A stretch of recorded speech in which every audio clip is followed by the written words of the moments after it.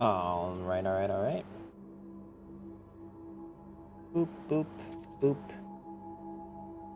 I think I am mostly all done. No, I need to do this.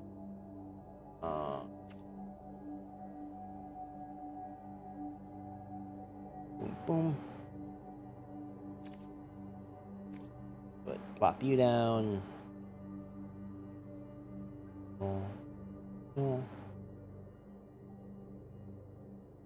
And Magic Gathering Arena.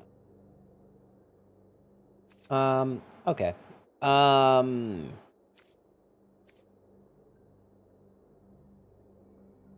Let's just move this a little bit more. Okay, hi, hey, hello. We're just gonna jump right into it today. I am, gonna have to buy more, more gems.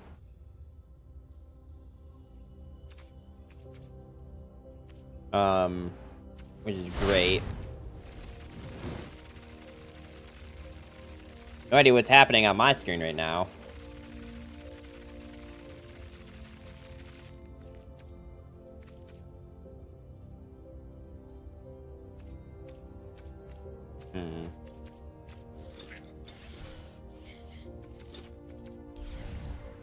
Let's see what the going rate for gems are. $10 for 16, $20 for 35. $16 for 35 is what I said, right? $20 for 35. So this is $14. And you get a card sleeve and a thing. Okay. That seems like a fine deal, I guess. That gives me plenty of room to deal with. Let's see. Spend my sub money. That's basically the plan right now. I'm gonna just make it so that you guys can't see that while I go and, you know, use the best card in the game, the credit card. How you doing today, reroll?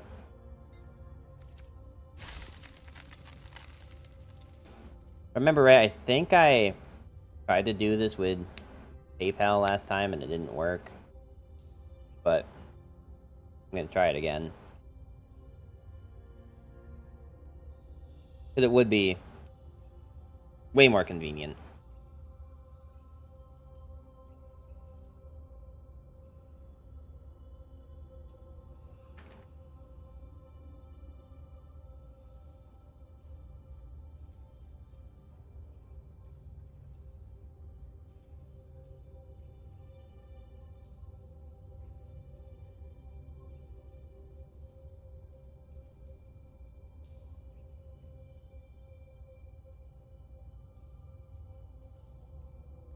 Okay, there we go.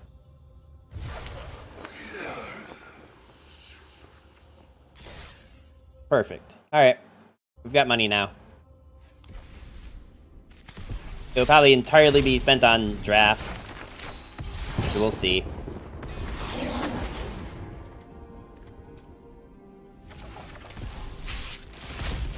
I genuinely don't know how frequently they rotate through.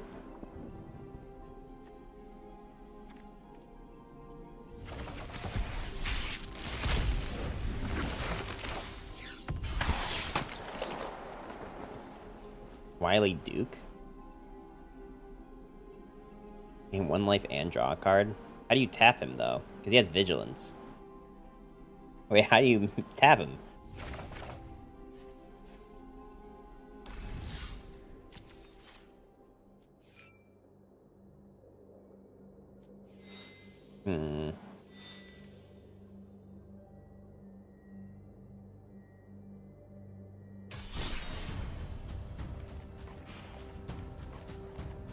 Presume. I don't remember even starting color challenges. I'm gonna say, boy howdy, would it be really embarrassing if I couldn't do the quick draw or quick draft.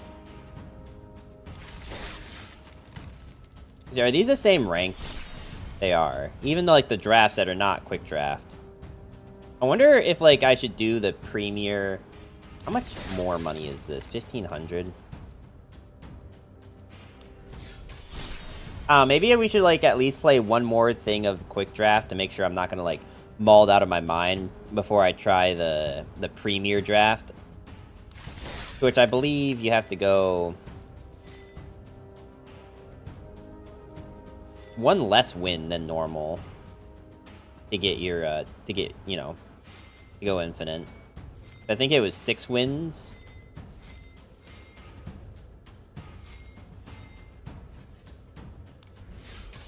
For a quick draft? Yeah. Alright, let's, Good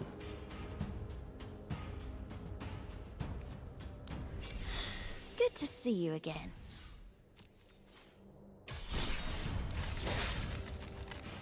Alright, let's do, like, a few more quick drafts. And then maybe we'll switch over to, like, normal drafting. I just, like, don't know that I'm, like, confident enough yet in drafting. Okay, so, like, we can get this thing early enough to actually make,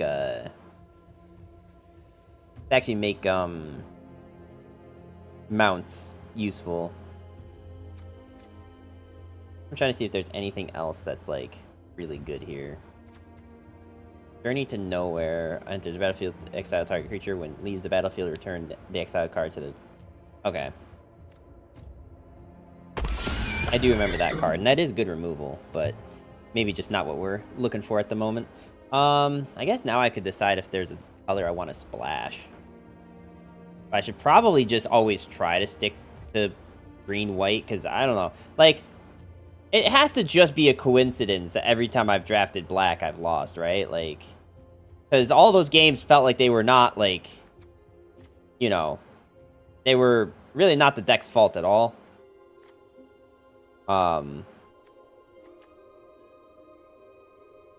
Explosive derailment deals 4 damage to target creature or destroy target artifact. It's a solid removal spell at instant speed, and you can even get to pick off an artifact here and there. Oh, maybe we should just go for this, but what is this thing? Rise of the Varmints. Create X/1 green varmint creature tokens, where X is the number of creature cards in your graveyard. I mean, that could be really good. You know what situation that this thing is really good in? This thing is really good when you have that one saddle card that mills the top 2 cards of your deck. In a situation like that, this is really good. I just don't really want to take, like, dead cards early, you know?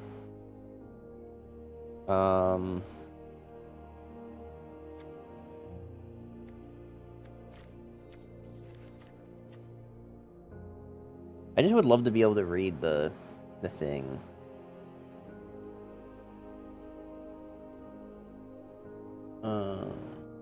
Rise of Varmints is a build-around payoff for self-mill strategies.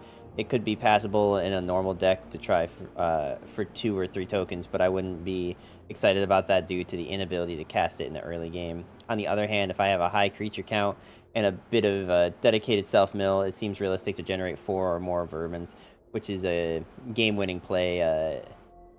This isn't quite spider spawning because you have to actually draw your payoff card rather than milling it accidentally. Still, it's something that's essentially both fun and powerful. Okay. I think we're going to just go for Rise of the Varmints and see if we draft any other, like, self-mill. At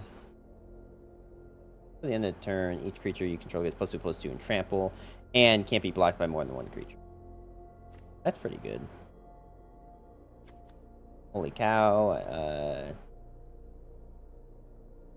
Holy cow is not Inspiring Overseer, but it is an above rate flyer that would pretty much always make your deck.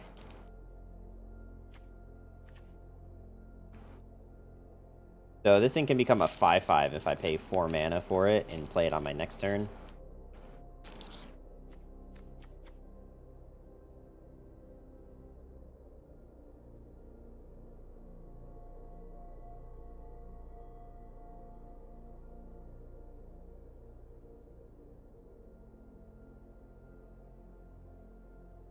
Hey, J Caddy, how you doing today? Welcome, welcome. How are you doing? I'm doing good. How are you today? We're just playing some draft. I'm trying to figure out what I wanna play. We could just stick to the green-white like we have. I feel like I did, like, a bunch of green-black yesterday with a splash of white, and it just, like, didn't go well for me. So I feel like if you're gonna do a deck that has crimes, you don't play green. I feel like green didn't have a lot of ways to commit crimes. They had more, like, self-sustain and stuff. Nothing special, chilling, enjoying stream. Nice. Glad to hear it.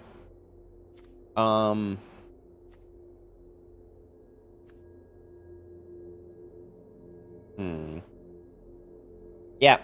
My biggest problem with this card is that green, in my experience in looking at this, hasn't really had a whole lot of ways to commit crimes. Like, there's the cards that let you strike your opponent, but there's not a lot of them, which means we're heavily relying on black to have all of the, crimes to commit.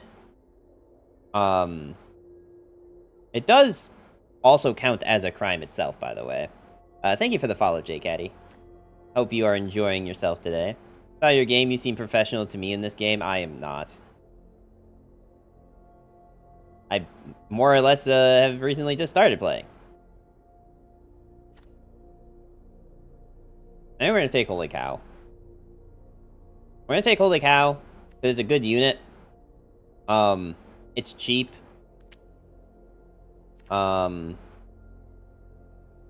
And, like, we don't have to... Like, we already have something that we're kind of... I feel that I ask you, I watch your last stream, you play very well. Okay. Well, I appreciate the feedback. I don't know, yesterday just felt like I didn't do super well, you know? What was it? Yesterday I, like, went 2 different drafts where I was 0-3, and it just didn't feel very great, but... I'm glad that at least, if nothing else, it was entertaining.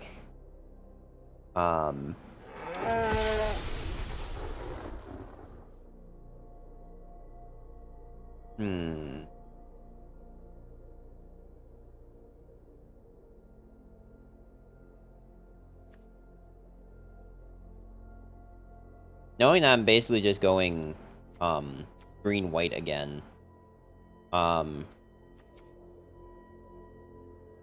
This card can be annoying for people to deal with. After how yesterday went, I feel like I don't need Dance of the Tumbleweed. Like, it's for searching lands and stuff. I just feel like I don't really need it because I just keep going, with, I just keep going with,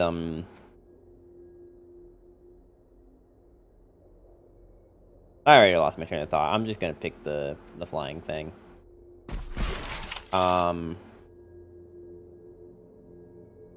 should pick Conduit, just because it's a really good card. But I would have picked the Wingsmith otherwise.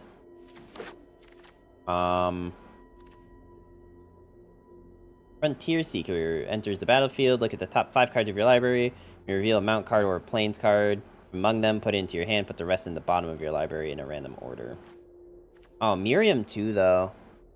I like both of them. I don't want either of them to go away. They're both really good.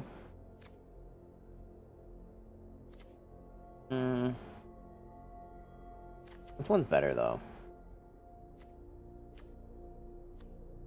I don't really have a whole lot of mounts at the moment.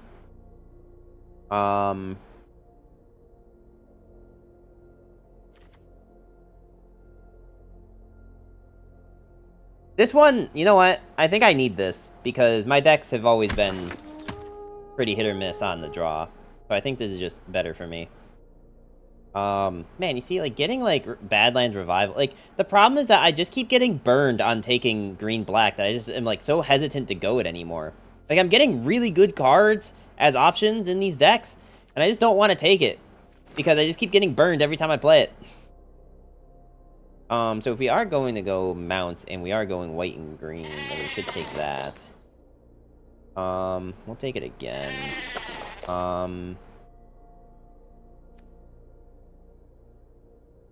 Wanted Griffin dies, it's flying. Okay. You know what? It's not great stats, but... We're just gonna go kind of unit heavy, I think. As much as this thing could be good, as a 1-mana deal 4. Do I even have that many mounts? 1, 2, 3. I have 3 mounts. Yeah, that's not really a lot right now. But I also don't have a ton of removal. You know what? We have to go this thing, because I need an activator for that unit. Can we connect on Discord so I can update with your new stream? I mean, you can follow my Discord. I think it's linked there, but I'm not really, interested in, new opportunities right now. I'll, be blunt on that.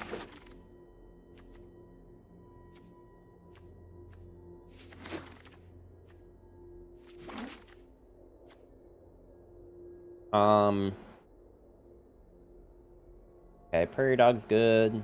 Buried in the Garden is good removal. Unless we turn anything into any color. But the Griffin is a saddle, yeah. Thought you weren't playing again for 2 years? I know. How you doing today, Sleeper?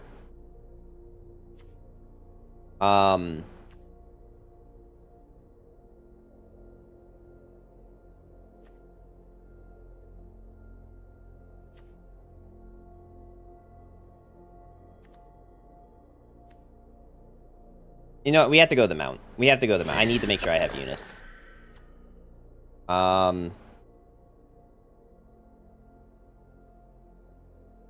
Sorry, man. He can't read.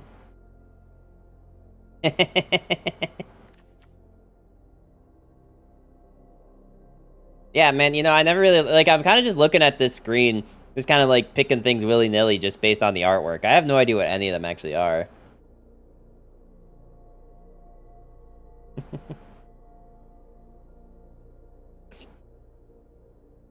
Hold for a second, Sleeper. Hold. Hold.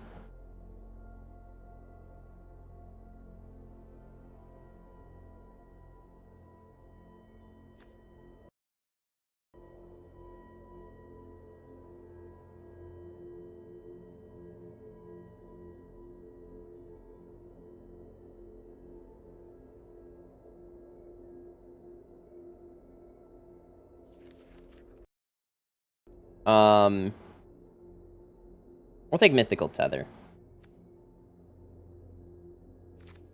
Even though, that's pretty good. Like, that card would be really good, with Rise of the Vermin. But I need to make sure that I can actually get this off with a bunch of stuff. Okay, Caddy.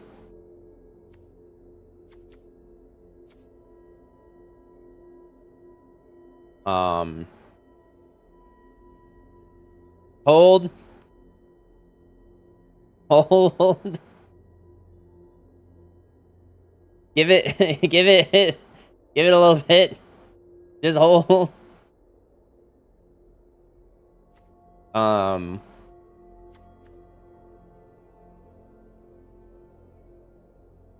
It's about sending a message.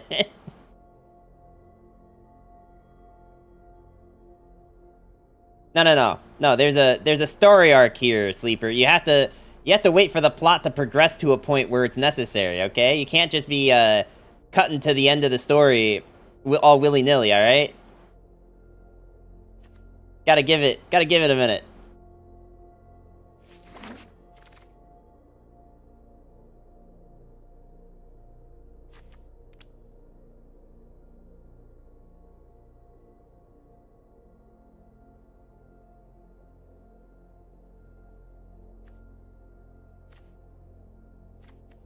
Double strike as long as you've committed a crime this turn. That's kind of cool. No cooking on my watch.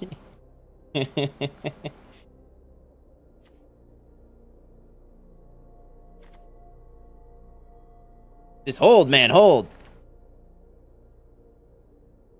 We'll get there, don't worry. Alright, this card's just too good to pass up, even though I do need the mount. This card's just too good to pass up.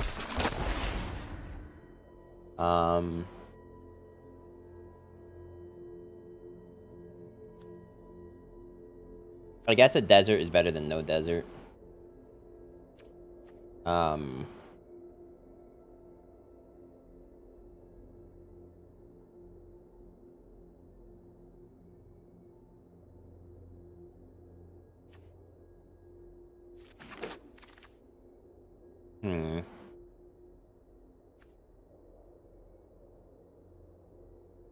Very situational, but it's like a card that fits in the deck, so we might as well take it.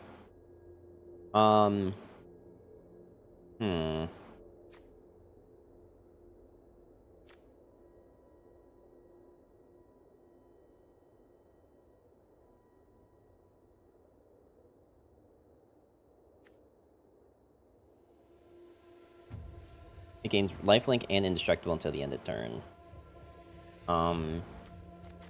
What's my unit count? 8 and 10. I should probably just keep drafting units. Untap all target creatures player controls. You can double strike until the end of turn. So is this basically just rally? Strikes me as the weakest of the sprees I've covered so far. You certainly imagine it doing good work, but with lots of other good options and limited bandwidth for non-creature cards, I'm likely to patch.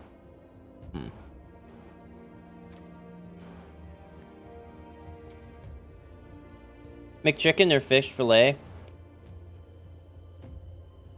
I think there's a time where I would have said the fish fillet, but it's definitely not the same anymore.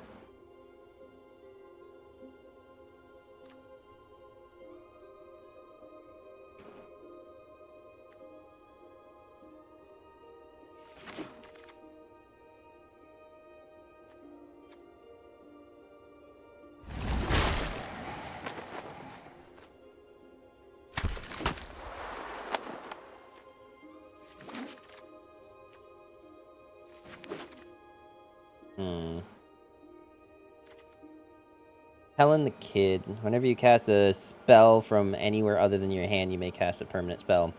Equal or lesser mana value from your hand. Is the quality down in your neck of the woods? Is the quality down in your neck of the woods? What? Is the quality down? What do you mean is the quality down? The quality of what? Oh, of the fish fillet? You talking about specifically the... Wait, okay, I'm sorry. We're talking about the fish fillet still? Is the quality of the fish fillet down? I don't know if I'd say that it's down in my area. I just feel like since, like, 2012, the fish fillet just doesn't hit the same. I don't know how to describe it better. Number is food reviewer. I mean, like, I think I've told you guys that I have... Like, I keep, like, a whole, like, list of food things on my phone.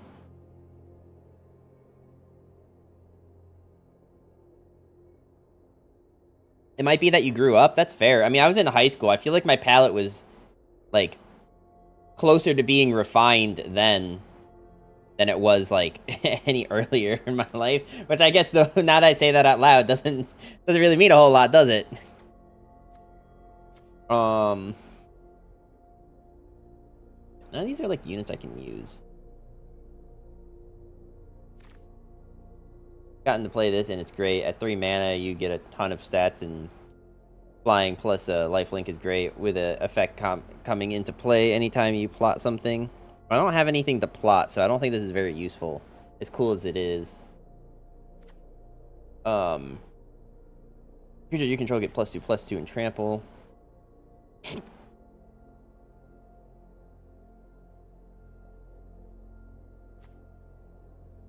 I mean, I think I have a few ways to create treasures. As good as, like, the deserts are, I think I need combat tricks a little bit more.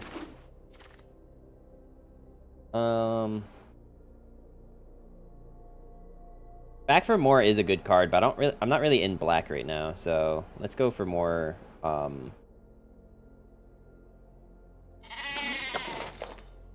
we really need to be aiming for 2 drop units and 5+ drop units. That's what we need to look for.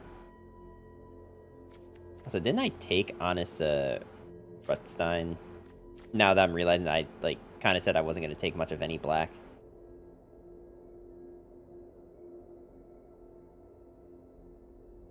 Well, it kind of doesn't matter because like I didn't really get anything else I would use.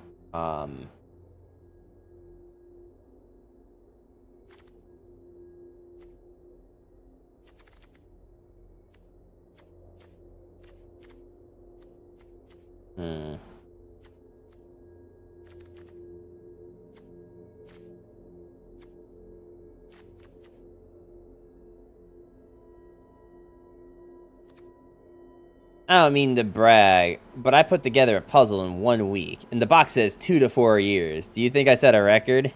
Yeah, no, definitely. It most definitely set a record.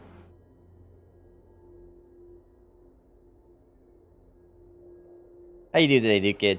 Welcome, welcome.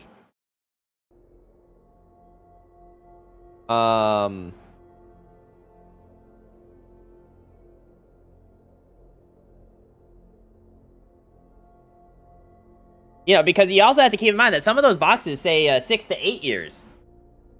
Which, like, that's even, like, if you could do that in a week, that'd be even more impressive.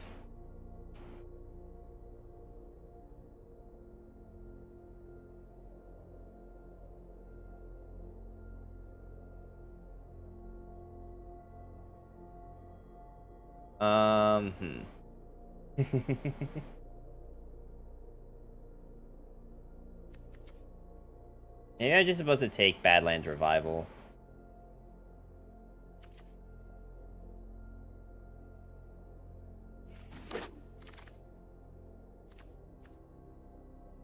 Man, you know, I'd really like to, like, draft something that's actually expensive.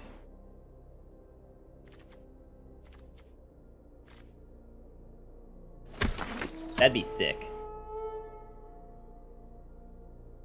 All red deck and only draw black mana. Well, I don't have that. I have an all white and green deck, and I'm splashing in some black cards for some reason. To be honest, it's really an enigma why I decided to do that.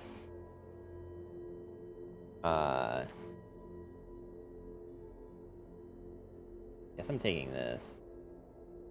Or I could take the hexproof, but I haven't found any, like, bomb. Well, okay, I mean, that's technically a bomb.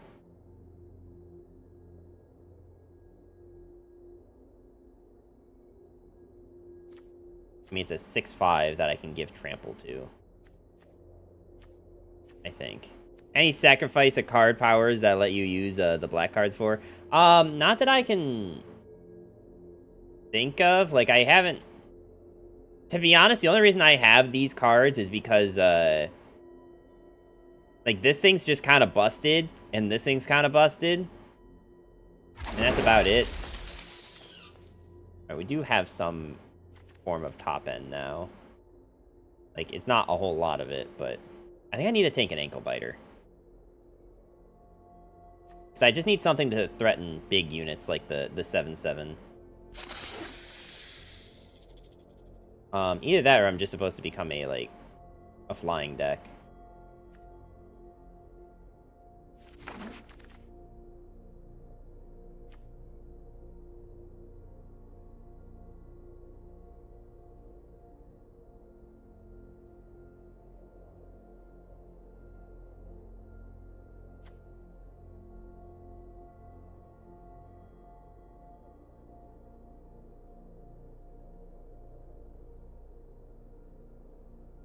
Am I just supposed to take this because we did put in like a little bit of black in here?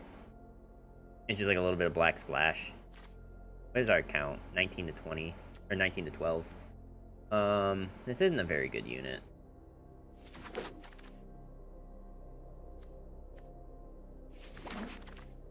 I drafted like nothing that was like...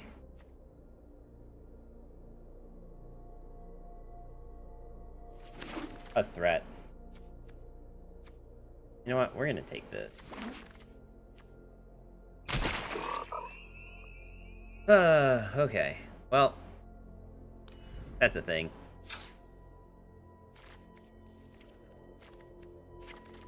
Oop. Oop. Drafting land, you mad lad. Well, the only reason I drafted the land was because, I,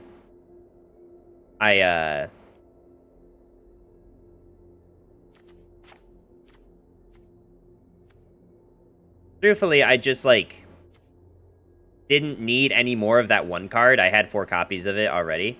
Sirs, how you doing today? Welcome, welcome. Okay, how many mounts do we have? We have 5 mounts. Is someone hate drafting? No, I'm not hate drafting. It's just, like, I had already, had enough of that other card, like, in my collection. The little tracker I use tells me how many copies of it are in my collection, which is super cool. I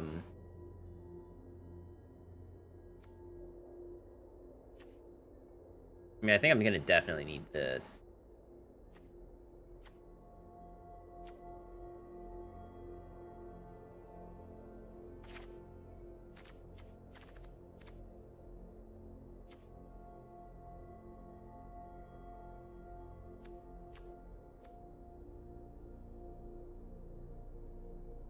Pack Tarantula.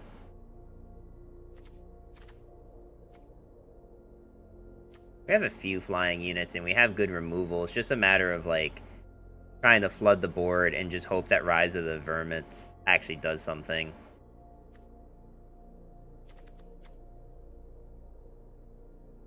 I don't remember why I needed to draft mount units, truthfully. I guess it's because this lets me draw a mount. When we did draft, if you were lucky enough to get more than 4 copies of a creature, it was allowed because it wasn't a constructed deck. So I'm not talking about 4 copies in this deck. I think in this, I could take more than 4 copies of something. I could take more than 4 copies. I'm talking about in my, like, actual collection. Because, anything that you get from these drafts, you get to keep in your, like, in-game collection, right? And so that's what I'm saying, is, like, I definitely don't need red. I definitely don't need red, because this deck doesn't need it. And that specific card I had 4 copies of. I told you the plot wasn't going to progress. Oh, it's progressing. No. No. Give it a minute.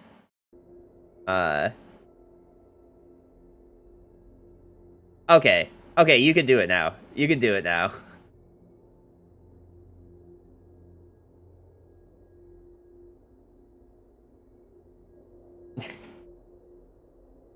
They they did the thing.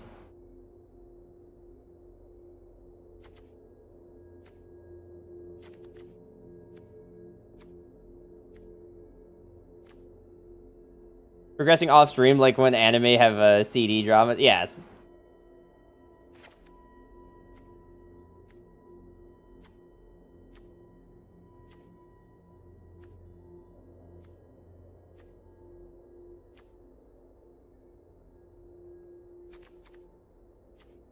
Do you want this deck to mostly be units? It looks like it is right now.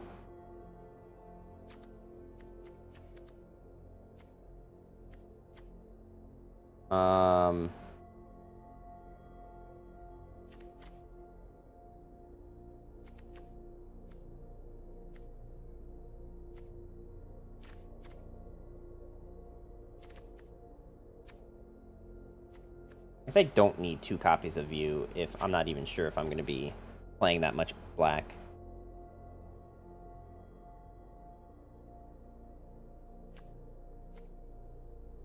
Like, it is a good card, but unfortunately, like, it only really helps with a handful of stuff. Do you do fast food reviews? I mean, I don't, like, do fast food reviews, but I can give you fast food reviews if you, like, ask for it.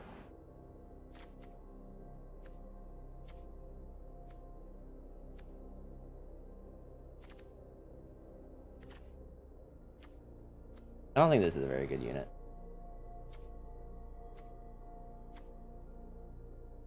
I have such confidence that I'm not going to have to worry about land this today that we're going to just take that out. And then mauled when we lose our first game because we don't ever draw land.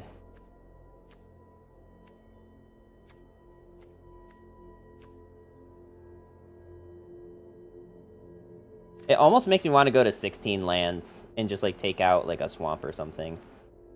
Or the Lonely Aurora. Aurorio.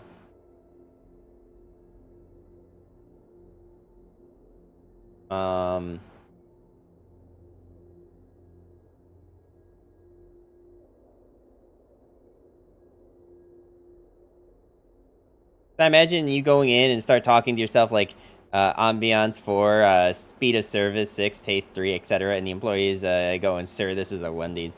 So I don't do, I do sort of that, just you have to keep in mind, I don't like to use like number rating stuff, just because it seems so arbitrary to me that like, I don't know the difference between a 3 and a 4. And how is someone else supposed to distinguish the difference between a 3 and a 4? So I just say like, ah, this was pretty good. Like, yeah, this was really good. Or like, this was alright. Like, I just say stuff like that, and then like, then it's alright. Doesn't mean that it was like bad. It just means like, you know, there's... Like, it's basically just like doing the 1 to 10 scale, but verbally, instead of like putting a number to it, because then I don't want people to like have something to hold down to. I'm just going to a 1-star Taco Bell and a 5-star Taco Bell. No. I mean, I don't know. Would that get views? I could just change my content into food review if I wanted to. Let me get rid of one more card. I'm gonna get rid of this. Alright. This is a mostly units deck. We'll see how it goes. We'll see how much I mauled today. Just be a mukbang streamer? I can't be a mukbang streamer, bro. I'm trying to lose weight so I can look good in September, and, like, it's just, like... a crazy hand. I don't, that J is giving me, some cursed vibes right now. Why is there a J here? I have to mulligan. I have 2 of the cards that are black,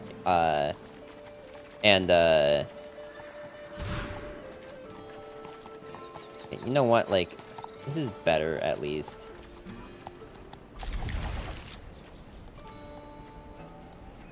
I don't need Outlaw Medic.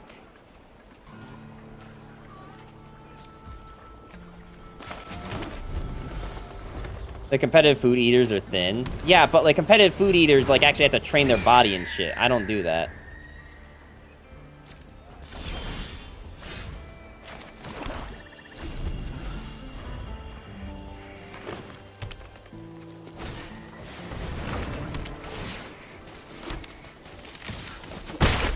Is this gonna be the day where I just don't draw enough land ever? Is that what's gonna happen? I don't want to play this. I want to plot it. Joey Chestnut, pretty fit. Yeah,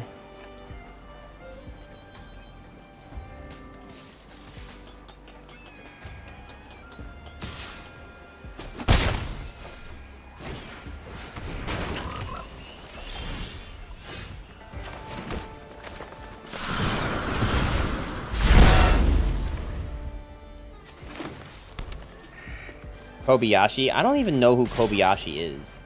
Truthfully.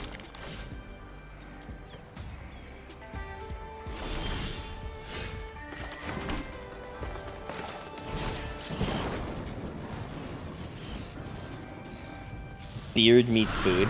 Dude, having a beard, like, makes eating any type of food so much harder, dude.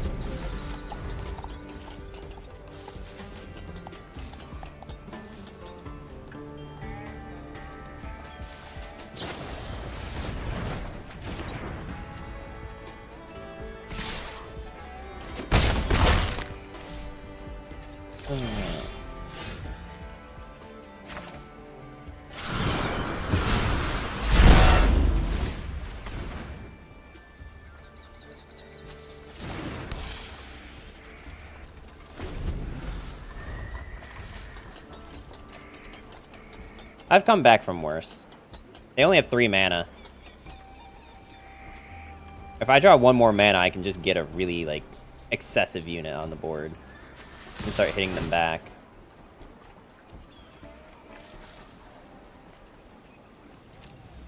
Is one of the Glizzy Gobblers. Got it.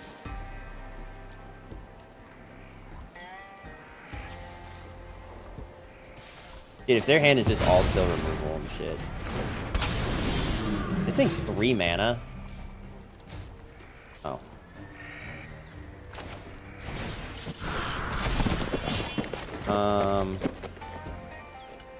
I have no way of getting rid of this.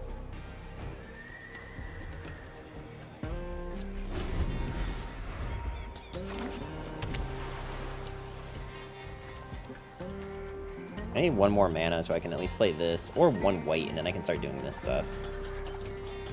Like, whichever one comes first. Just how unfortunate I drew the 2 black that I had.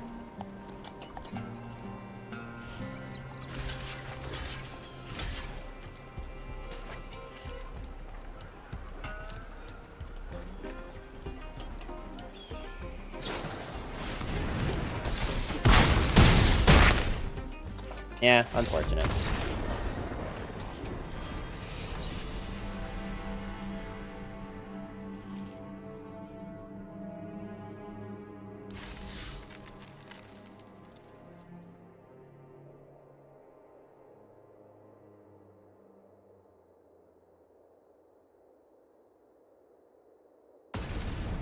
I don't think my thing's updating.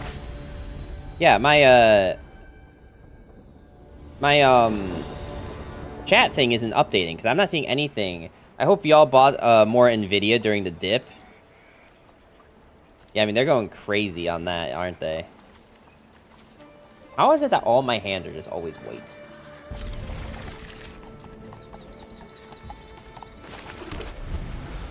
Like, I don't even think I have my breakdown is that much white.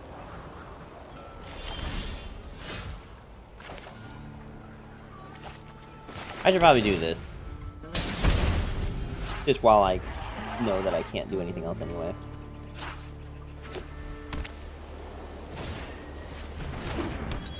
How do you have money to invest since you're not getting paid? Hey, gets paid, alright? It's paid just like you.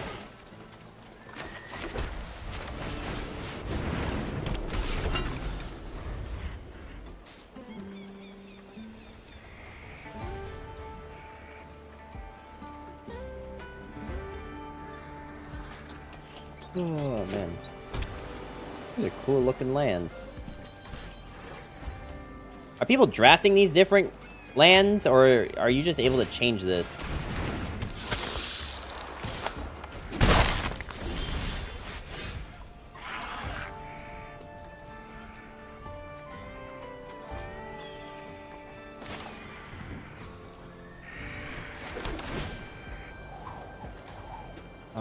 I have 2 more land. I don't need this thing.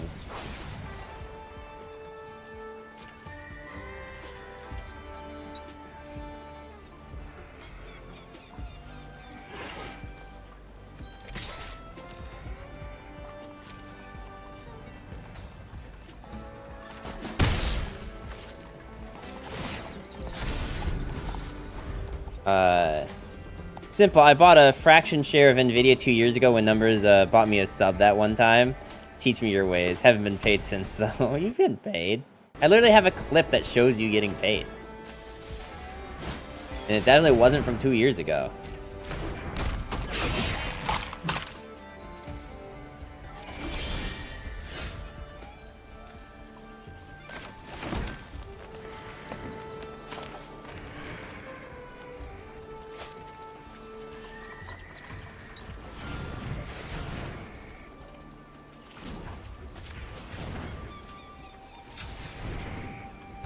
I guess that really didn't matter, huh?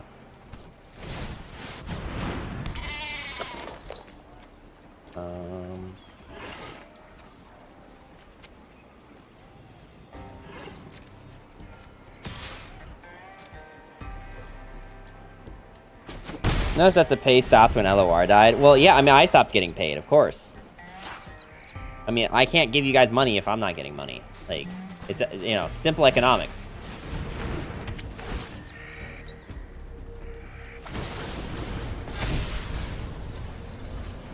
that kind of works out for me, actually.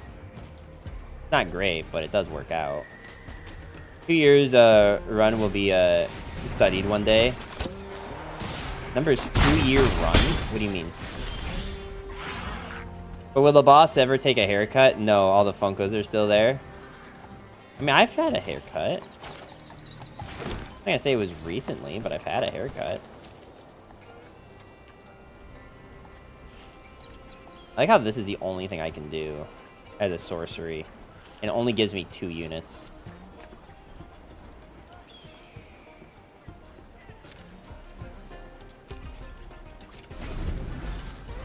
Tighten the belt. Tighten the belt for the team. Make sacrifice. Tighten the belt. Like, you mean, like, pull it tighter? Or, like...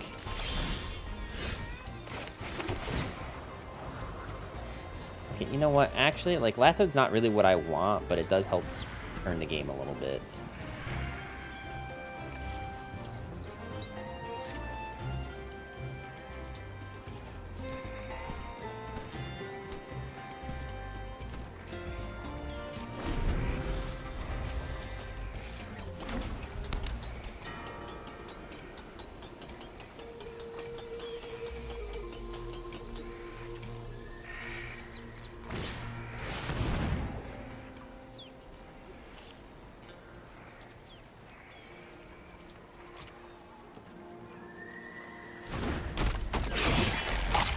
Can they even commit a crime this turn?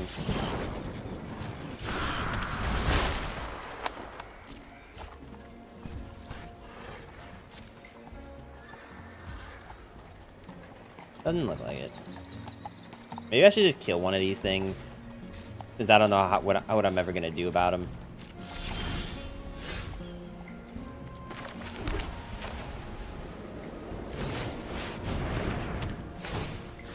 Let's get rid of this thing.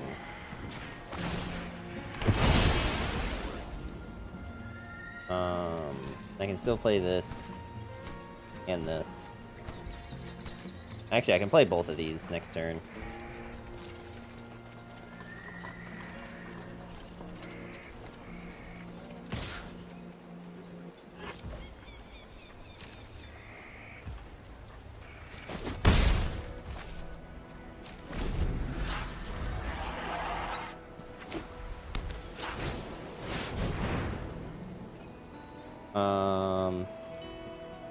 Enter battlefield, any number of target must each discard a card. For each of those opponents who didn't discard a card with mana value 4 or greater, draw a card.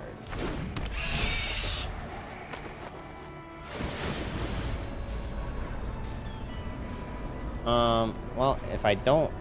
I think I have to get rid of the Gold Rush.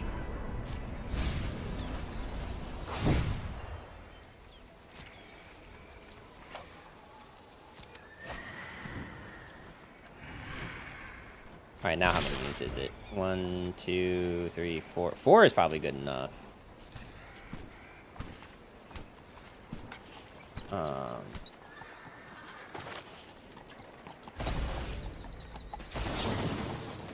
Let's get rid of...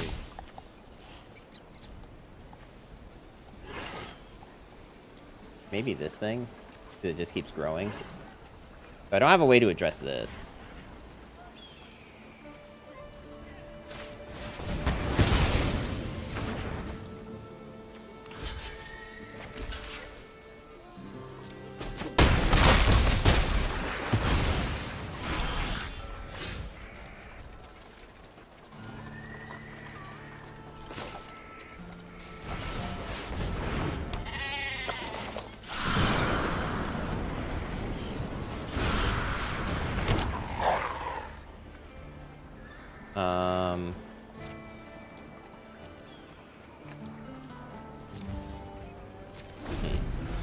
Dude, he's Darren Williams, or I don't know what any of those are.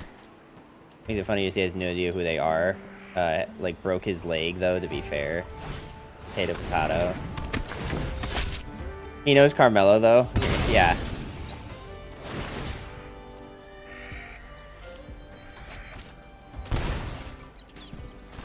That's fair. do no Carmelo. He's basically Carmelo when OKC wanted him to be on the bench. I don't know what any of this means.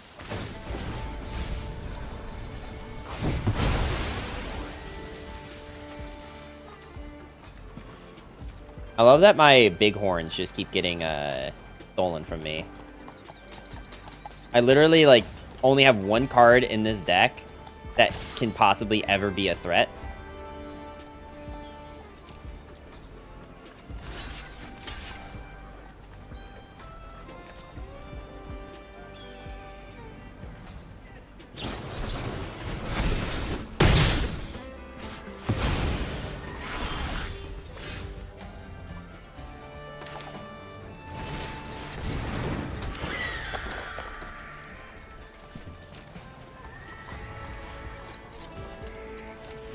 Man, like, I'm just, like, I'm getting so fatigued from drafting when, like, I just feel like I'm getting so, like, low-rolled the past, like, few drafts I've done.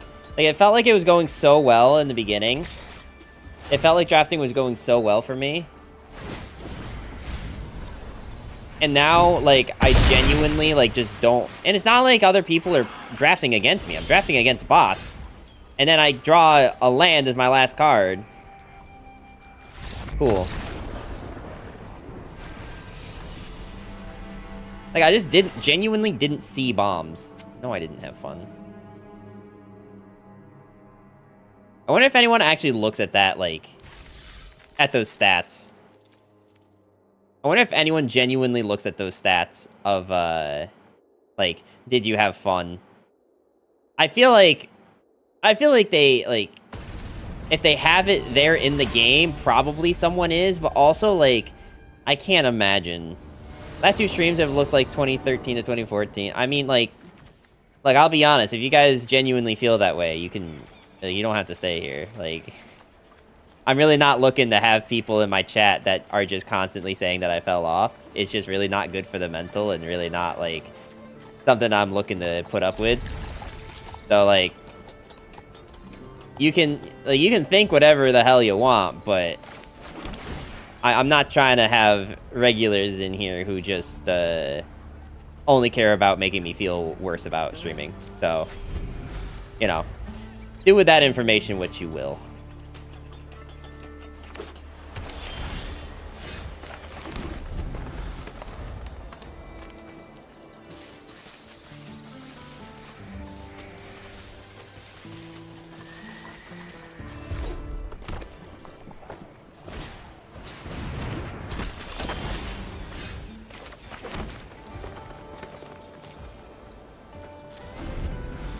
I guess I should be plotting this thing, since I don't, like, really plan on playing it. It probably makes the most sense.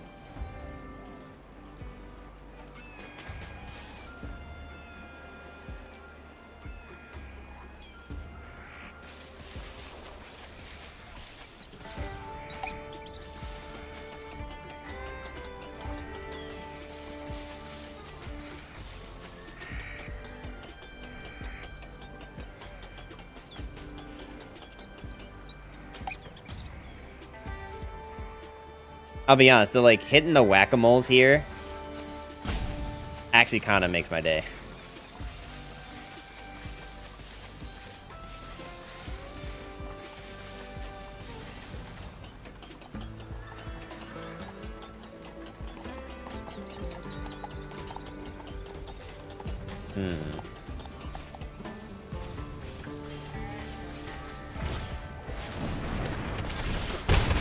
This has Menace and Trample.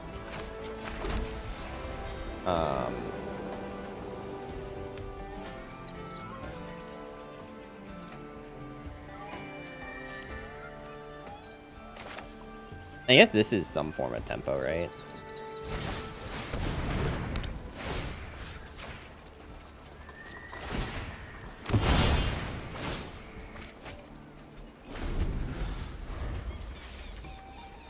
Lets me develop a unit, lets me get rid of their thing that does something.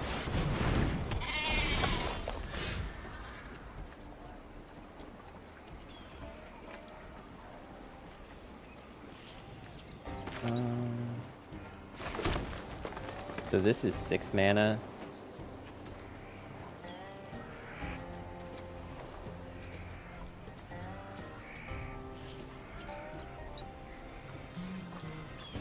I feel like I kind of want to just pop this thing again.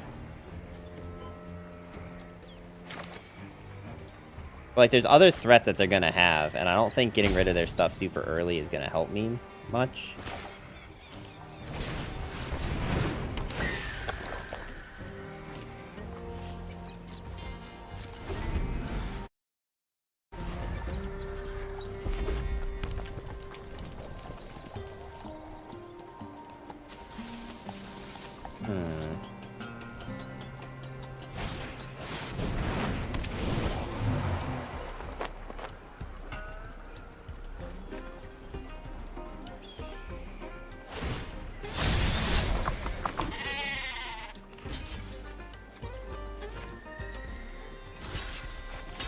I mean, I might as well just get lifelink.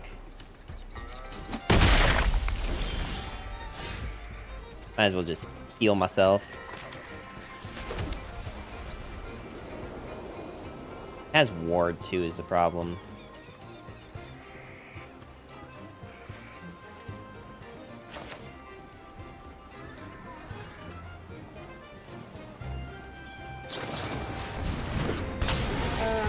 So I could scry one. You know, actually, I do need a unit like that. We're gonna keep that. And then I guess I should just do this on their goat.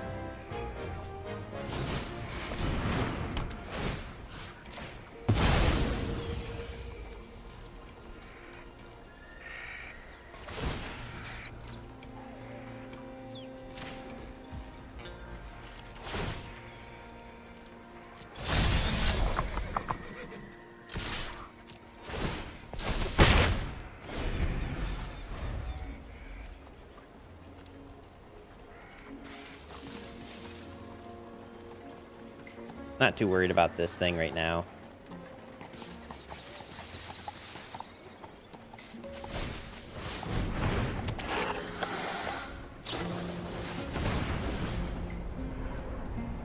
Damn.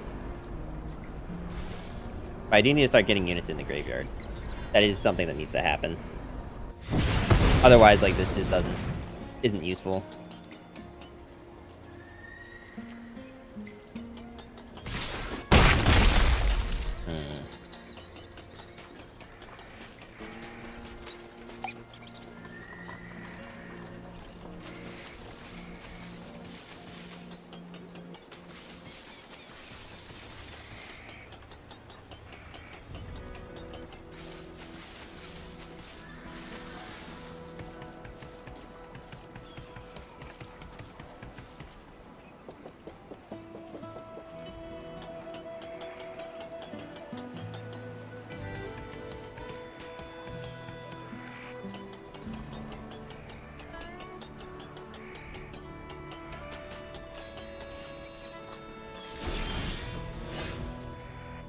Let's do this.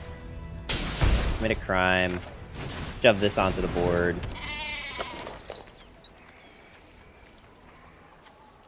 And, I mean, do I really want to... I don't think I want to tap everything again.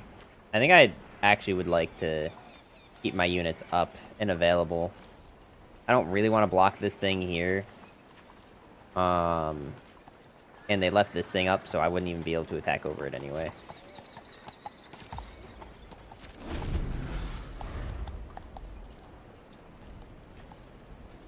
Rise of the Varmint and definitely not what I had hoped it would be.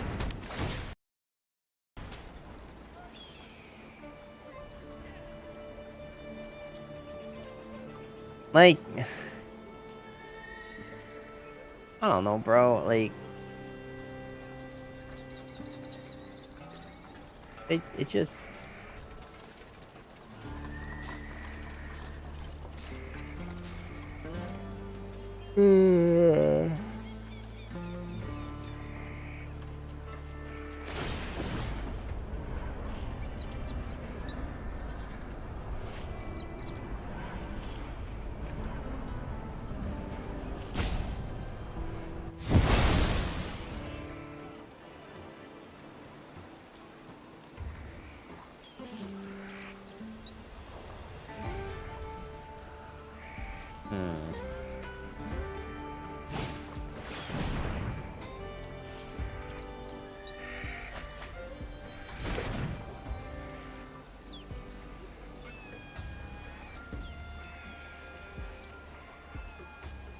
The worst part is if something gets exiled, it's not in my graveyard, so I can't even use my varmints.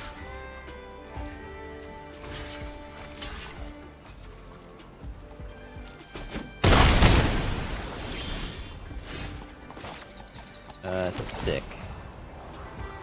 I should keep that. Because next turn I'll be able to actually, like, use some card draw. Hopefully I actually draw something from it. But I do need to put units down. We do need something on the board.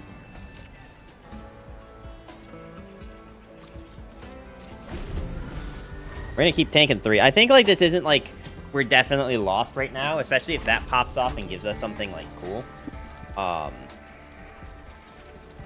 The scary thing is, of course, that it puts the rest on the bottom of your library, so if our, Cactrantula is on the bottom, we're kind of just SOL. It's just so hard to, like, get good mount cards in the beginning and then never see any, like, or good, like, things that, like, I don't know, what am I supposed to do? If I see the cards that work good with mounts, but are not themselves mounts, am I just not supposed to draft mounts?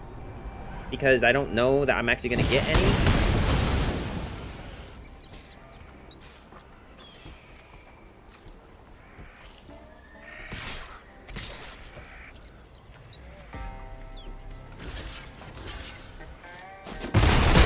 I'll get rid of the tokens.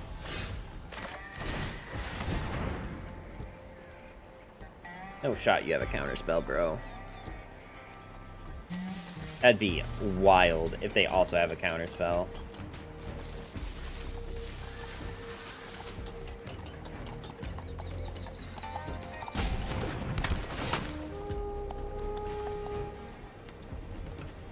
Okay, these are fine cards to get put to the bottom of the deck.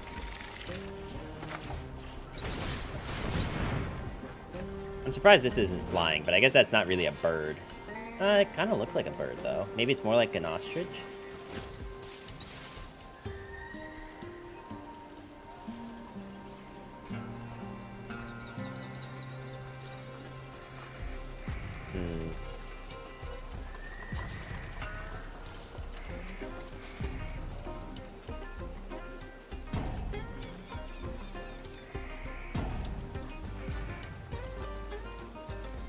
Timeout used? Oh boy. Are they having connection problems?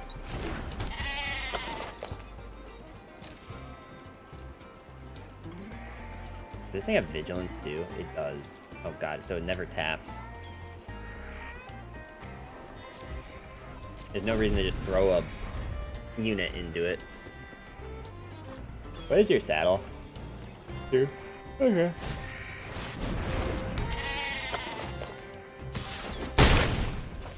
Well, I have 2 more turns to find something useful, and that is not something useful.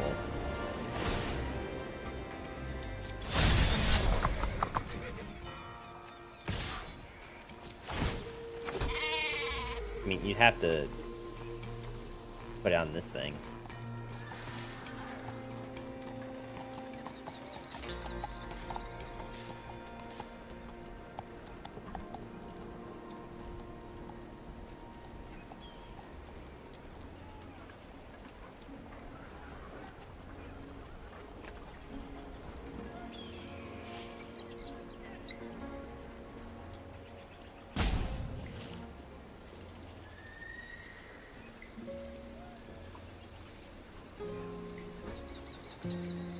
I mean, I did kind of forget that they can double block. I keep forgetting about that mechanic in this game. Like, I just don't know why I can't ever get that straight. That they can just double block. Like, I genuinely cannot get it through my head that that's an option. I think it's just because there's no other card game that I've ever played that just allows that.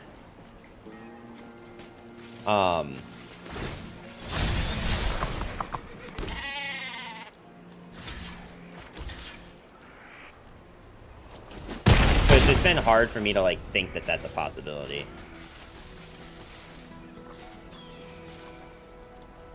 Oh, man, that's just 3, like... 3 drafts in a row. Cool.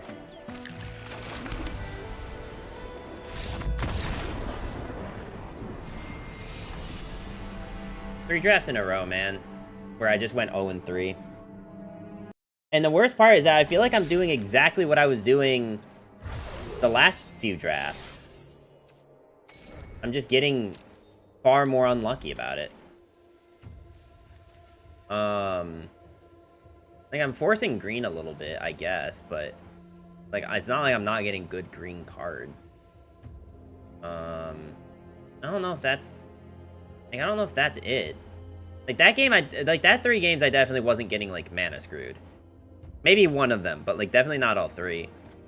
BQ of many paths.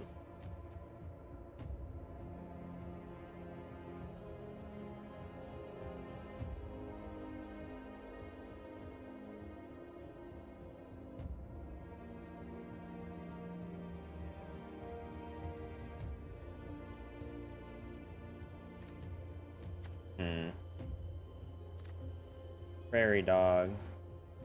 I guess we just take Prairie Dog. Either Prairie Dog or we start trying to go, like, red. Final Showdown. Why is this so good? So it's a spree. All creatures lose all abilities until end of turn. Choose a creature you control. It gains indestructible until end of turn. Destroy all creatures. Wow, man, destroy all creatures would be such a good card. 6 to 8 mana is rather pricey as board sweepers go, and triple white isn't trivial. However, Final Showdown is a Dune Blast that kills all opponent creatures while leaving your best one intact. What?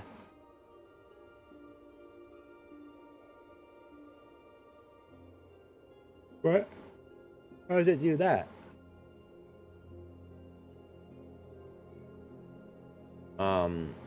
It has a totally reasonable buyout as a 2-mana trick to save one of your creatures. If you're missing land drops or a head on the board, it'll be fine to use that rather than setting up for the late game.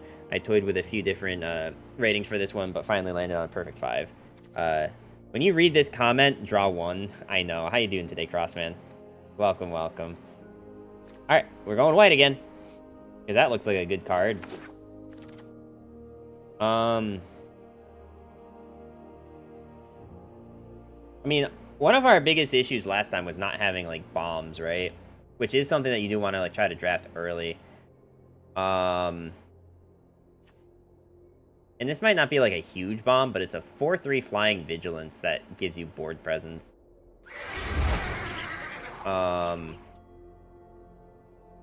Got some new weights, feeling them now. I worry I feel them tomorrow, though. Weights for what? Like you're actually doing, like, exercising weights, or are we talking about something else? Like, that's my first assumption. I just, need to make sure. Okay, I don't understand what makes this card so good. Yeah, okay. Gotcha.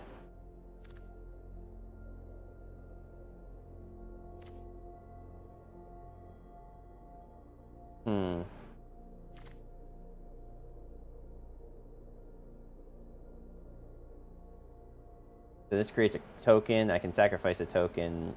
He gains indestructible until the end of turn.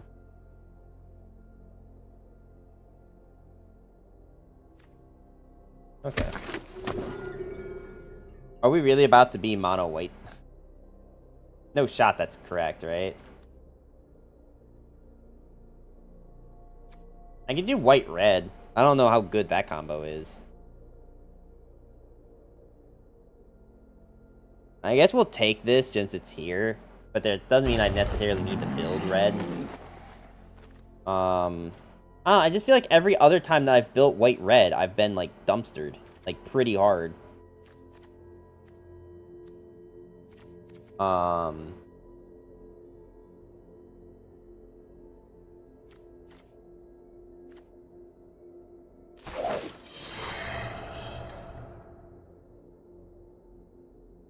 I'm not seeing any good green cards either, so maybe it's fine.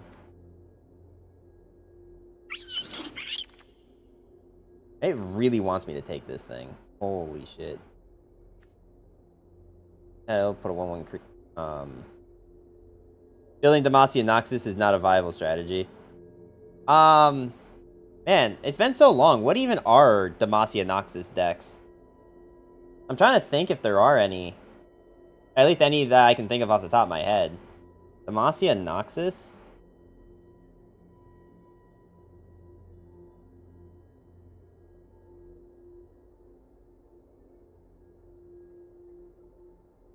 There are not. Okay, that makes sense. Because I was struggling to think of some. Vein Rumble. Okay, Vein Rumble. That's a Noxus Demacia. That does make sense, yeah. I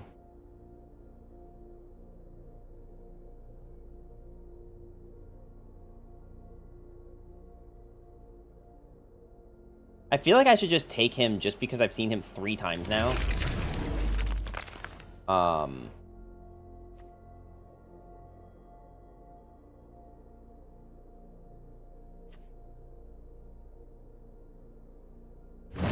I guess we're gonna try it again, but I don't have a whole lot of faith. Now, you know what? Actually, I'm gonna take some green cards. And we're just gonna, like, stay on the edge here. I can't fathom how scary it would be for Vayne to throw Darius at my face every turn, though. I'd be pissing my pants. I'd be pissed. I don't know if I'd be my pants that I'd be pissed, but I definitely would be pissed.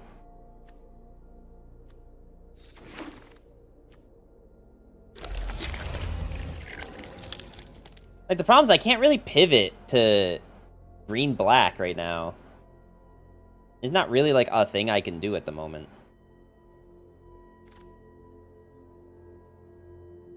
Not anymore, anyway. This is just 6 mana when Contagion Engine enters the battlefield. Put a -1/-1 on each creature target player controls. Proliferate twice. Choose any number of permanents and/or players, then give each another counter of each kind already there. Okay, so if I'm breaking this down, I can choose a player and give each another counter of... So, oh no, I could choose a permanent. So if this thing gave a permanent -1/-1, and you play... And then you could give them another -1/-1. This used to be one of the best cards in the set. Back in Scars of Mirrodin. But that was a long time ago. I still think the engine is solid, since it shrinks their team immediately, then finishes the job the next turn. But there will be some boards that this is too slow. I mean, I do like it, though. It is probably the coolest thing on this screen right now.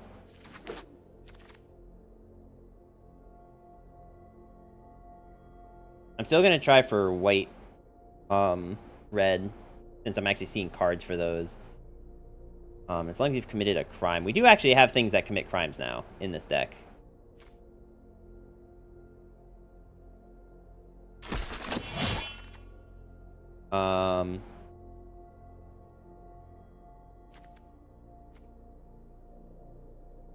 Longhorn Sharpshooter.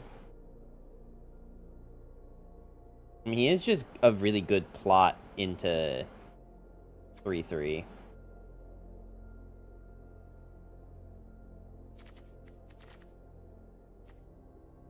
We're gonna take another one of the red, I think. I think I'm just gonna have to give up on green. I'm kind of, like, late into the draft now. We're almost halfway. So barring me finding, like, really good, green cards.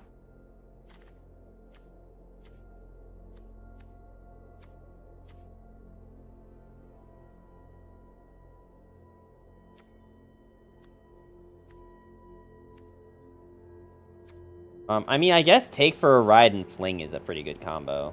You could just sacrifice your opponent's creature.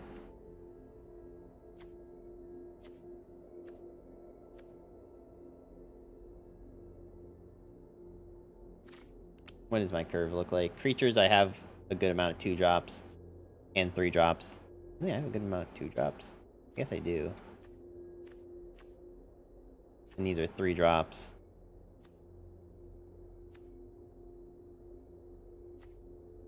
Four drops, 5-drop. Okay.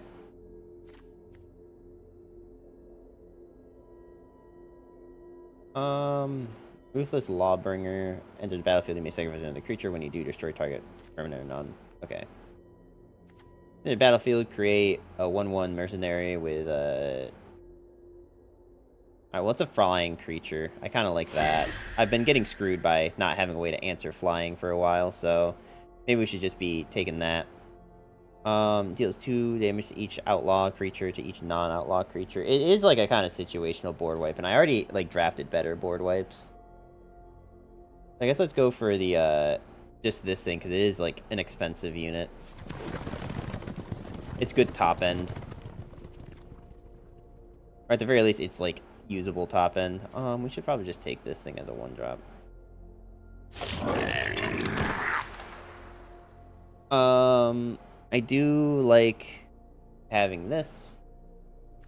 Affinity for Outlaws, though, is really good with a deck like this. I think I'm gonna take that instead. I may have been, like, misunderstanding how this mechanic works. Because let's say you may play that card. I don't know if this counts as it being plotted, or in, like, I have to pay the mana cost, or how it works. We're gonna try it again.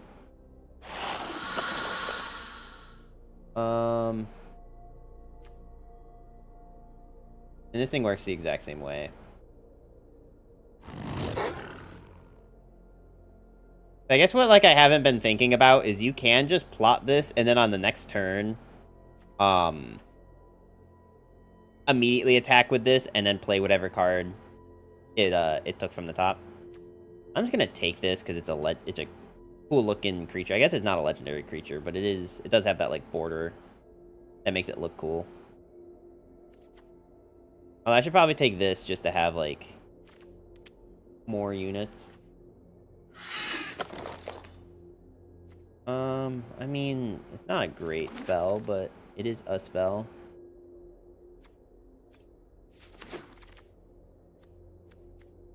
Fine, I'll take this thing. Razzle Dazzler.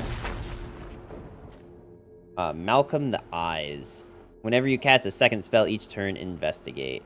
And then this is actually a mechanic from the other set that we were looking at.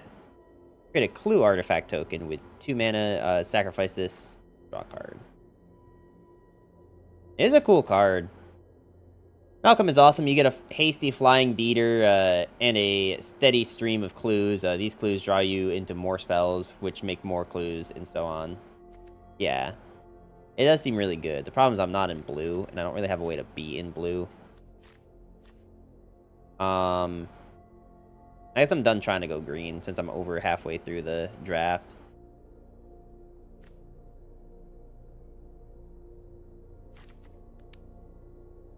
Alright, this should probably be the last 2-drop unit. I don't have that many crimes. Truthfully.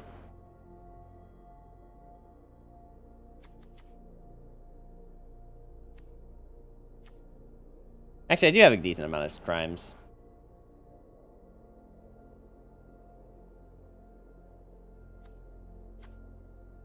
I don't have a whole lot of plot, though. How many mounts do we got? We have 4 mounts. Or this just can be mana draw. Now we got the good green cards. But it's a little too late.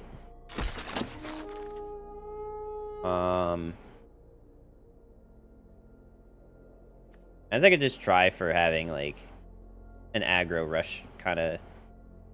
Also, with affinity for mercenary, or for outlaws, we have, 4,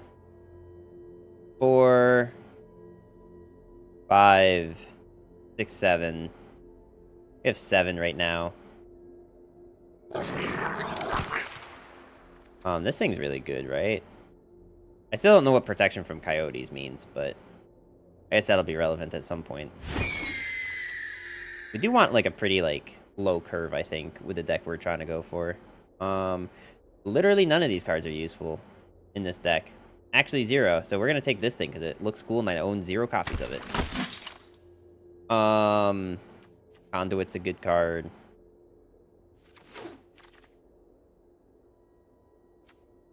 Another one or another prickly pear? We're kind of even on the 2s and 3s. Maybe I should just go for this.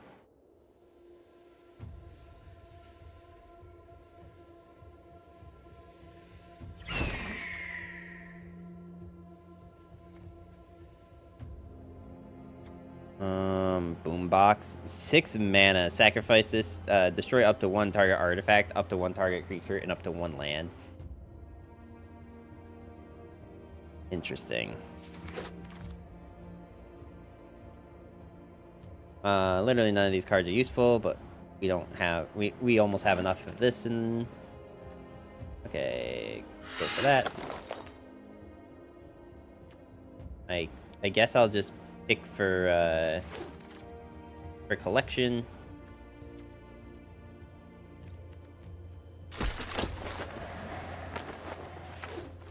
Okay. We actually do have a good amount of things that we can take out, because they're just, like, things that we, really shouldn't have drafted to begin with.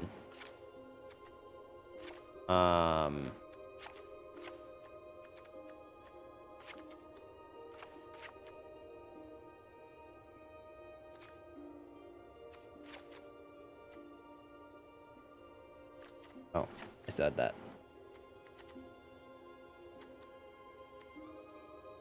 What's our breakdown?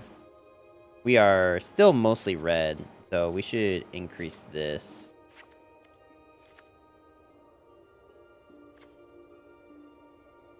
We don't need 2 quick draw. I probably don't need the armadillo. Final showdown, 1 quick draw, 2 of that.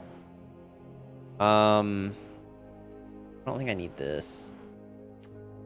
I know part of our game plan is committing a crime with this, but I don't really have ways to buffer up outside of that card. We will have a bunch of tokens, but I guess dealing 1 with a token isn't like that big of a deal.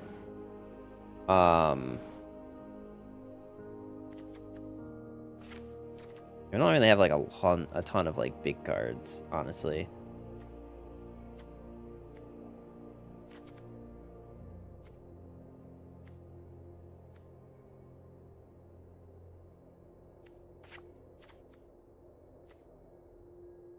I mean, I do have mounts. I have how many mounts? We have 3. We could have 4.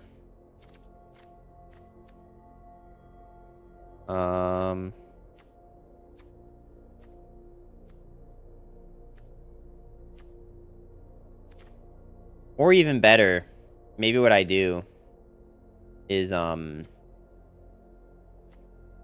we just commit to not having mounts, and we take out the things that would be mounts.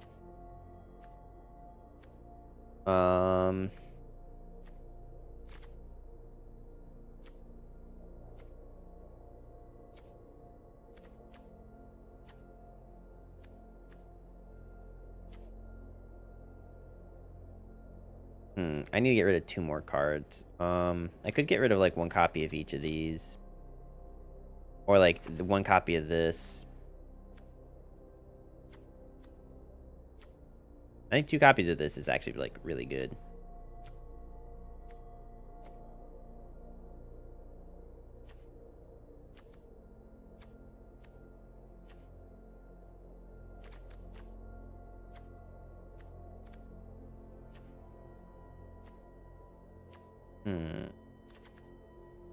My deck is rather low to the ground.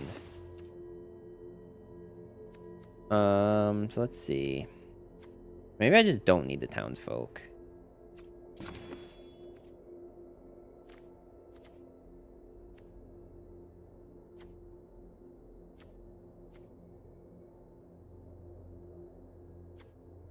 I have a lot of 2-drops, so maybe what I'm actually doing is getting rid of 1 of these.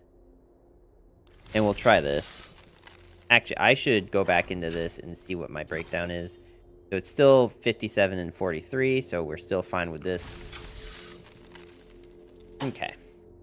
And I just realized that my camera's frozen.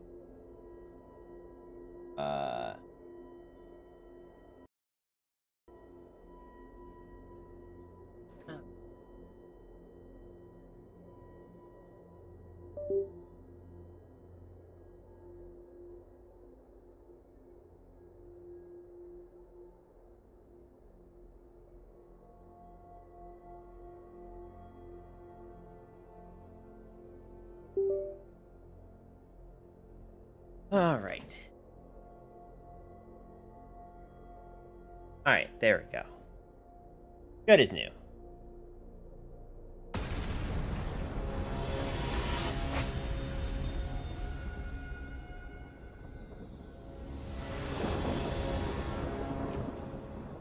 That's a lot of mana.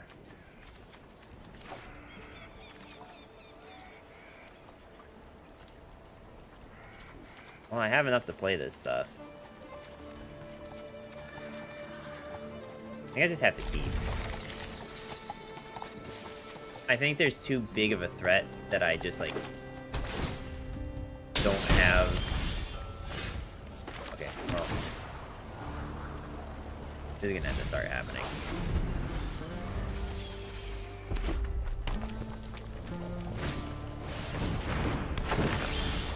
Oh my god. Like, it doesn't matter right this second, but I don't need more land. If this next card is a land, I think we just, like, genuine. Like, getting 4 lands in our opening mulligan was already kind of sketch, but then going... It would have been 1, 2, 3, 4 turns in a row, by the way. It would have genuinely been 4 turns in a row.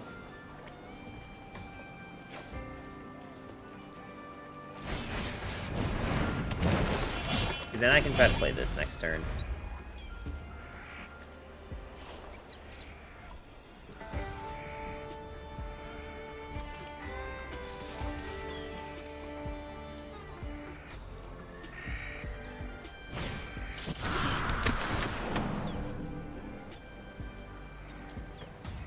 That's cool.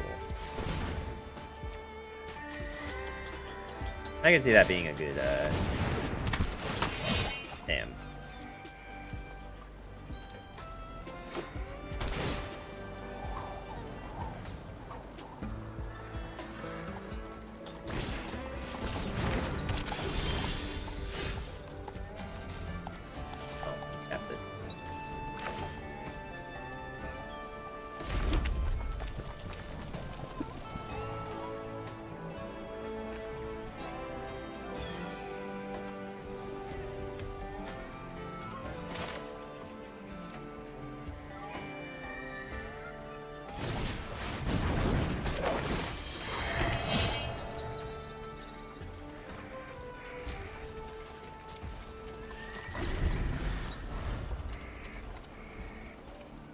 On the plus side, I don't think this counts as a mercenary. So, or outlaw, rather. So I can play this. Regardless of if that dies or not.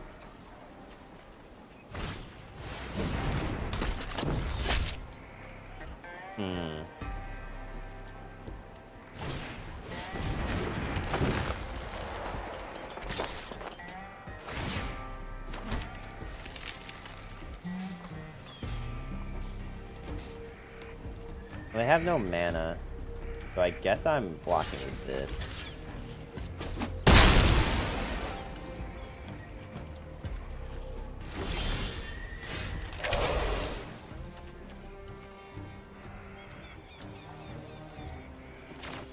I should probably just do this now,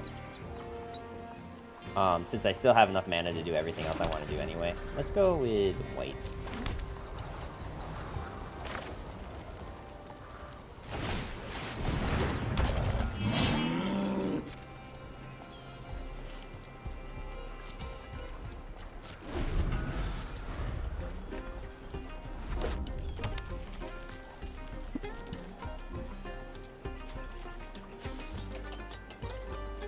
If I get enough of these things, I can give this thing just like a crap ton of damage. It dies immediately into ankle biters, but...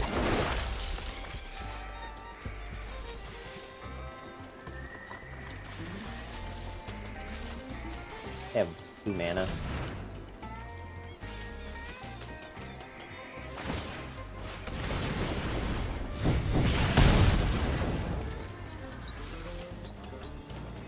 Interesting.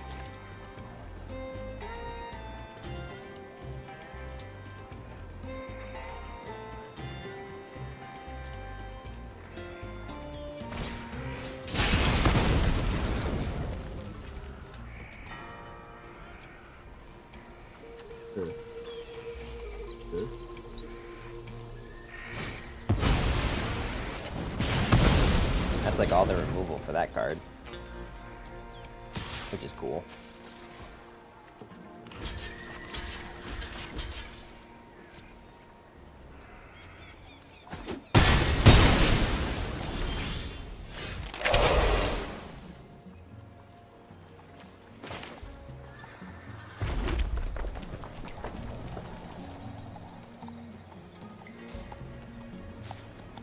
Four.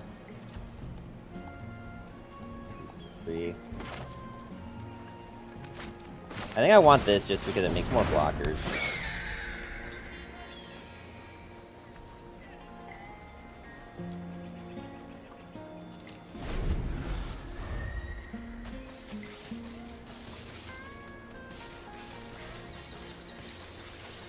I genuinely feel like I need to start playing less than 17 lands, because I just, like, have too many times where, like, I just have too many lands.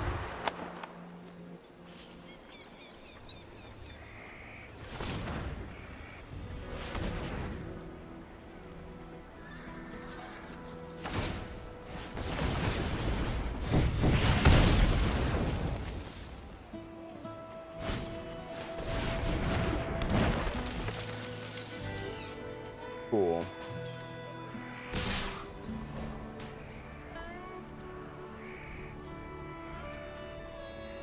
I do need this thing gone so I can actually attack him with this.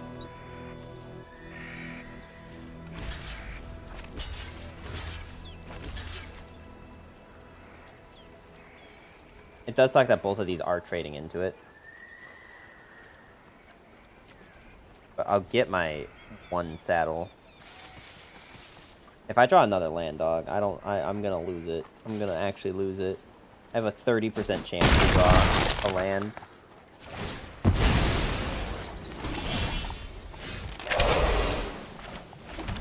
Well, it's not a land.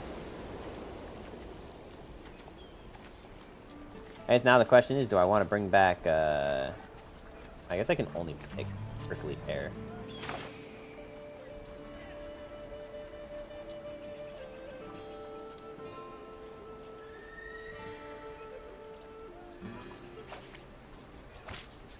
They have no cards in hand, and they're going to be hitting me for 6 next turn, but they can't really hit me with anything else.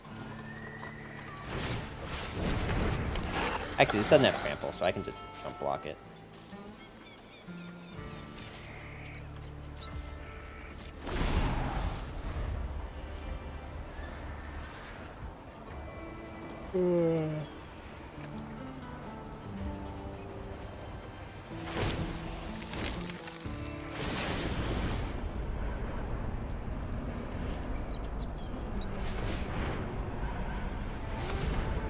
I don't know why you did that.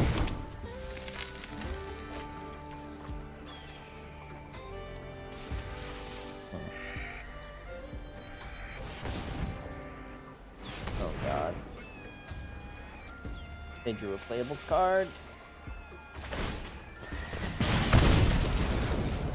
Well, you already activated their effect. I don't think you needed to use both of these for that, but...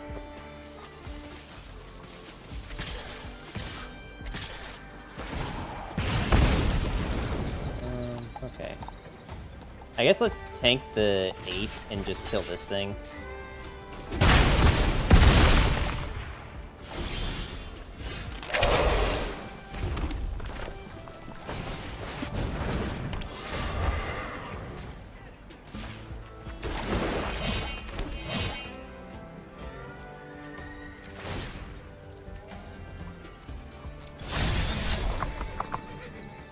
So these are all tapped.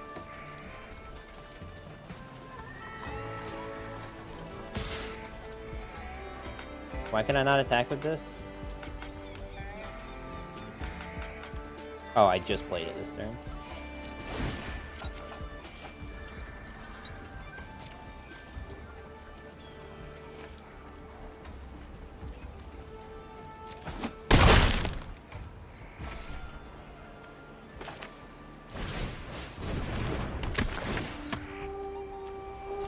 guess we'll take this land just to get it out of my hand. Oh, wait.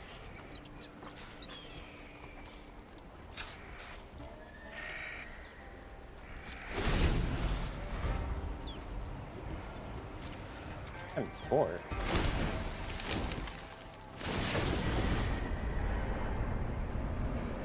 Oh, they automatically, like... I don't know if this works the way you think it does, buddy. I guess you have to stack this on top of it, yeah.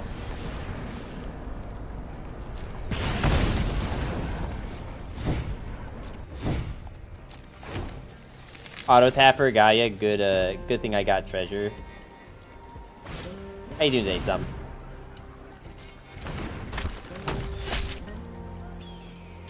Thankfully, nothing has trample, so I can actually block all of it.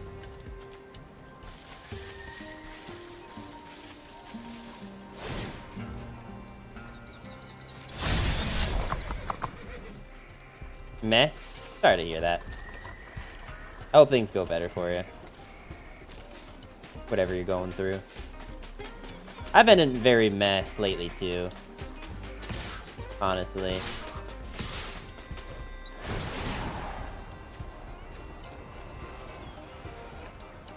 But is this only if it's...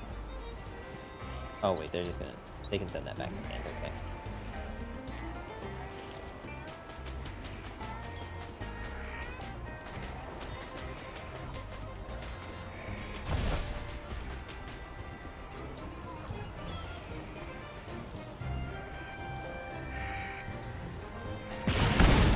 Use treasure for red? Well, yeah. I mean, I will when I have to do this. Okay, so you have to block you. This says menace?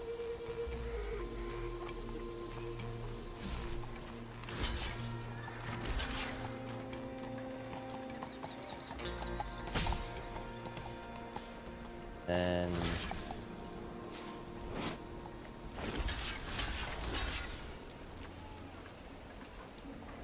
This should keep me alive, right? Because this thing is the only thing actually dealing damage.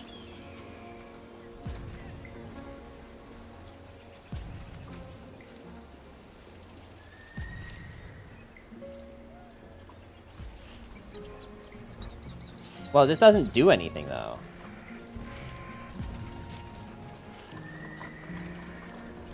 You know what I mean? Like...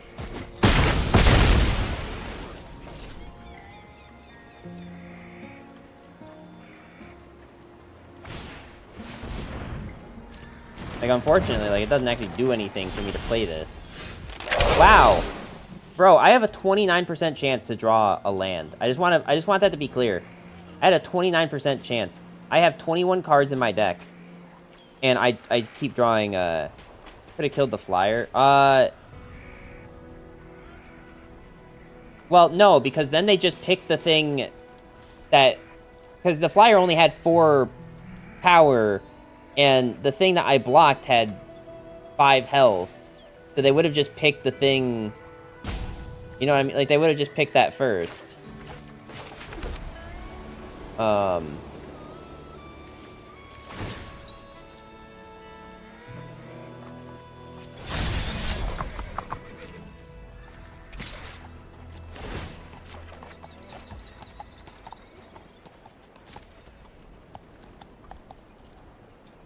Like, it doesn't really matter at this point. They can just cast one of these and I'm dead.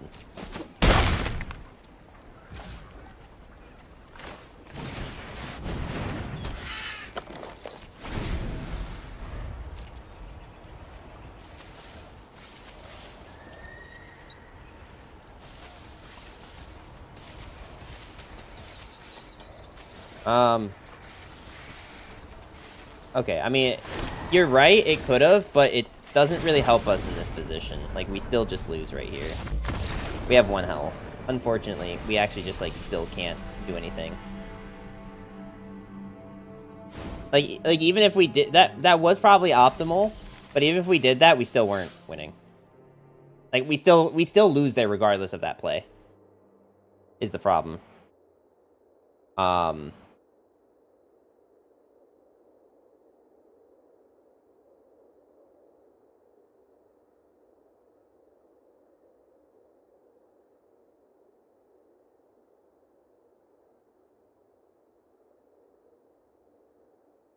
End turn, but change your mind before the turn ends. You can cancel that by quickly pressing enter or clicking end turn again. Really? I didn't know that you could, like, quickly do that. Interesting.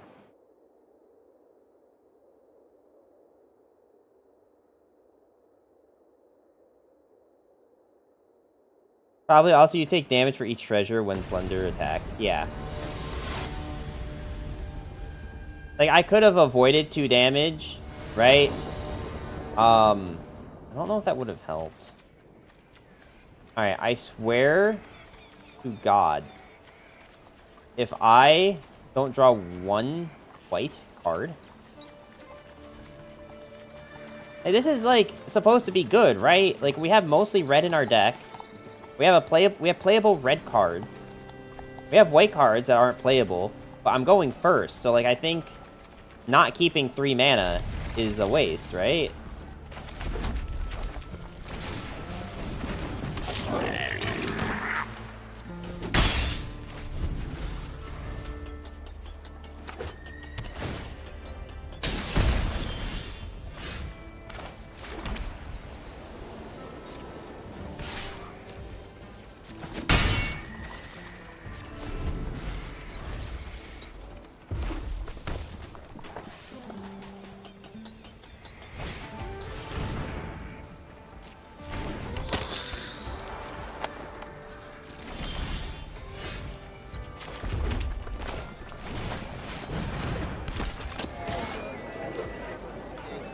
I'm just glad that I'm, like, finally on the offensive. Also, you take oh, I read that already.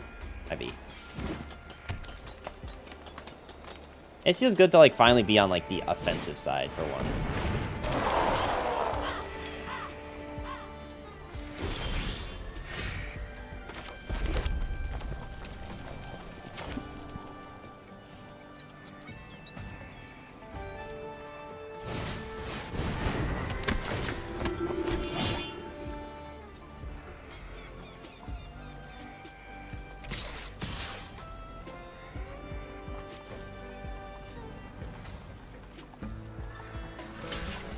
Like, I want this to die, because then I just get +1/+1 on here.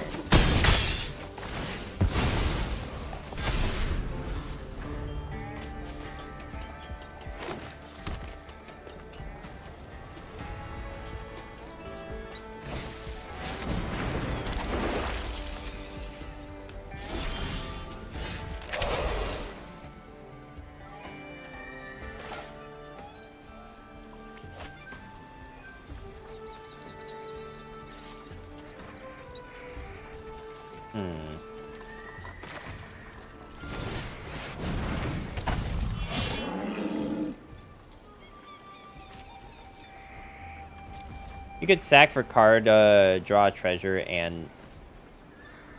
What?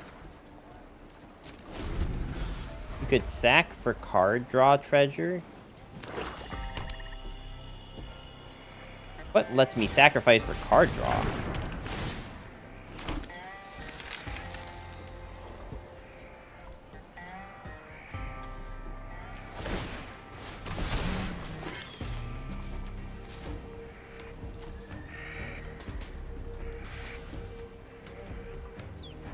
The lackey in the grave. Oh.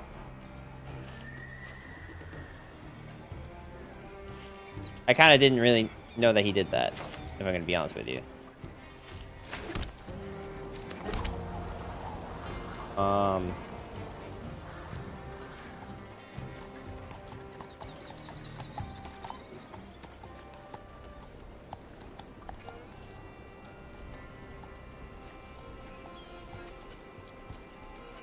You know what we're gonna do? I think we have to start racing them.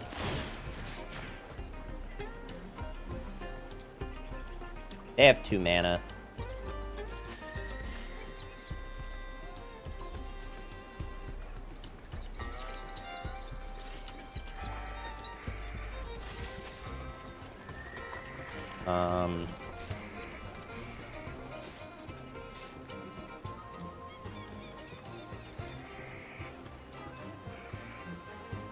I could have also given it to this thing.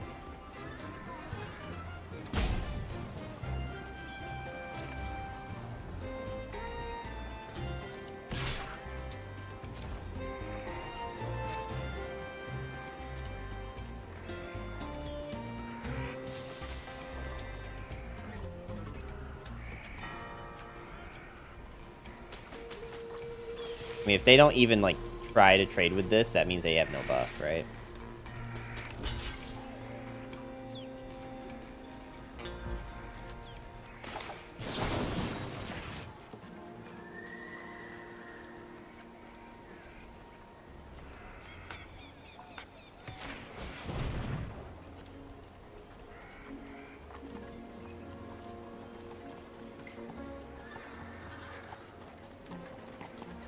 I don't know what green-red could have. Okay, I don't know why you did that, though.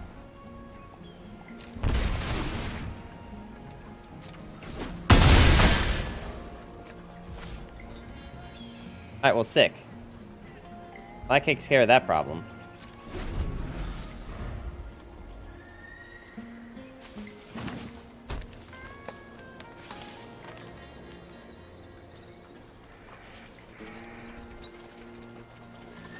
I don't understand how this card... Do you know how this card works, Because it says sacrifice a token, and then he gains indestructible in the end of turn, and then tap it. So does that mean that, like, as soon as he gains indestructible, he gets tapped? And, like, how does that work if it's mid-combat? Like, does he get out of combat and then the thing's attacking my face? Like, that's the question that I have, is, like, if I, like, make this thing indestructible...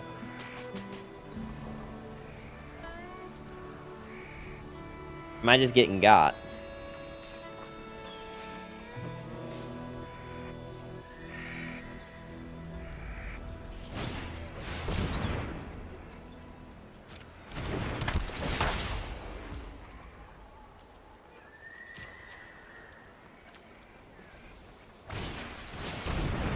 I'm genuinely surprised I had enough mana for that.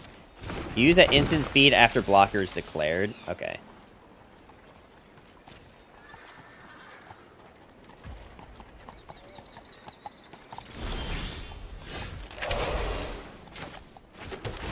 Alright, what do I got? That's probably a good card to draw, actually.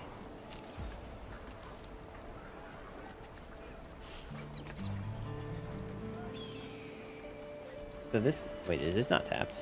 Not tapped. So this needs 5 mana. Well, wait, no, it needs... 3? It needs 6? I need 1 more white, then.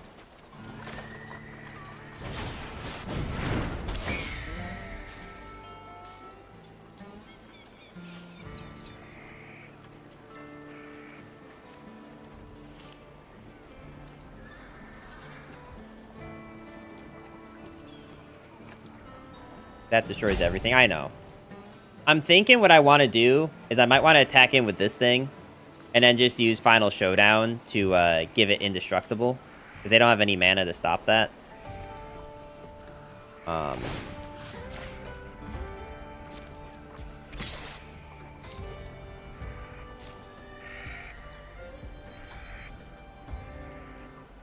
If I get rid of this threat again for free, then we're in good shape this game.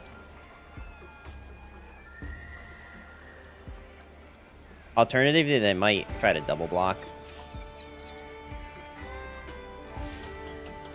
If they double block, then I just get to deal more damage to their face.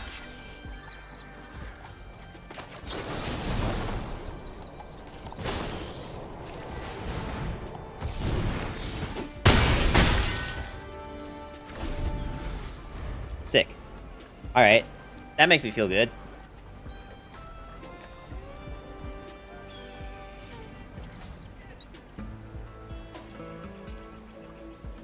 This game is already going way better. See, now this is making me feel fine. Like, I could still lose from this position because I don't have a hand and they have 3 cards and a lot of mana. There's still definitely room for me to lose, but...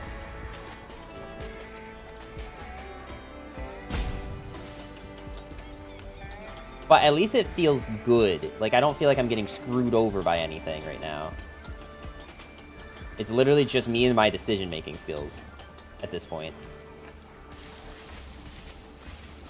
A little bit of RNG, I guess, but... Again, this is still a good unit.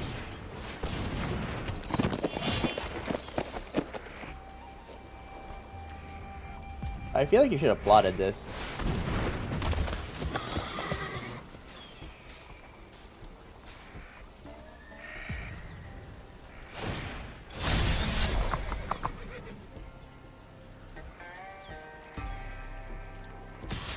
You probably should have...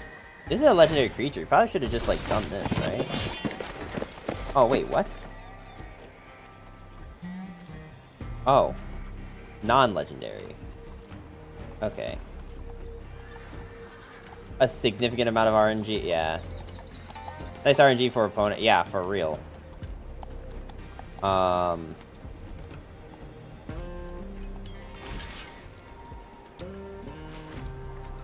I can't just tank 14 damage, right? So we probably just have to kill this. Like, we still have a good board even if we let both of these die, right?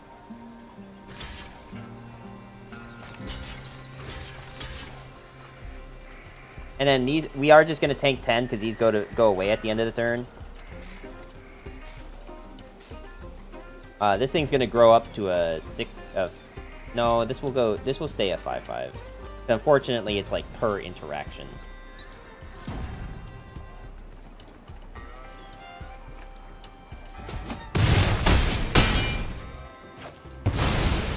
So this is only gonna be +1.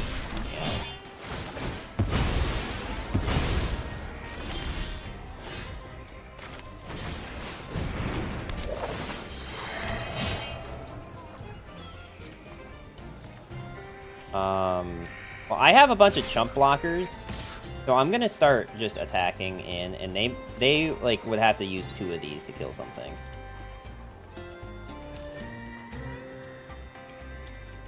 That way we can kind of even out the score. I'm fine with this trade. I like this.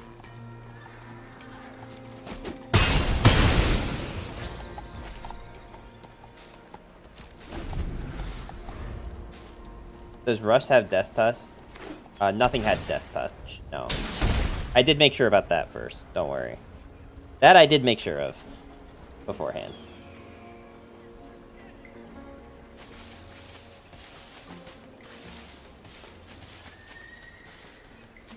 What I might be doing next turn...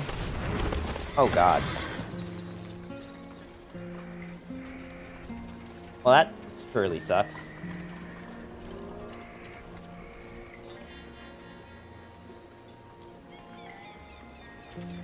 Your +1 token gives... Yeah, because of this thing. Yeah. It wasn't very useful, though, because I needed to make sure that I had, like, chump blockers. Because, like, imagine this turn now if I didn't have a board. Like, now they get 2 5/5s again. Oh, wait, what? Oh, wait, those aren't 5/5s.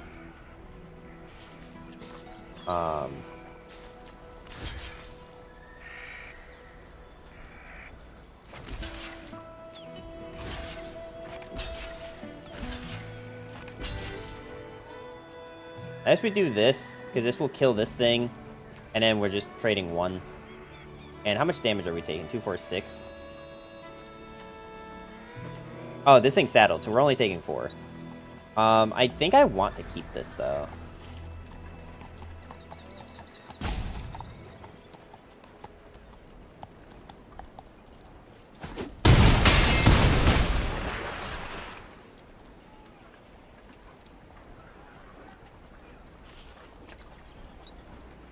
Gritstein is going to be a problem. These are going away.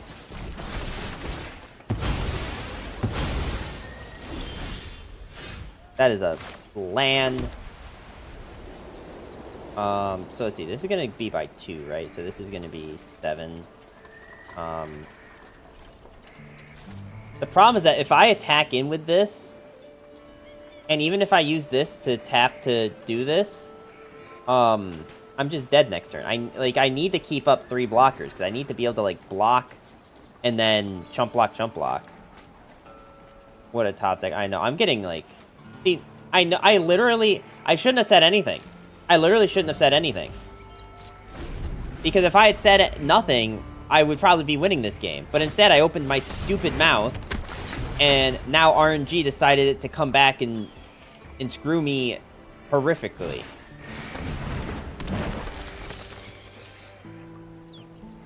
Genuinely, like, opponent has, like, a functioning deck. Like, an actual deck. And I just have, like, big creatures. Bro, like... Like, it looked so good at the beginning, and now I'm realizing I had no chance. Genuinely didn't have any chance from the beginning.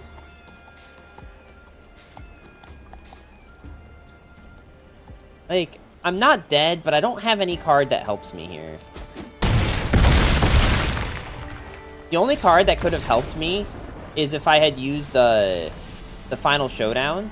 The problem with relying on Final Showdown in that scenario is I literally wasn't winning the game unless I made that trade earlier with Final Showdown.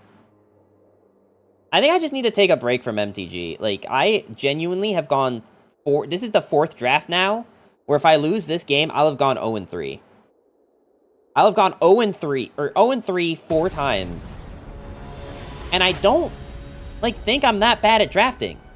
I literally just did a 7-1 run, like, 2 days ago. Like, I feel like it's not me that's the problem. I feel like it's not me that's the problem, genuinely. Like, maybe this is insane copium and I'm actually garbage at drafting. But, like, I feel like the past, like, 3 or 4 days that I was playing, I was doing fine. Genuinely. And now, every game I play, I'm getting obliterated. That's a cool card back.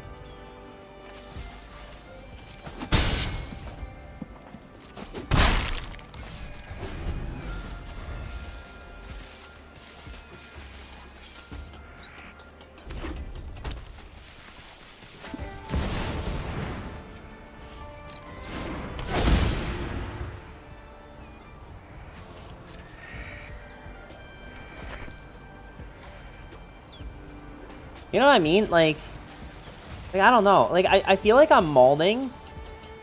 And my problem with that is, like, sometimes draft don't give you the best things. It's just, like, how likely is it that 4 drafts in a row I just get, like, absolutely dumpstered?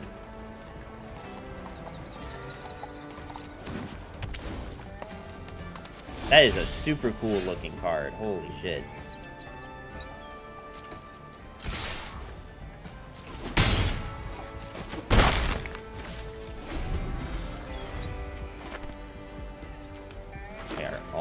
All their cards they got were lands. Oh, it is literally search for 5 lands.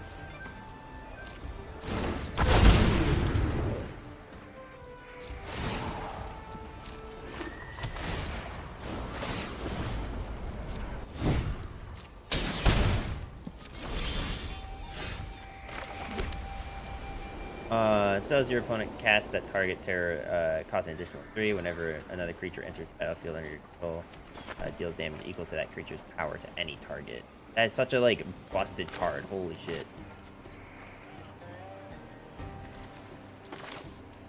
Red-white isn't great for this set unless you got a few specific combos for early game. Well, the problem that I have is that to kill that, I'd love to, but I don't know how. I'm not sure I have a way to kill it at the moment, is the problem. Like, I can't even do this because of the plot.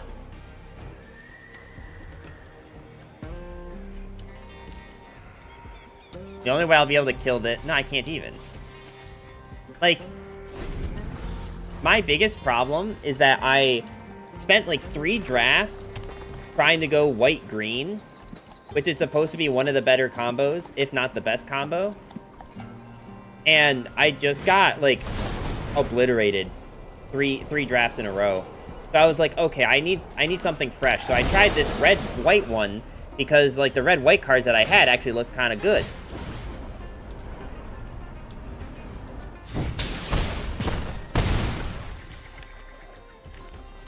Cool, I just take a casual 8 damage.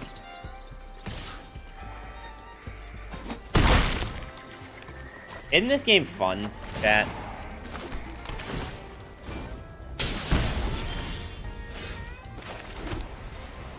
Wow, I'm just so glad that I get to play Magic the Gathering. On the plus side, this has reach, so maybe I should be playing it. It has reach, and it lets me keep up quick draw. The only problem is that, I could be hotter and be drawing hotter porn, but can't. I mean, like, those are both fixable problems, you know. GG, yeah, most likely. It's just like, what am I supposed to do at this point? God. Like, opponent's deck is just goated. Like, I don't think any of us are denying that. Opponent's deck, like, Omen Path Journey, Terror of the Peaks, and then, like, an insane combo with the Tumbleweeds and this thing. Holy shit, dude. Just deal a casual 8 damage to my face, and then it's flying, so I can't even block it.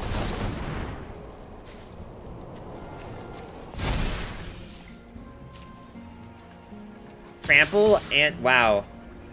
Nah. Just end it, bro. Sick. I love this video game. I think I can't do it anymore. That's 4 drafts that I've gone 0-3. You have reach?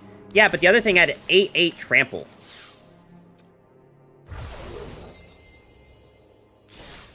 You know what I mean? The other thing had 8-8 and trample.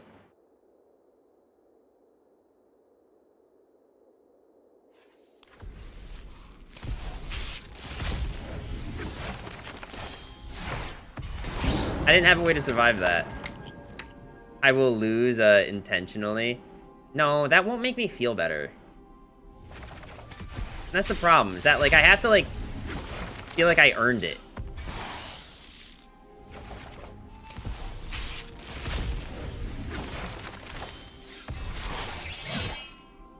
Like, seeing a pity GG doesn't make me feel better, you know what I mean? God, like... is there any other way to play this video game that isn't draft? Good to see you again. Never said it'd be easy, just that I will ultimately lose because I wanted to.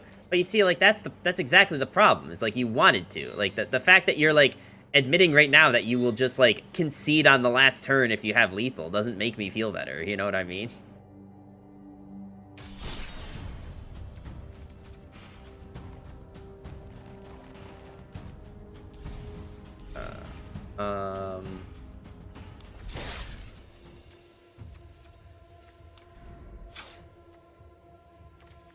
Oh, man. Have you ever tried sealed draft yet? Like, the draft that's, like, but it's making you smile. I don't play this game. That's fine. You're not missing much. Let me promise you that. The cool card. I have not... so, sealed draft is the thing that's, like, you're actually drafting against other people, right? I just feel like if I'm getting my ass kicked in quick draft,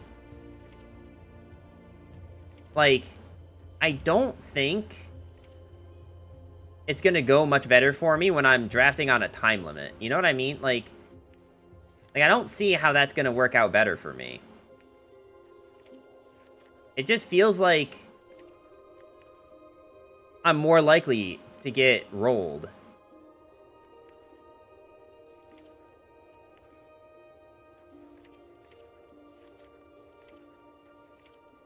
Like, I'm flipping through this collection, but I have no idea what I'm looking at because, like, I don't know anything about this video game.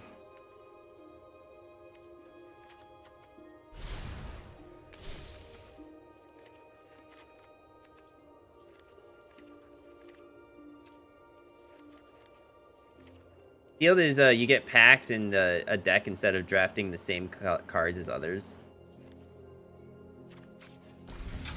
Is sealed draft a thing in this game? I know what sealed draft is in like actual like.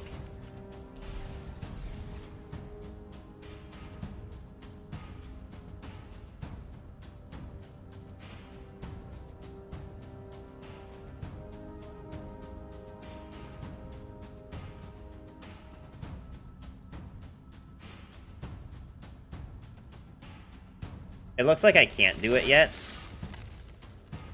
Sign up for this event to get all 6 wins. You can get all 6 wins to win a physical Outlaws booster pack delivered to you. What? Okay, wild. The format for this is 6 packs of Outlaw Junction sealed with single game matches. This is wild.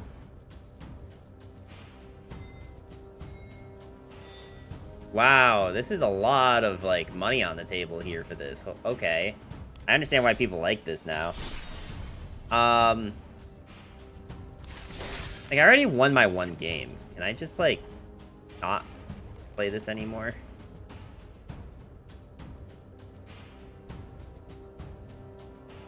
I have 5 more jump-in tokens. You know, I have to pee. Maybe we'll play some more jump-in just because I have the tokens for it, and I might as well. And it's like, I don't even think that the drafting's the problem, honestly, because most of our games we lost were not because of our deck being like absurdly bad or the opponent's deck being absurdly broken. Like that did happen at least once or twice, but the majority of those games that we lost, which I think is like 9 or 10,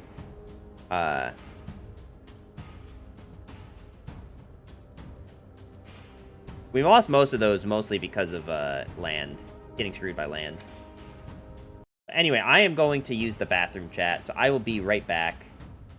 Yeah, enjoy the 1-minute ad break.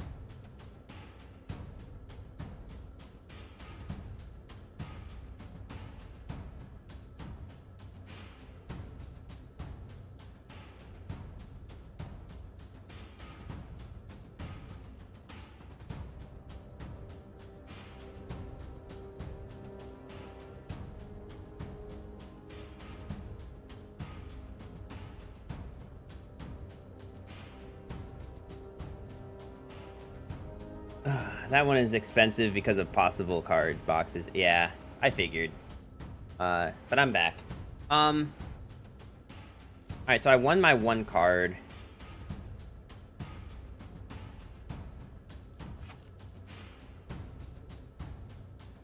But I guess I should just resign, right?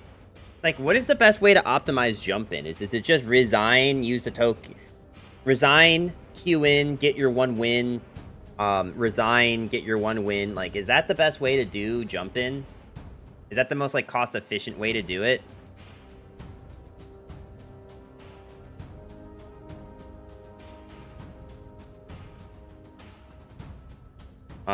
Or is, like, there any reason to play more than one game after you won the first one? I guess I'll play with this deck again just to, like, do something.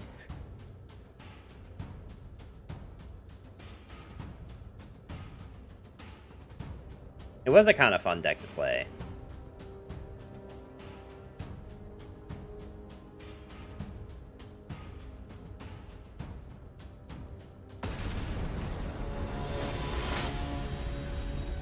Even if it wasn't very good, it was kind of fun. Also, I should be using my card back that I just paid for.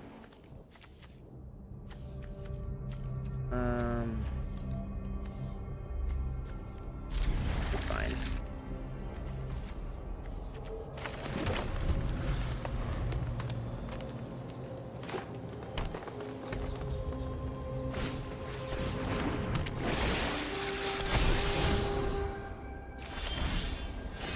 What is Explorer? Reveal the top card of your library, put that card into your hand if it's a land, otherwise put a 1/1 counter on this creature, then put that card back or put it into your graveyard. Okay.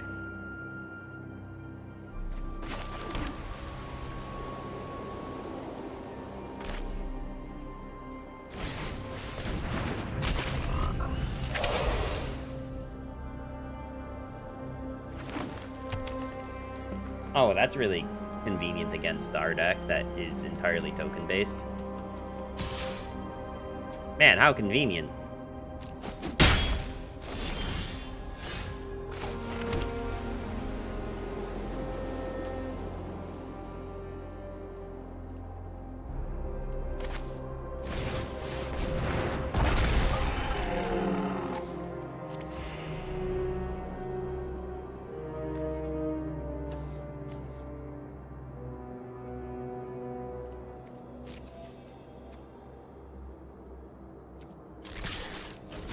I'll get my 1 damage in. This thing, I can't give it the death touch anyway.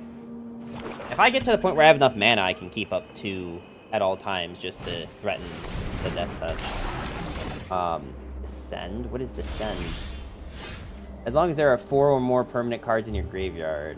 Okay. As long as there are more than 8 permanent cards in your graveyard. Okay.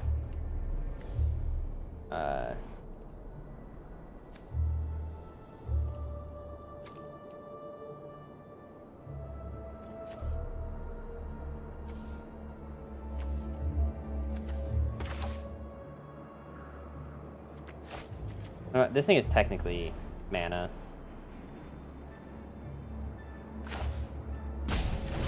Perhaps I should be playing that instead.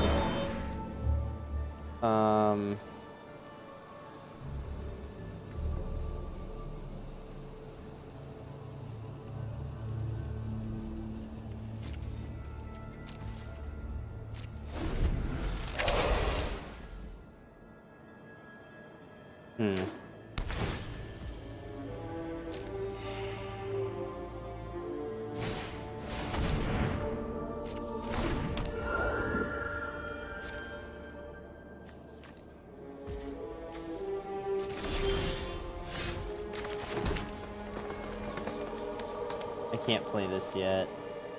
This needs 6, 7, 4, 5, 6. But I guess I can play this.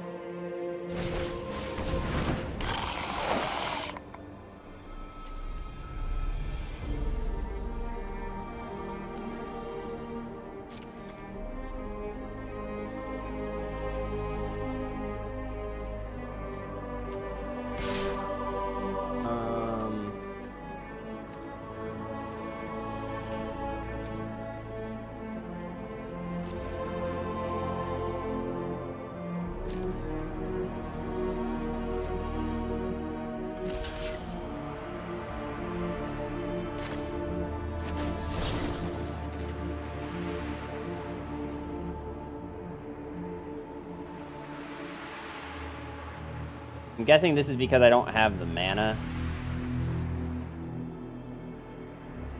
Oh, no, hold on. Okay. Well, I mean, if this thing... Well, no, it's supposed to be blocking this.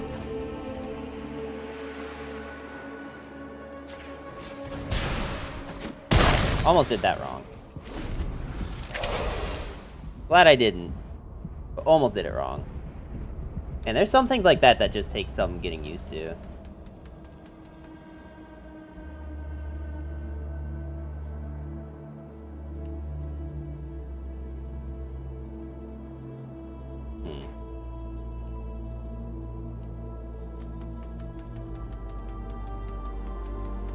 I do like this board.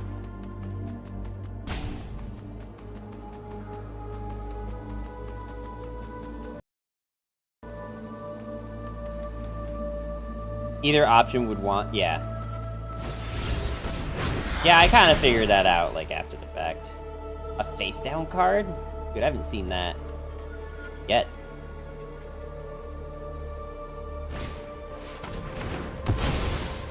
What the hell? Oh.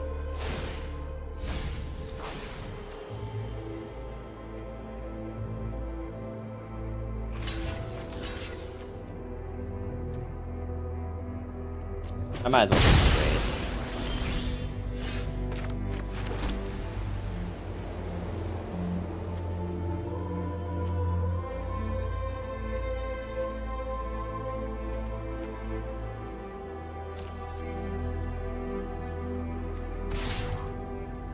They have no mana to flip this up. But yeah, I don't know. I genuinely don't even need to be playing this match right now, because I already got the one win for this, but... You know.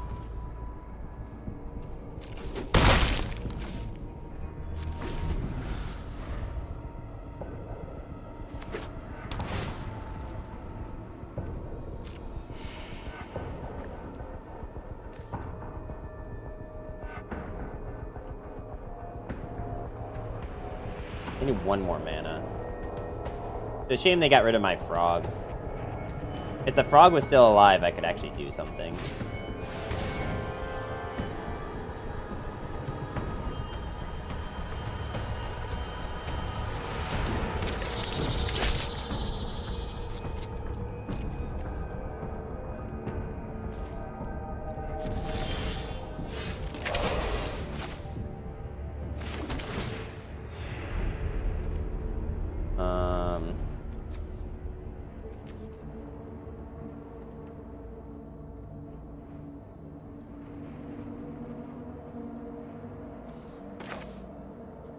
Guess I'll do this.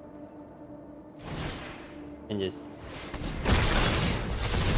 immediately make it a 2/2. This could trade in with this thing, but... So, it may cast dinosaur creature spells from among cards that you own in the expired pile. If you cast a spell this way, that creature enters the battlefield with a fatality counter on it. But I don't have any dinosaurs creature. Is the problem. So...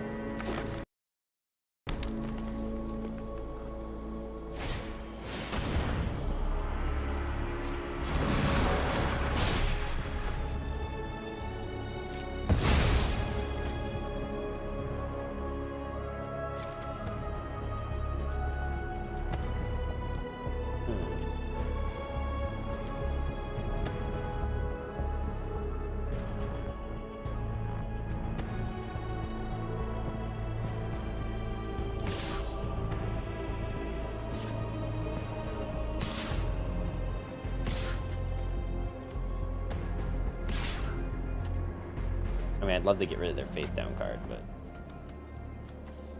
Wait, this thing can't block? Oh, wait, no. That's not what it's asking. Okay. You have a dinosaur in your graveyard? Now I do, yeah.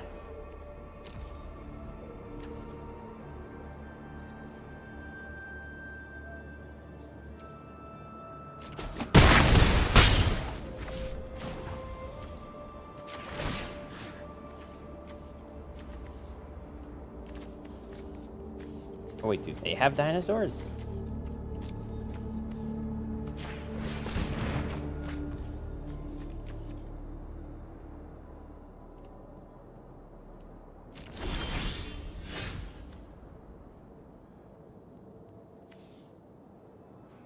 I feel like I'm just supposed to play this thing, though. As a 5/5.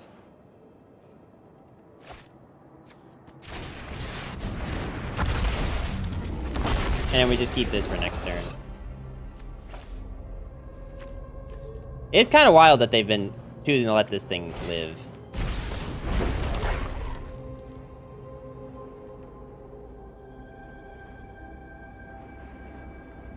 Basque capybara. Hey, a cool looking dinosaur. This thing.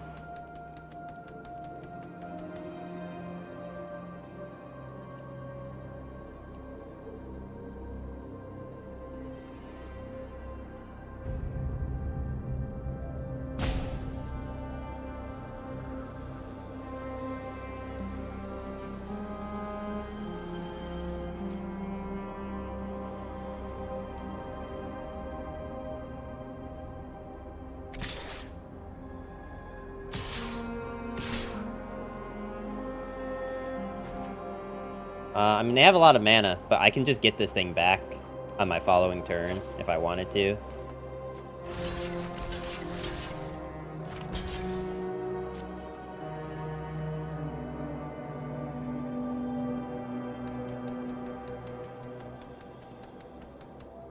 This is a token card, right? Yeah.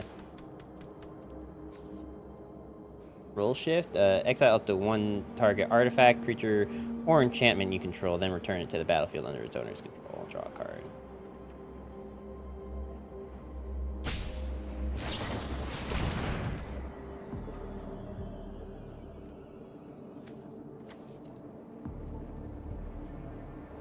Okay.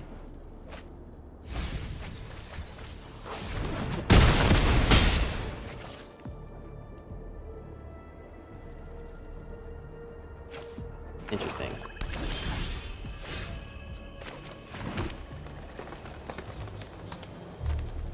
Exile up to one target artifact, creature, or enchantment you control. Then return it to the battlefield under its owner's control. Draw a card. Okay, so what that's saying is that I could just, like, resummon this and get another one.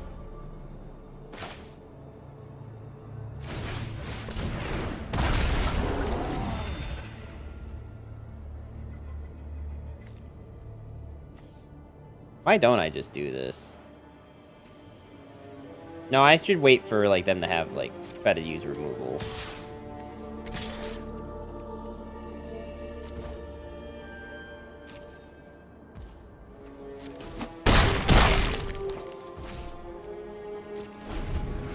That's what I should use. I should wait for them to try to use removal spells. And then we do this, because that should break the target on it, I think.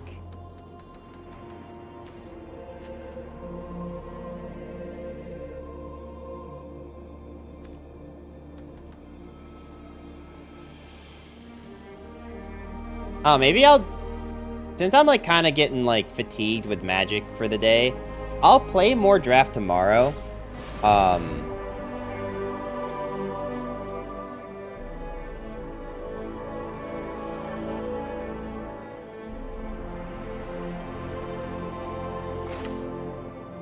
Okay, fine.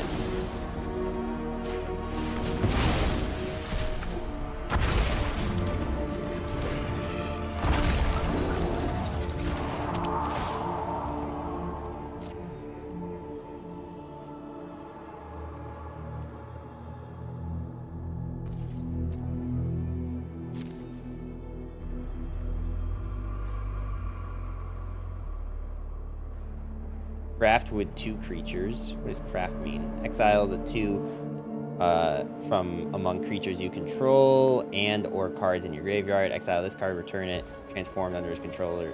I don't understand that mechanic at all. Like, there's a lot happening there, and I have no idea what any of it means.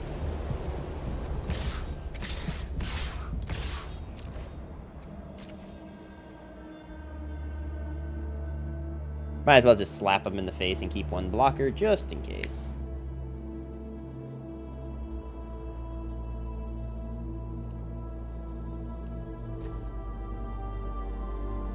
They need 6 mana for this, and they don't have enough.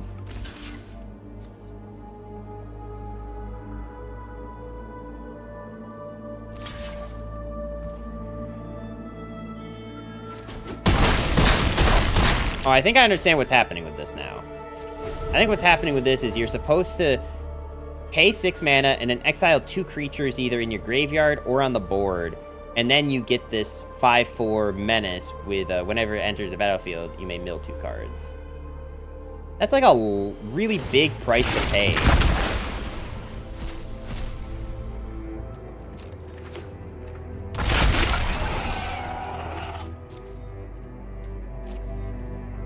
Like, am I crazy? It's just menace in a 5/4?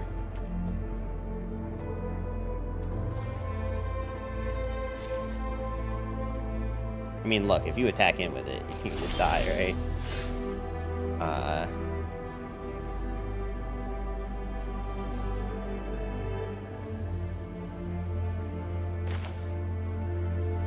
I don't know how this is gonna work.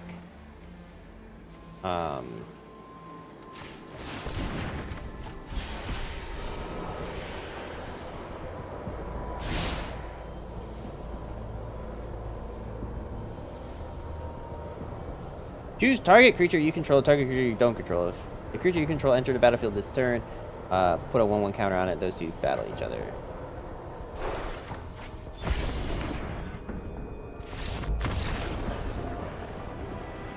Okay, sick. See, now, like, that's a victory that I felt like I earned.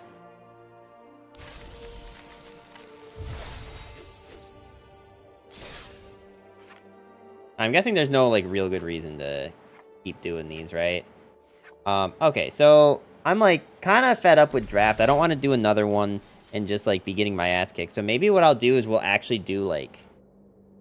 Maybe we'll actually switch over the chess and do, like, a tutorial or something. I don't want to really make chess content, because I just feel like every time I play chess, like... I don't know. I just feel like I'm either getting bullied or chat's making fun of me. Which is, like, you would think it doesn't sound so different from what we, like, do normally here on this stream. But then, yet again, like, people actively asked me to play that game and then wanted to make fun of me. So, I don't know, it just feels like weird champ to me. But it's a minority of people, I guess. So... If you think about 5 to 10 buffets, does Golden Corral come to mind first? No. Unless you mean that the buffet itself is a 5 out of 10. Also, no. Golden Corral, I guess I haven't been to one in a really long time, but I wouldn't say that it's, like, good. You know?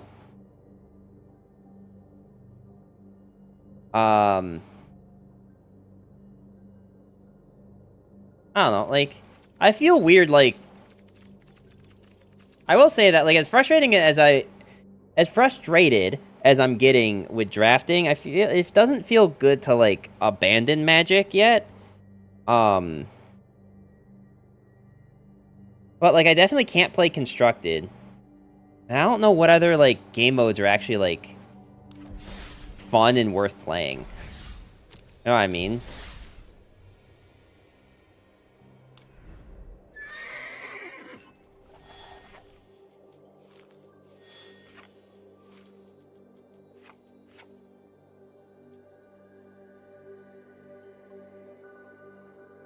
Make mono red and jam best of 1. I don't think I can make mono red. I don't think I have enough cards to make a, like, any deck. Genuinely.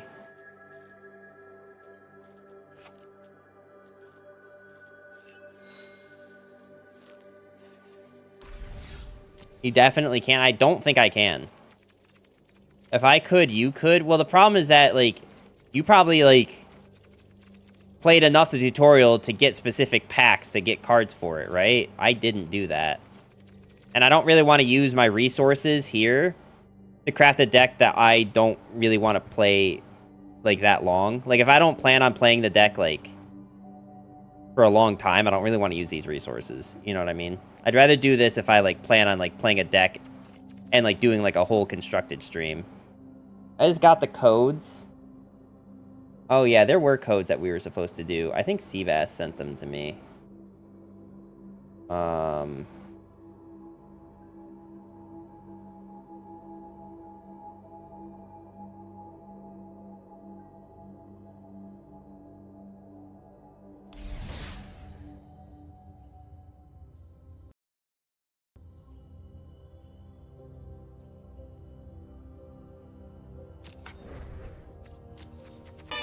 Both are redeemed. Who's subbing to me? Hold on. What is happening?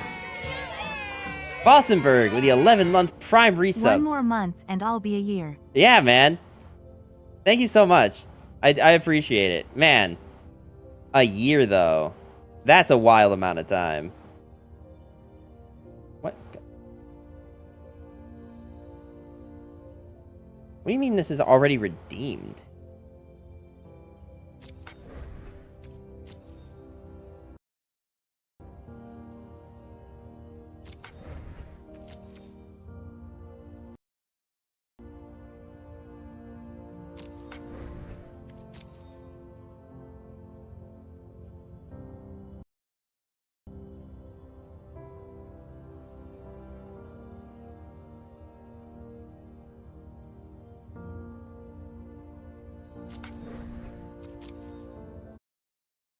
Like, it's saying that they're all redeemed, so none of the... Like, I definitely didn't do this on stream already.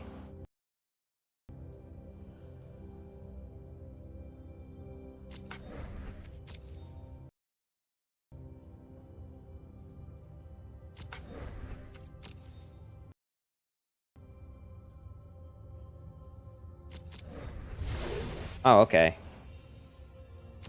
Well, I guess that one worked.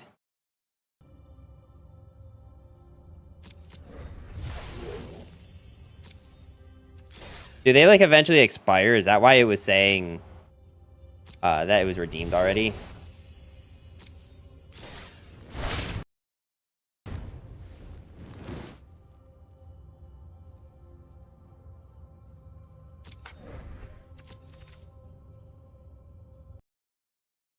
The way is open.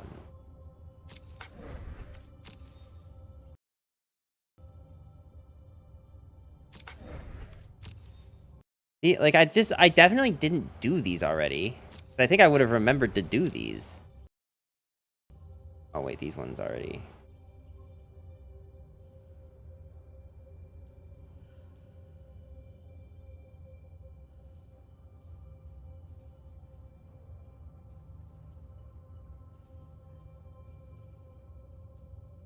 Okay, well, I think that's all of them. I needed it so I could use my emote. Very, very fair. I get it. I do love that emote. What kind of deck you want to play? I hate tutorials. You think I played those? As far as what deck I want to play, I don't know, because, like, you know what I want to play? I want to play a deck that doesn't care about mana. That's what I want to play. You can find me a deck that doesn't give a shit about mana, so I don't have to play the stupid land mechanic anymore. But no, genuinely, I don't know, because I don't really know that there's, like, any specific type of deck that I'd want to play, because I just don't know, like, the metagame at all or anything.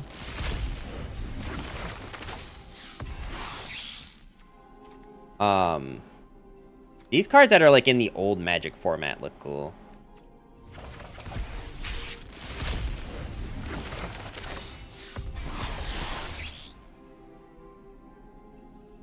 Door to Nothingness enters the battlefield tap. Spend 2 of each mana. Sacrifice Door to Nothing. This target player loses the game. Bro. Is this actually, like, good? I can't imagine this is good, right?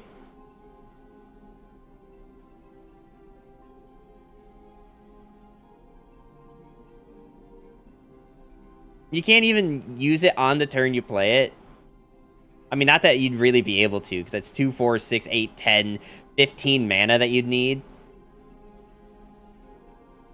I mean, that is a really funny card.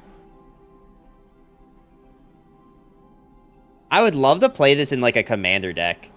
Just to be like, okay, that guy loses. Just to be that guy.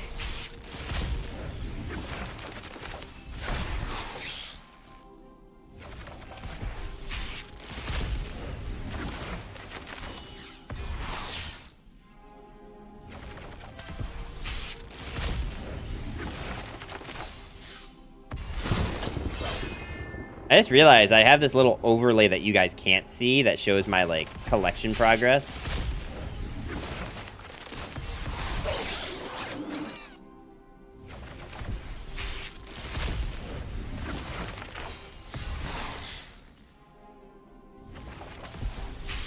I have no idea if any of these things that I'm doing are good. But we're doing it anyway. That looks sick. Diminished returner. It's a funny. Okay. Alright, you know what? It's like almost 10 o'clock anyway. I think I will just switch over to chess. And maybe we'll like actually do a tutorial or something today. I'm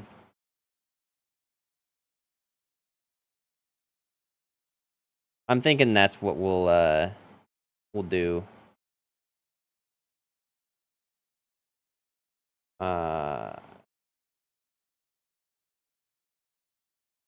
Let's just hide that because I don't know. I don't think there's any valuable information on that screen, but okay, fine, whatever. Okay. We need to find a new lo-fi playlist. So we're gonna do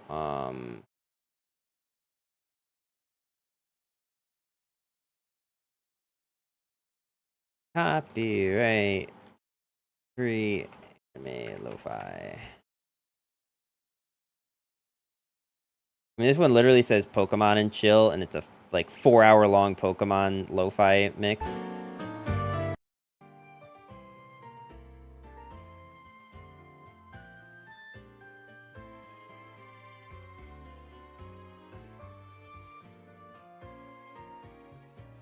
The song's starting at the 3-hour mark. Okay.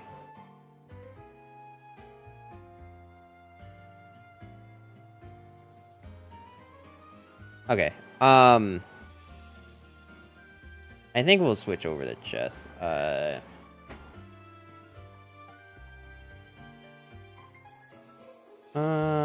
Let's see.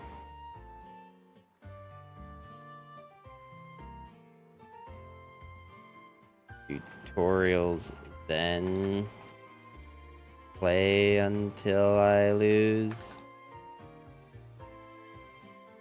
Question mark.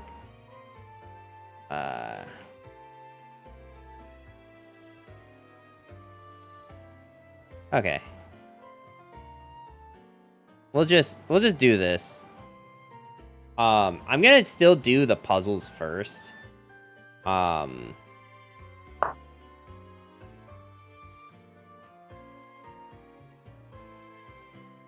Black to move. I don't know what I'm supposed to do here. What, do I move this here? No, okay.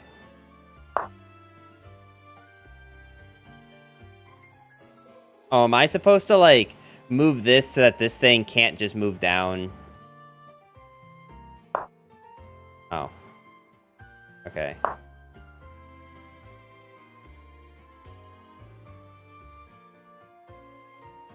Like, I definitely don't move this here.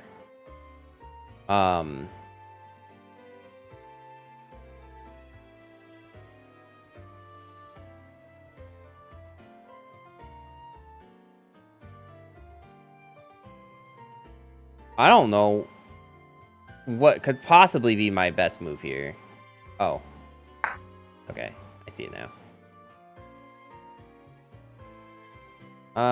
Okay. What are the tutorials?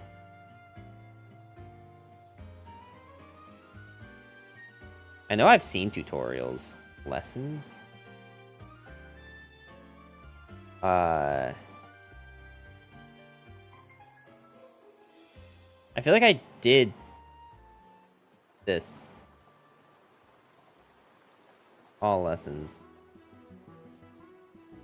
Alright,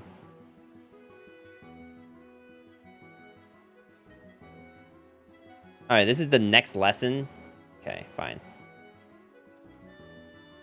As you continue your chess journey, the starting position in front of us is going to be very familiar to you. But how often do you think about the board without any pieces? When you take a look at a blank chessboard, what comes to mind for you? Do you consider it a canvas with unlimited potential, the beauty just waiting to be discovered? Or perhaps you see 64 squares, 32 light and 32 dark. It's very important to become familiar with the chessboard. I see neither of those Specifically, things. The chessboard looks flat, and all the squares appear the same, but not all squares are created equally.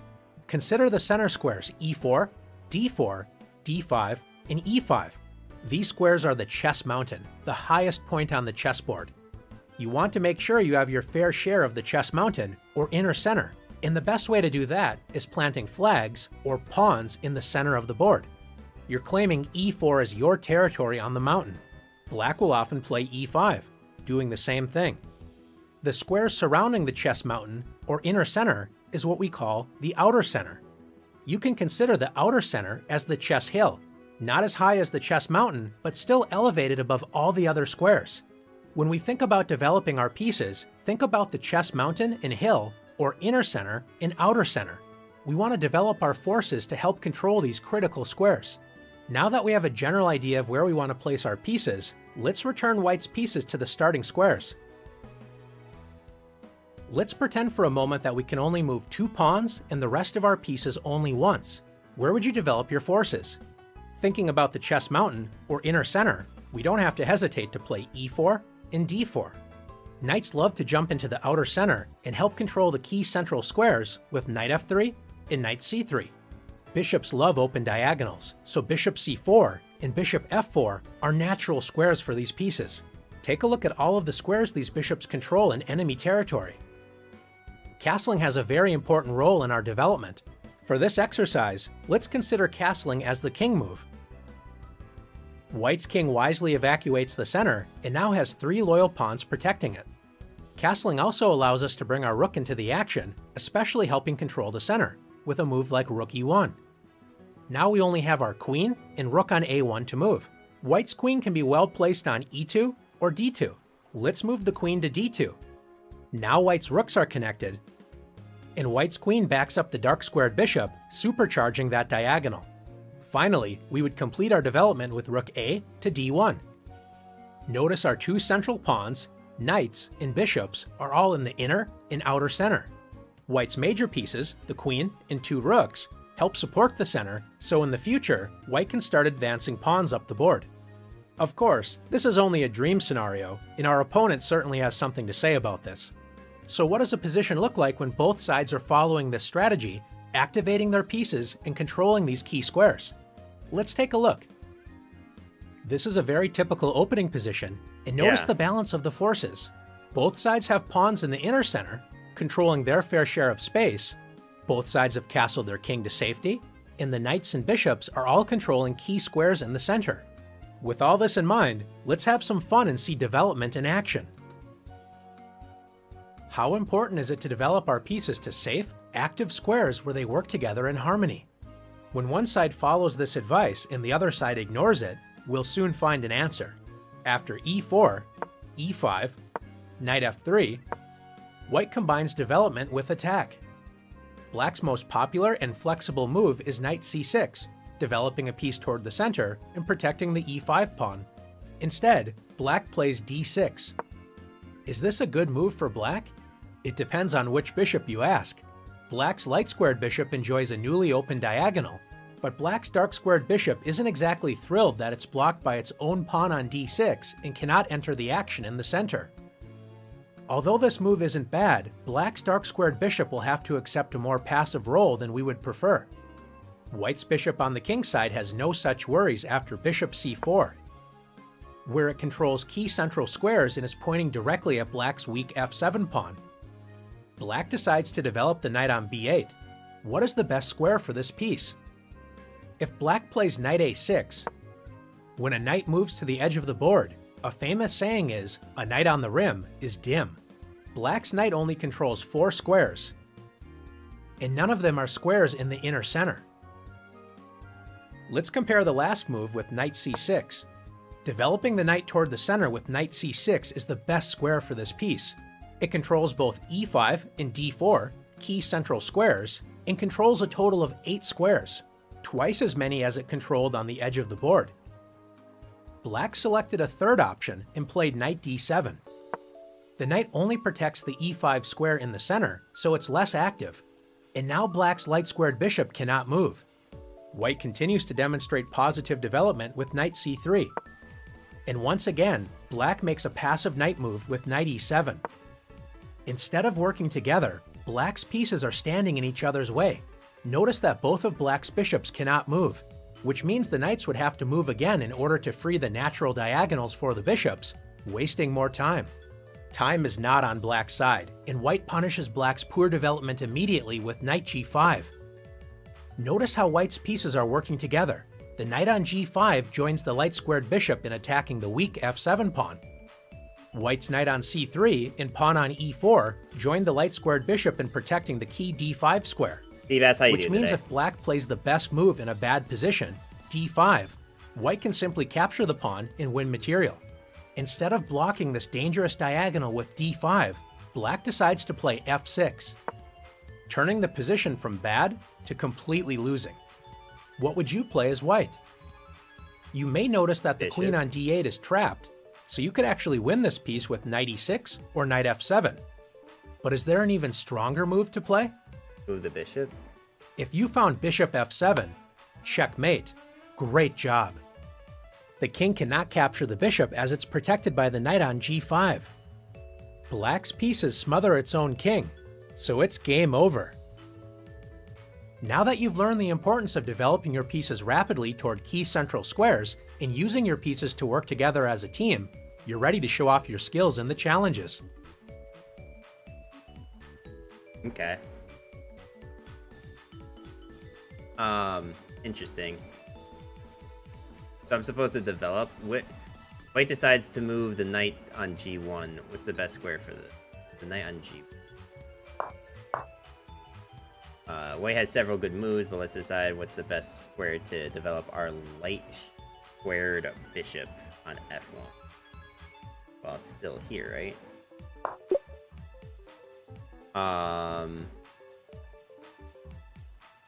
Okay.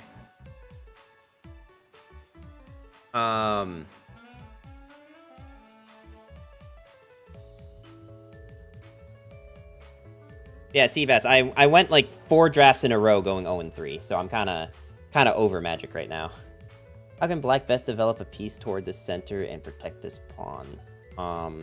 Well, to protect the pawn, you'd want to do this. This does protect our pawn, but black's bishop is not happy developing such a block diagonal. Let's move a more natural knight.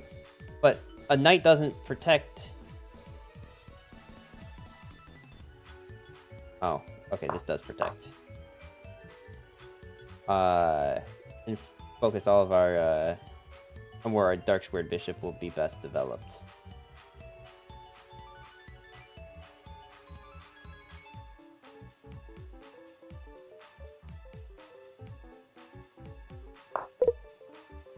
We were asked to develop our dark squared bishop. Oh. Okay.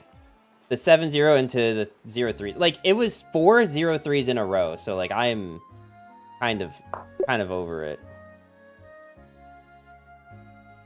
Like, I'll probably still play Magic tomorrow and just, like, try draft one more time. But if, like, I go another 0-3, I think I'm actually just done playing the game. Like, genuinely. I can't keep doing it, man. I can't just keep beating my head into a brick wall and hoping for different results. Black has developed both knights to passive squares with which block black bishop and queen from entering the game. Let's use our superior development and threaten checkmate on f7. Okay.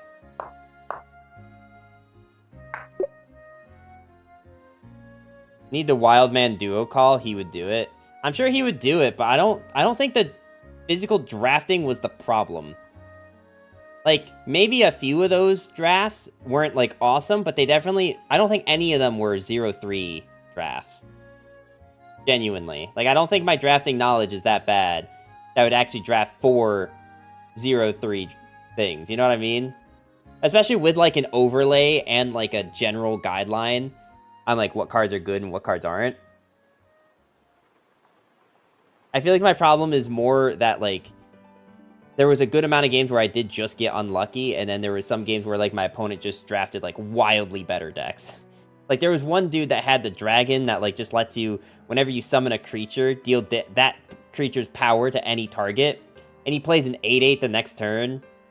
Keep in mind, it's, like, turns 4, 5, or 6, and so he just deals 8 damage to my face. And then the creature has flying that I can't block, so I took another 5. Like, it was wild. White piece that flooded black's undeveloped position. Let's use our pieces together to force checkmate in 2 moves.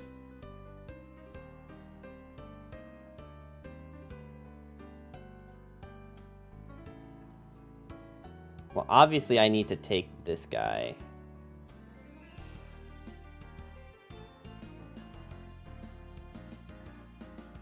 Okay, I mean, if I move this bishop right here, they have to take it with the king. But they can't do that because I can take with this.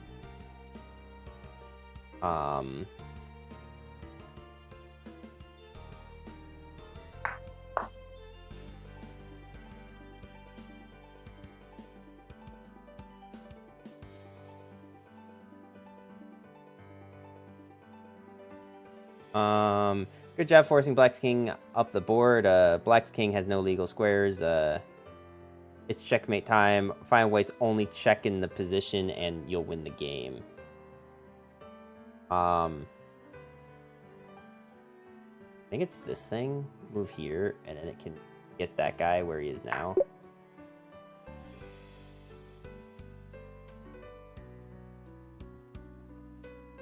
White is dreaming of capturing your f7 pawn with the queen on the next move. Black has several defenses, but the best move is a strong pawn, which blocks White's light squared bishop. Let's look for this powerful pawn move. What? Why did I read that and not understand what I just read?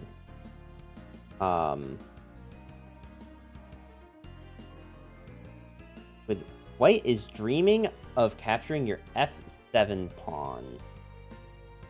f7 pawn. With the queen on the next move. Black has several defenses, but the best move is a strong pawn move, which blocks White's light squared bishop. Let's look for this powerful move. A pawn move that blocks this bishop? You're saying just do this? Good job. White underdevelops the bishop, retreating it to the starting square. Now let's develop our knight to a strong square, which also threatens to capture White's queen. Okay. Excellent work. How can we develop another piece into the game and threaten to capture White's queen? I guess I have to do this then, huh? Impressive development. You defeated Queen's quick checkmate attack and now have a huge lead in developing a strong control of the center. Okay. Alright, well that was the tutorial. I could do more tutorials, but... Opening principles? Okay.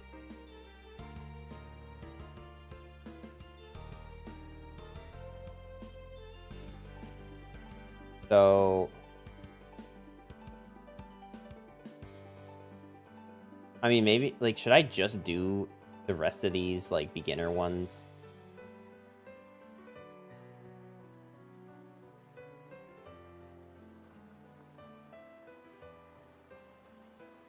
I feel like if I do too many of these at once, I'm gonna, like, not retain this information. But I can try doing another explainer video.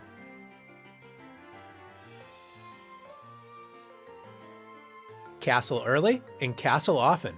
It's a funny, but also helpful phrase to remember during your games. After 3 moves, white is a pawn in the center and developed a knight and bishop toward the center. What's next? It's never too early to make sure your king is safe, so a great move for white is to castle. Remember, this is the one time you can move 2 pieces at once. You move your king 2 squares, and then the rook moves next to your king, like this. Think of castling as building a house for your king. The king finds shelter behind 3 loyal pawns.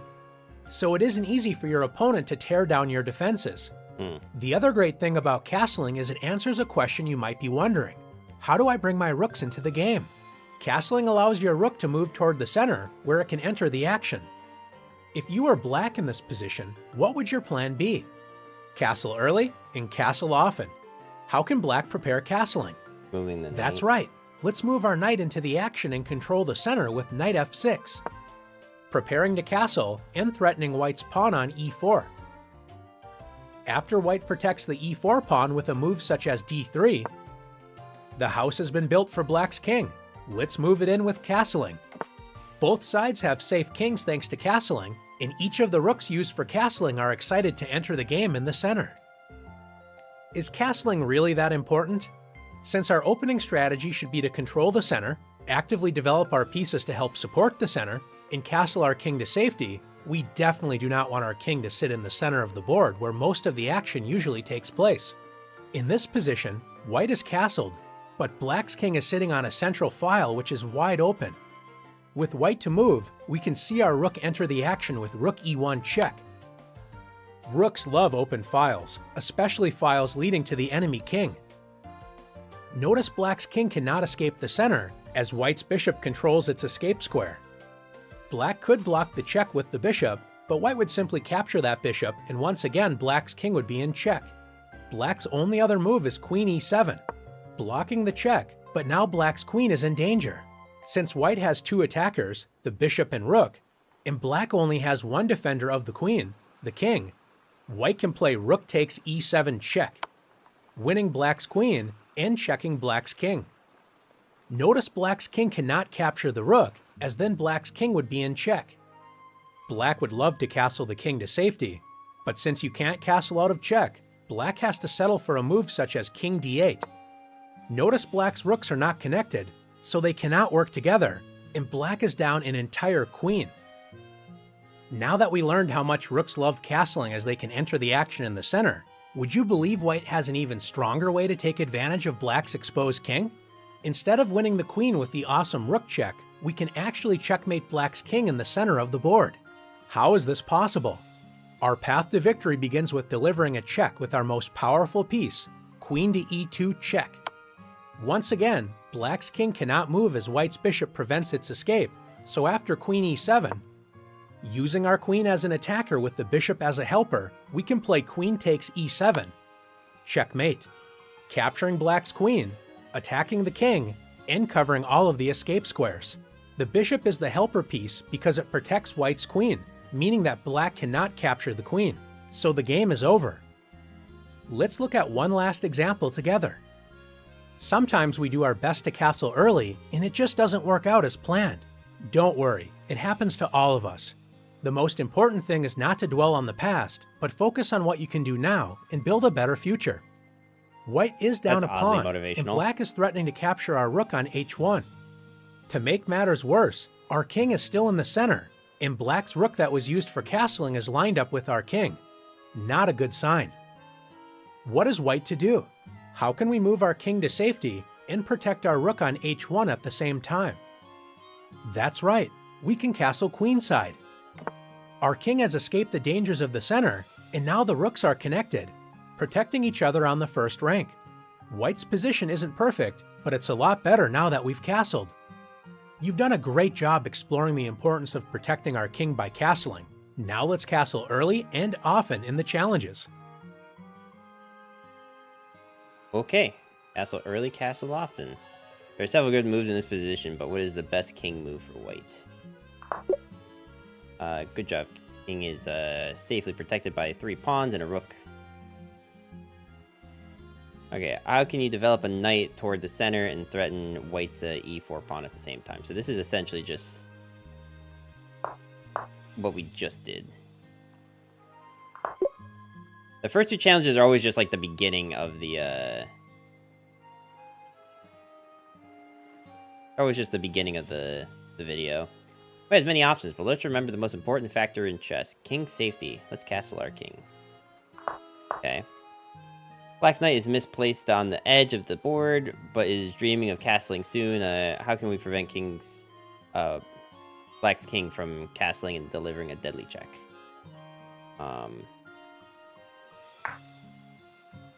Nice work. This move also leads to checkmate, although we generally don't like to block our rook on f1. Let's find a slightly more active square with this queen. Okay.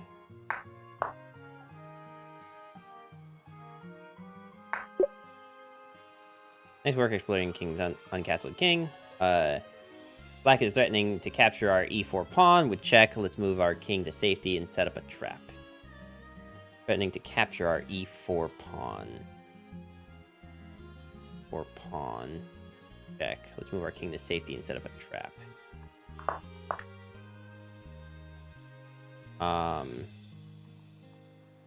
It's a poor choice to capture a pawn. How can we line up a less valuable piece than Black's queen on the same file as queen?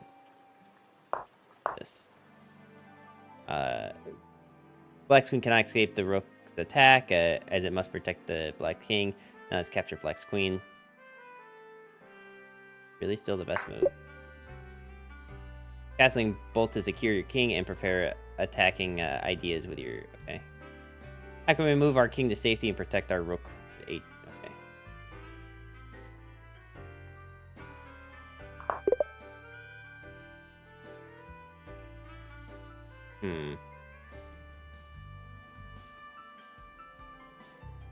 Alright. I think that might be enough lessons for now. Let's play some chess. So I am black, so I need to figure out how to best move my pieces. I'm gonna guess it's the piece.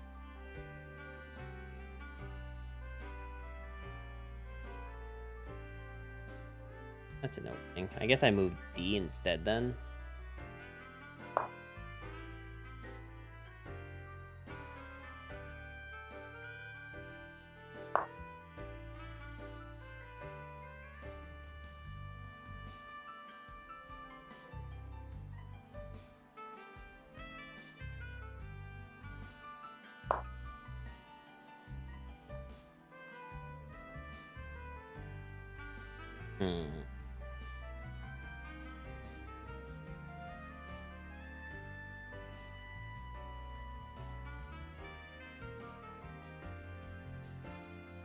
How much harder to do this from the other side?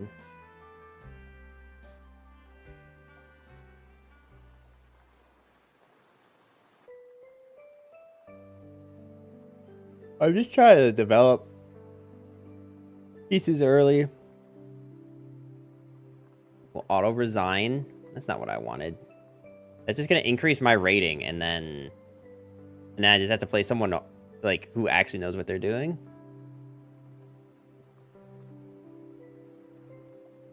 Not that the current opponent does not know what they're doing. That's not what I'm trying to say. It's just like we'll have to go up against a stronger opponent.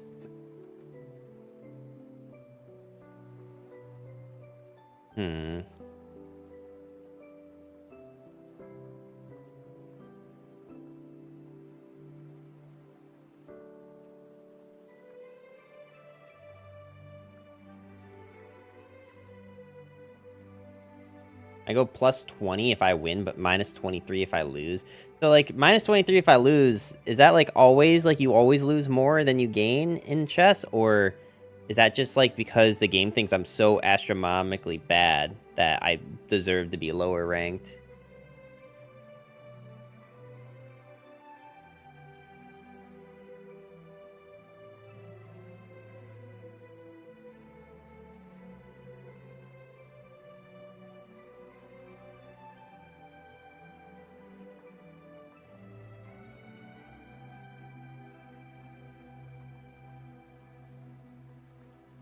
Okay, well. That's cool.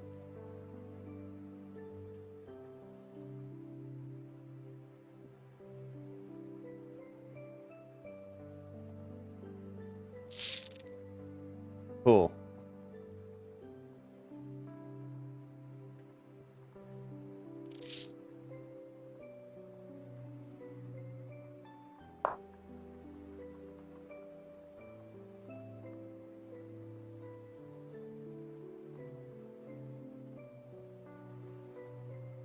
It's just like,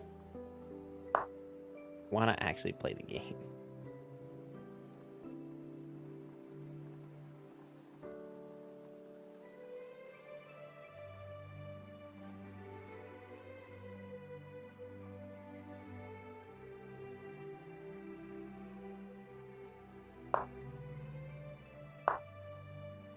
That's a queen.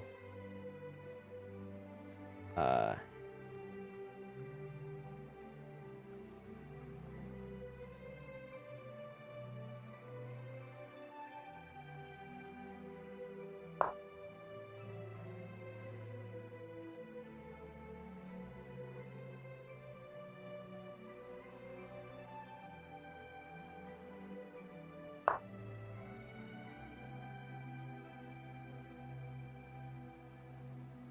Hmm.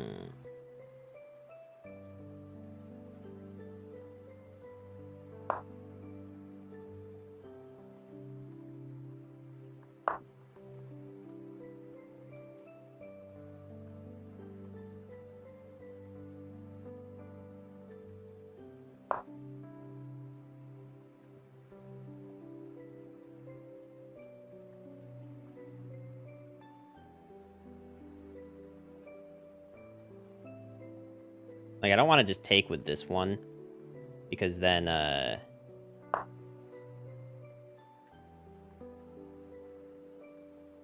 Hmm.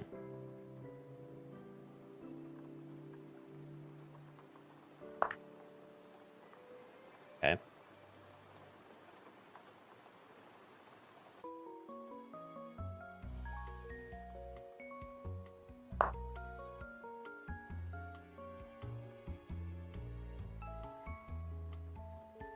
I mean, my bishop is protecting...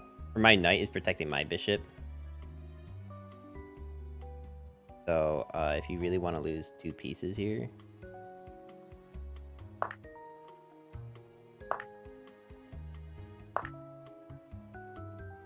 Be my guess.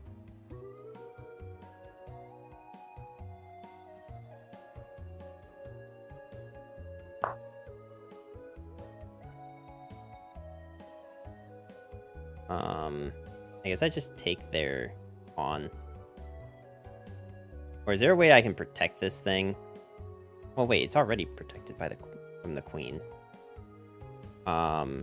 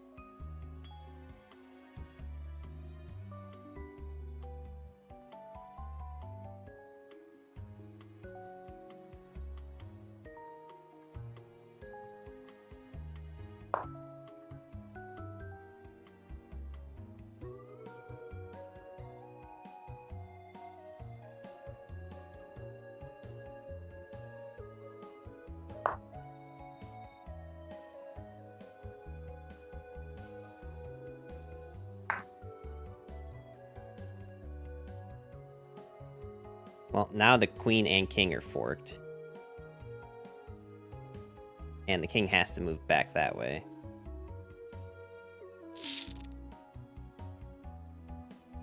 Okay. I don't know if I was really in that good of a winning position. But sure, friend.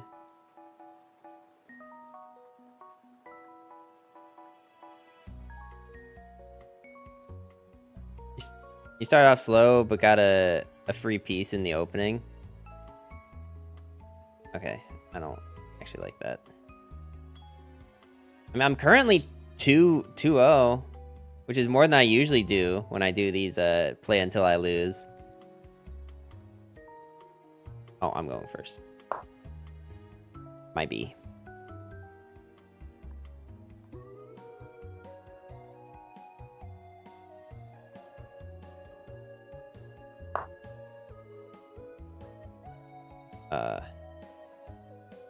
They want to move the queen already. Man, why is everyone doing this shit? I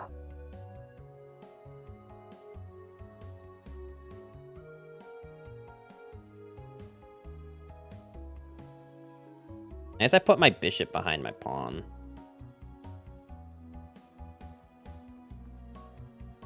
Or no, I can move this knight.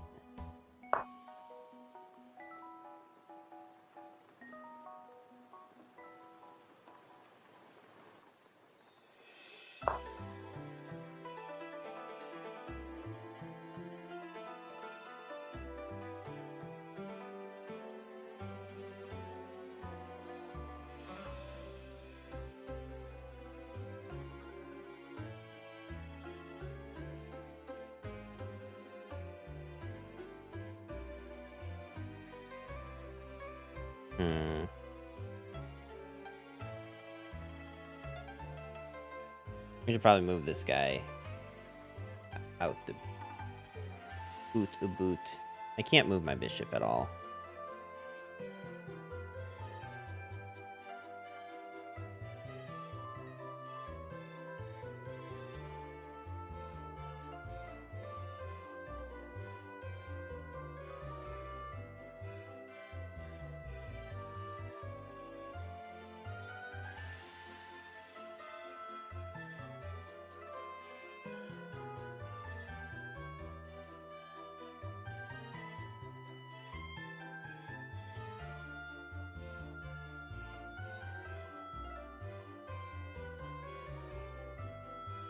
I think our next move is to move our bishop. But moving our knight isn't bad either.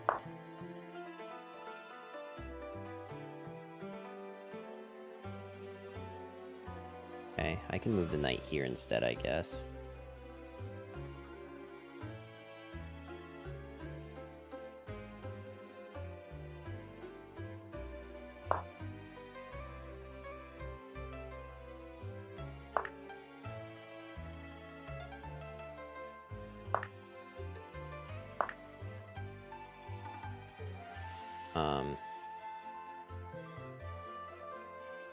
Okay.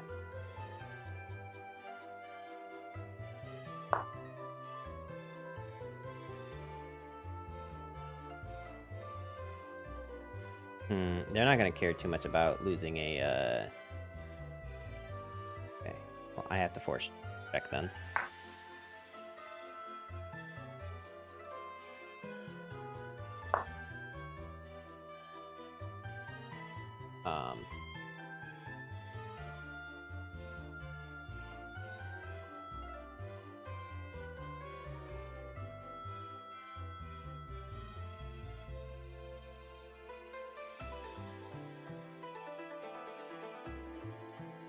Well, the only reason that this guy was protected was because I forced a check.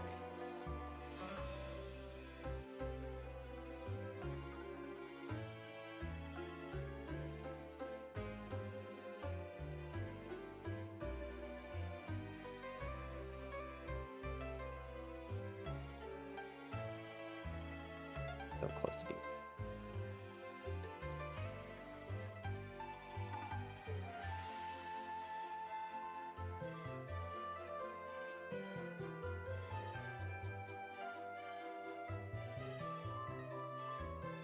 I mean, he can't take this, but he can take this. And I guess there's really no reason to move this. Like, if they take my queen with their queen, I just take it with my king, and then they, like, whatever. It's a zero-sum game at that point.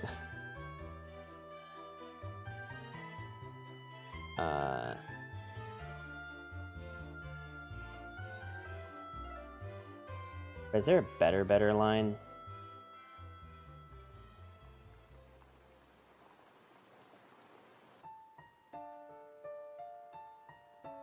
I can threaten the king. Then their queen just moves down. Yeah, if I put the king in check again, their queen has to come and take it.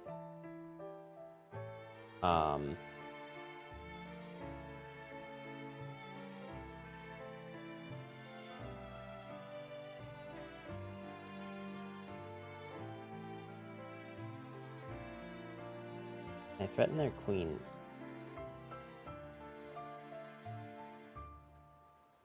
Oh. Okay. So, why don't we... I guess just raid the knight, because we know we're losing the bishop anyway. What you have is called a pin knight. The knight can't move, because it would cause the king to go into check. So you can take the pawn for free. Should I take the pawn for free? Oh, wait, you're right. This dude can't move at all. I guess I wasn't even thinking about that. He literally can't move whatsoever. Because then he's just in check again. I don't know why I wasn't thinking about that. I mean, like, again, like... just get your... like, we traded queens. And now I have a rook in play.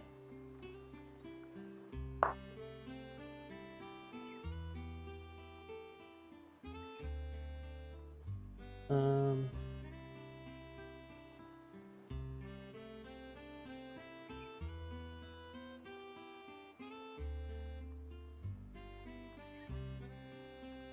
mean, if I just do this... yeah, the knight still can't move.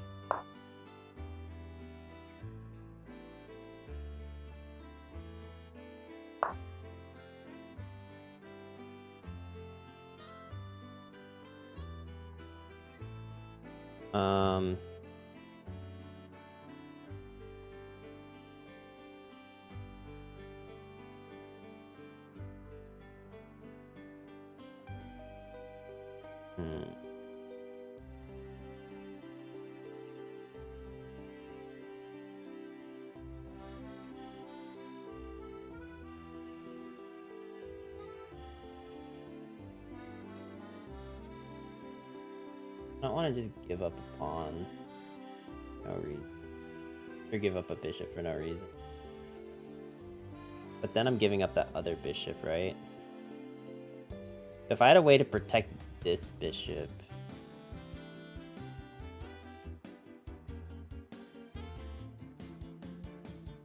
maybe that's the better line.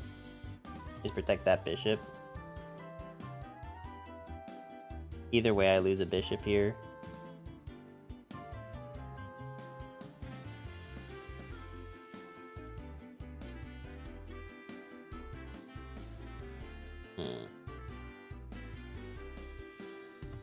I guess I could put them in check instead. And then they can't just take my stuff.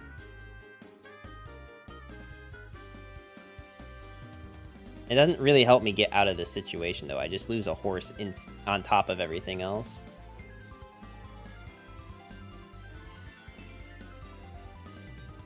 Well, actually, technically, they have to take this, and then I can take that.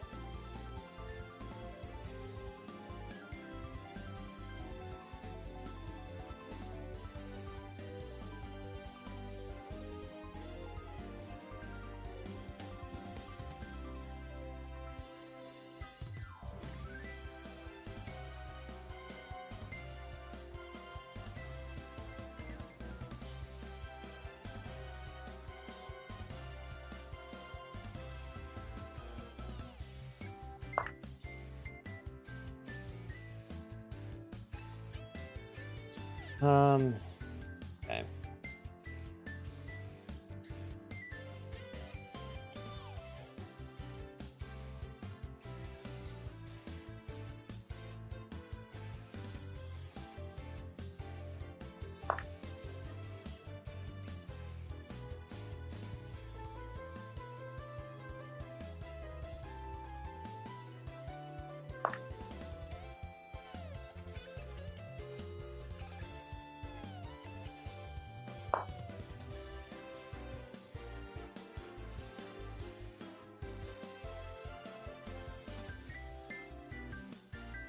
If you take with the rook...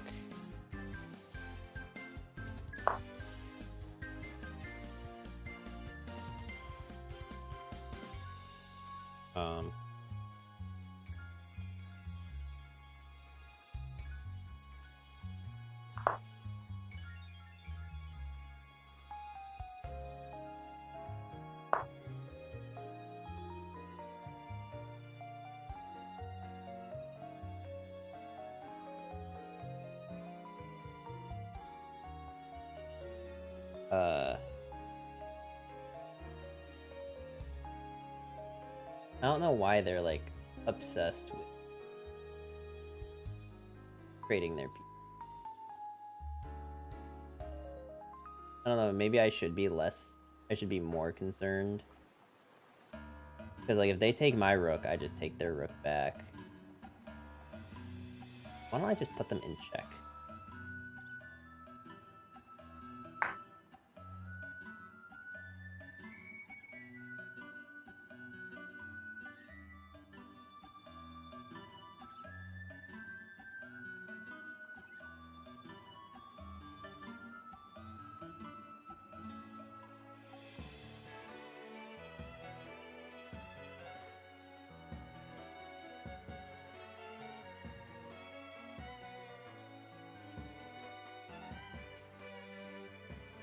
If they move this thing here, I move this guy here.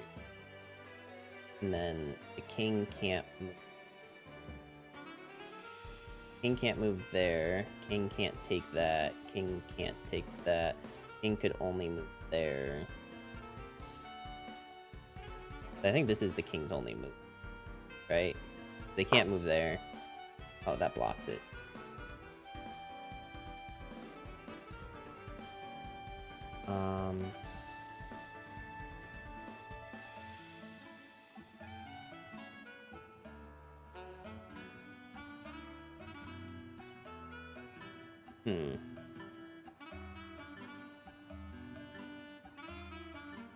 Thank you for the ban.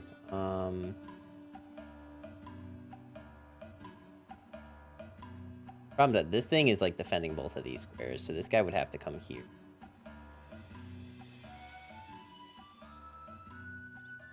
If I take that, they just take with the pawn.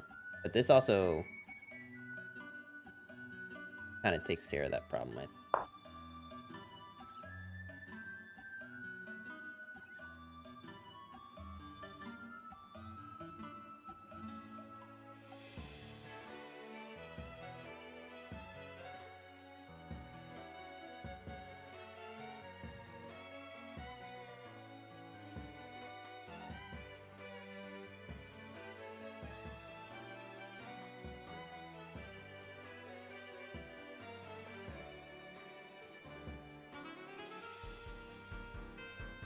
As this is taking the bishop.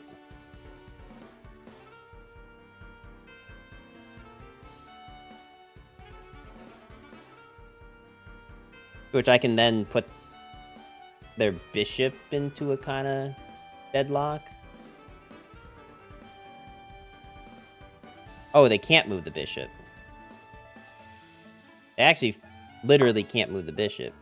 How is this?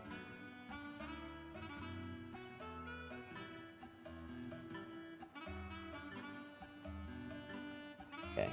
I don't know what just happened in my playlist, but okay.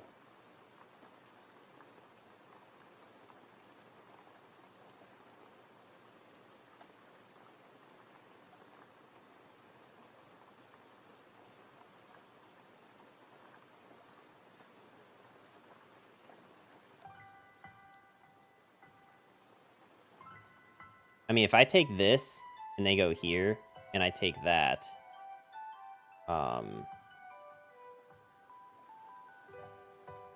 don't know what the king can honestly do about it.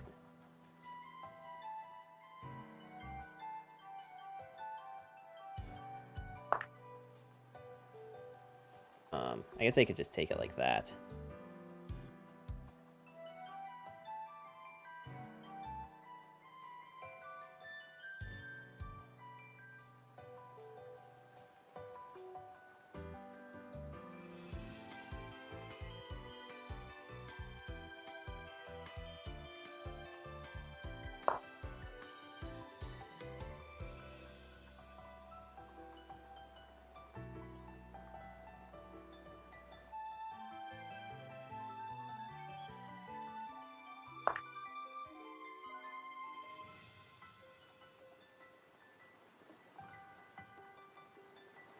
But wasn't that, like,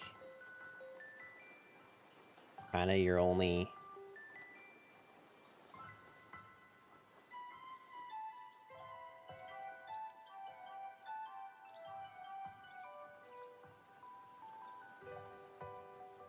I know you're thinking of it, but I would not do that. I don't know what thing you're thinking of, because there's, like, a lot of things that I'm thinking of. And I think they're all wrong. I guess I take this with this, because now the king can't take. The horse can take, though.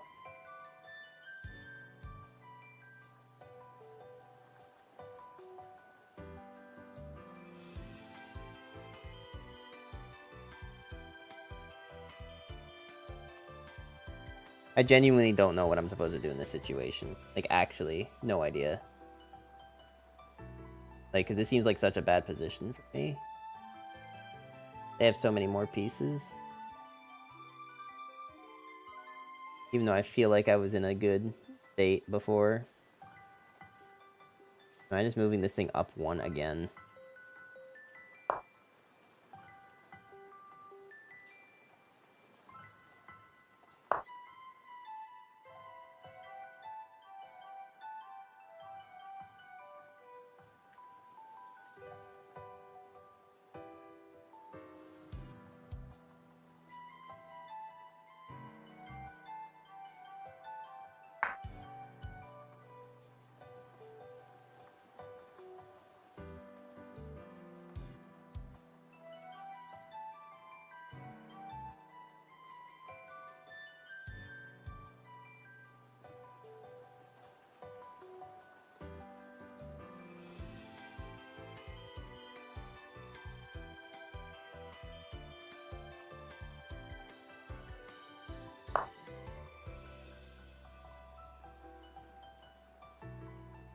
They can't take anything valuable from me. Which means I can now take this knight for free. And then the rook.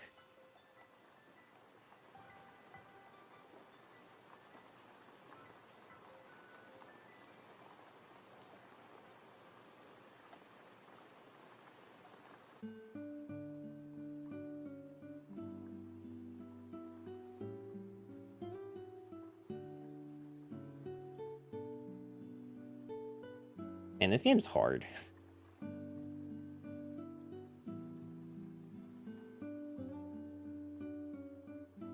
Chess is too much brain power. Imagine if this was a 10-minute one.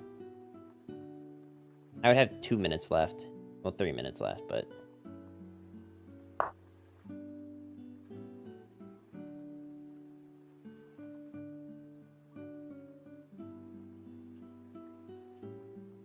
If I move this bishop, I'm in check.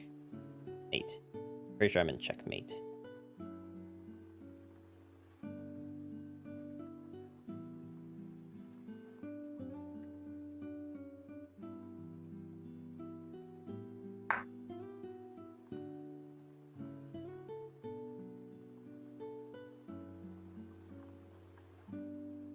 Override, welcome, welcome. How you doing today?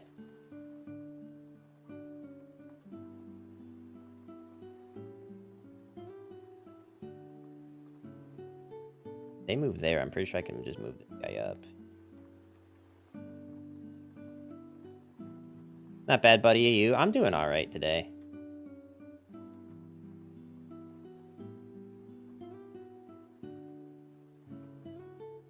A little on the tilted side from our earlier Magic the Gathering games, but other than that, no problems.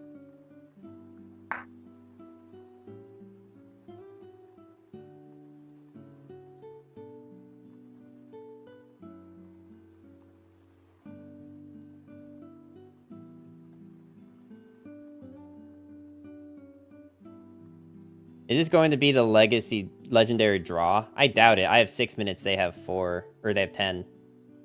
They have 4 more than me. Their only real move is to move here, right? Unless they want to move it back here.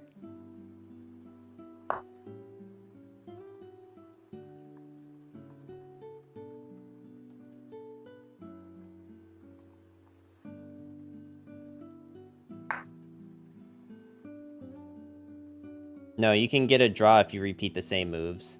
Well, I think if they just moved it here, I'd have a really hard time breaking it. Like, I'm actually in a really awkward spot if they had just moved this king back in here.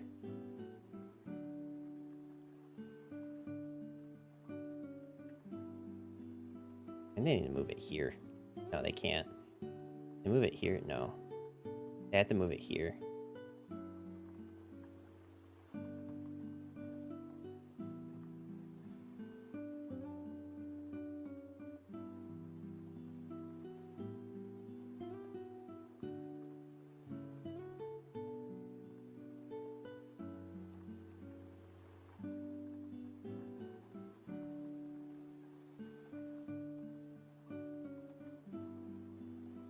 Hmm.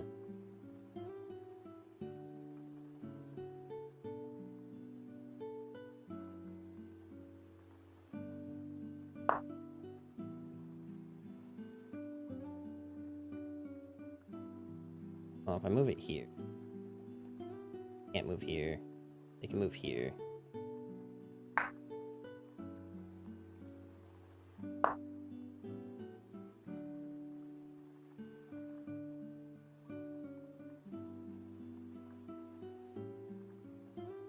If I move him here, right? If I move this guy down here, they can still move up here. If I move this pawn up, he can't take either of these because of this pawn. Moves here, there's this pawn. He moves up, there's that, so he'd have to retreat here.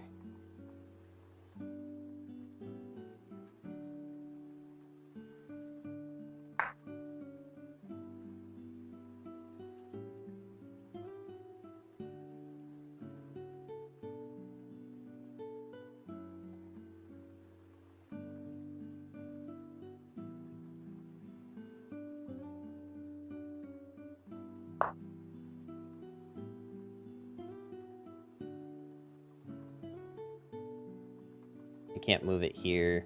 Can't move this here. They take the rook. If I...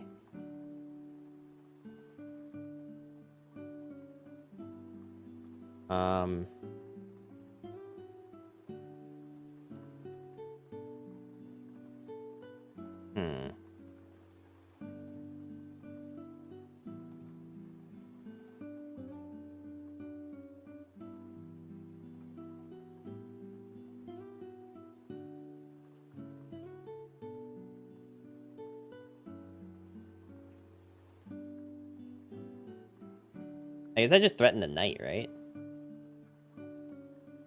So that if they do take my rook... Chess is pretty cool. Chess is alright. Robert, how you doing today? Welcome, welcome. If I do this here, and they take my... The problem is that they can... I do this, they take that, I take that, they take that. So that's not really, like, a good amount of trade. So the only real thing I can do is just, like, move this guy out of the way. I guess. Which means I probably have to just move him down here. No, you know, I can move him so he's protected by the pawn.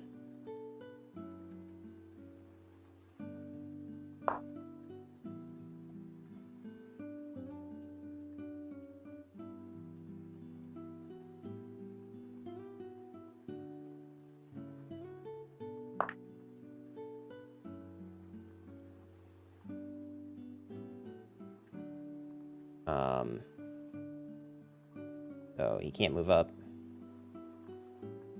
He'd only be able to move here.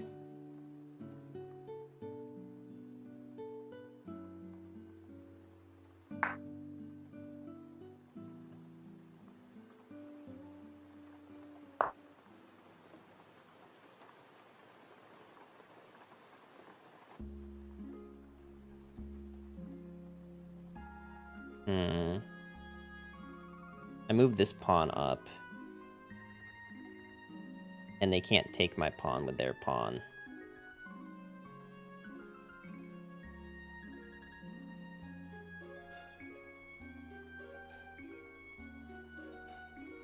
I mean, honestly, I think I just moved this pawn instead.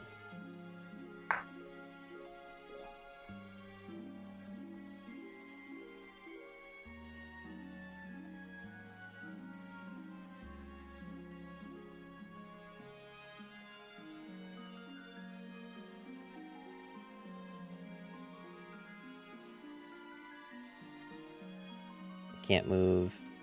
Can't move here.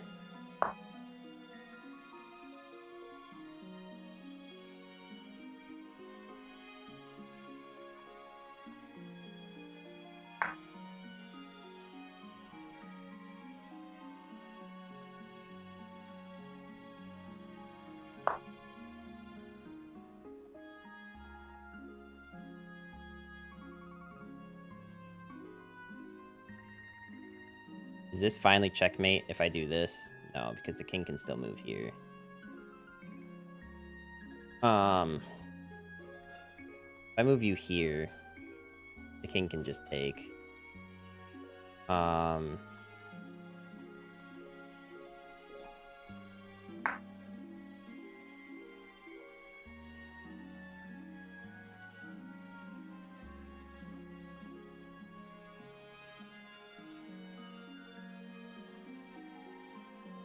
I loaded the game in the engine. You're literally at a completely even game.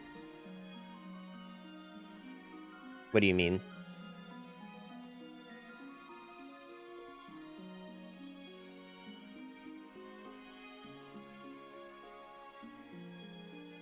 I think I should have moved this guy instead of this guy. Now this bishop's just kind of vulnerable.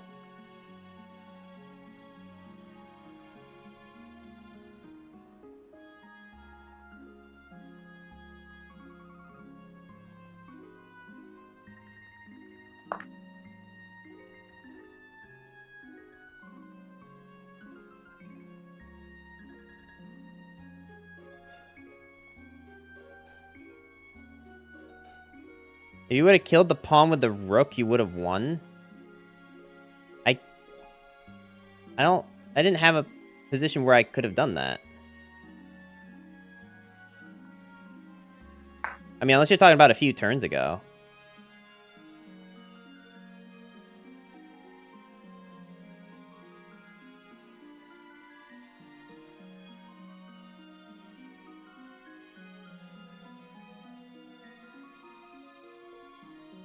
I didn't see the line.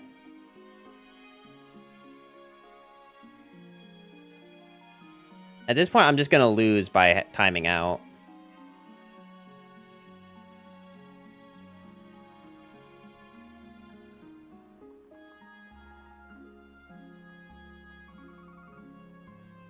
Wanted to see if you'd see it or not. Well, I looked at like all the possibilities of me doing the pawns, and it didn't look like there was anything I could have done. It didn't look like there was a checkmate there.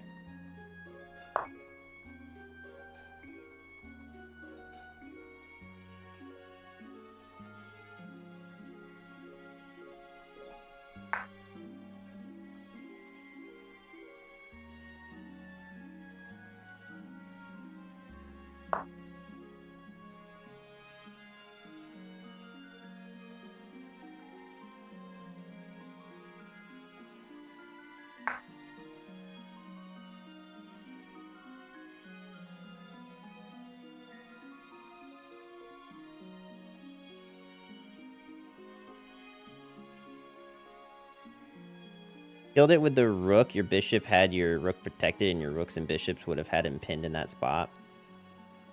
Maybe. Honestly, I don't remember the game state too far back ago. So I can't really confirm or deny it.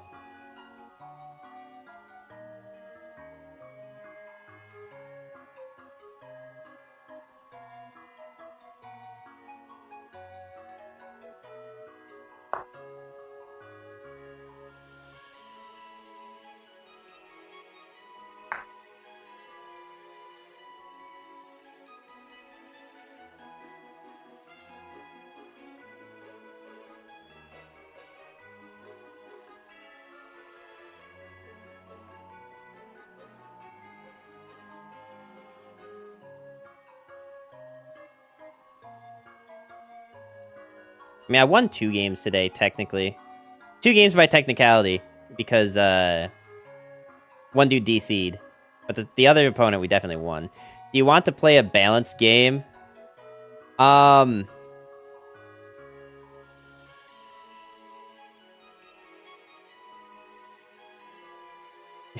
We could try it. How you doing today, Rachel?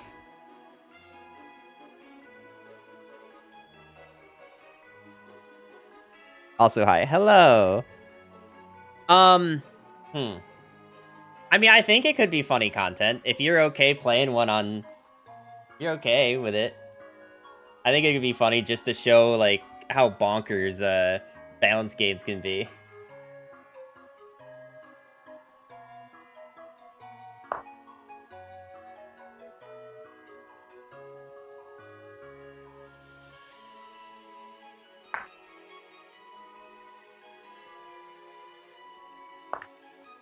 But man, can we just, like, please, like, promise each other that, like, it's not gonna take as long as this game? Because, holy shit.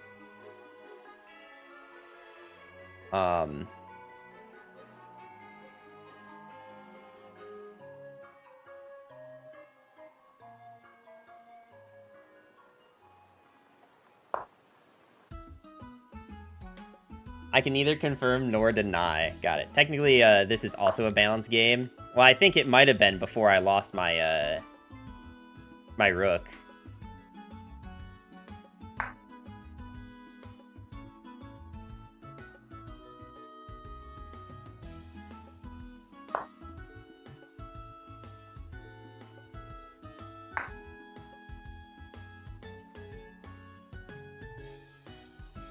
I think we're talking about balance in terms of skill rating.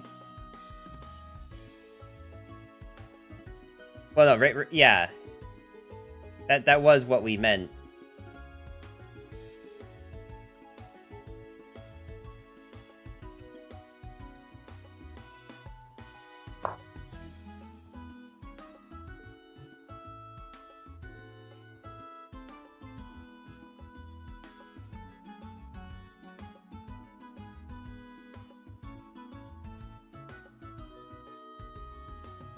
I move this here. Get rid of this thing.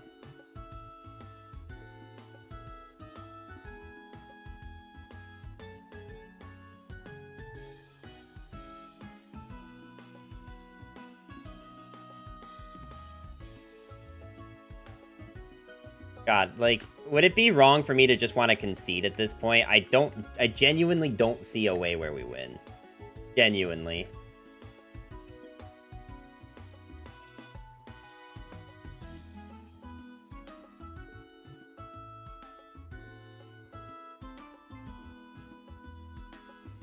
You should FF. That's kind of what I'm thinking, honestly. Like, pawn up. Well, I'm waiting for opponent to do something, but which pawn? This pawn? Low key, if this was a higher rating, you would be getting flamed for not doing it. That's fine. Override, thank you for the follow. I do appreciate it. I hope you're enjoying this mediocre chess gameplay. Since it's kind of bad manners to waste time, nah, that's cringe.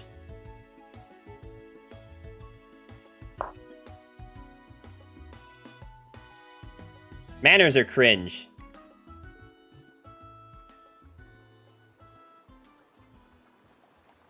It's just how chess is, man. That's fine. They can be pissed all they want. It's the etiquette. I have won games with, like, a piece left, alright? I've come back from nothing in chess. So, I kind of don't really care if it's BM or not.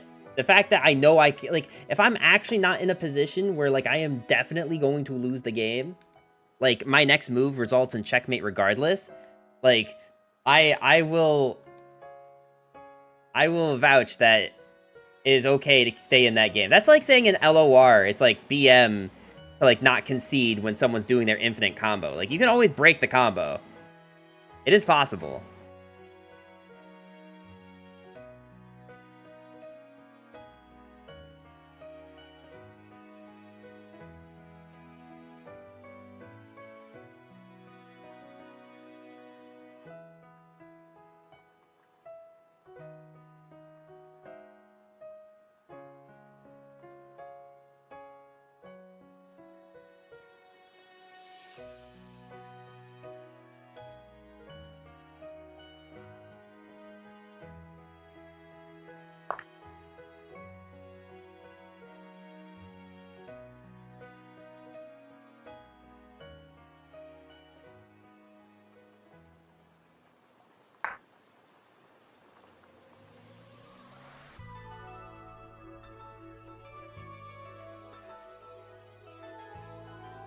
All I need to do is get him to take so long that he goes in less time than me. And then we're golden.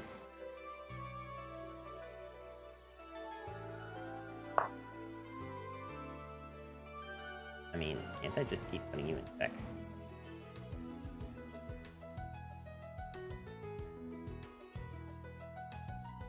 I actually just take this.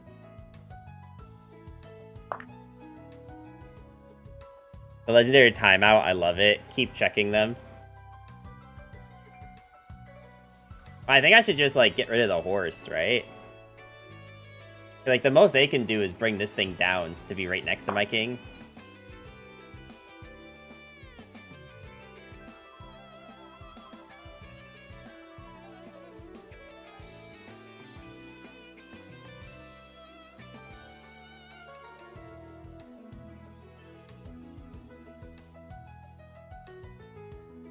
I mean...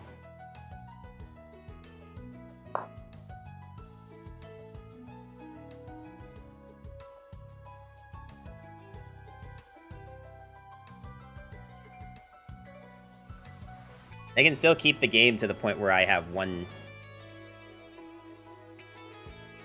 Where they have one rook and I don't.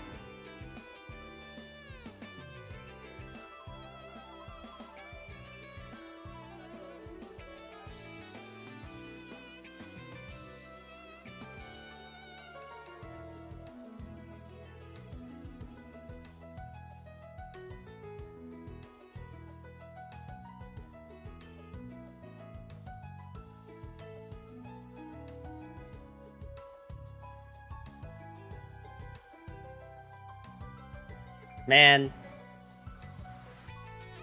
Why did chess take so long? Wait, Pog? Hang on, they're actually taking more time? We can try to go for a timeout? Pog?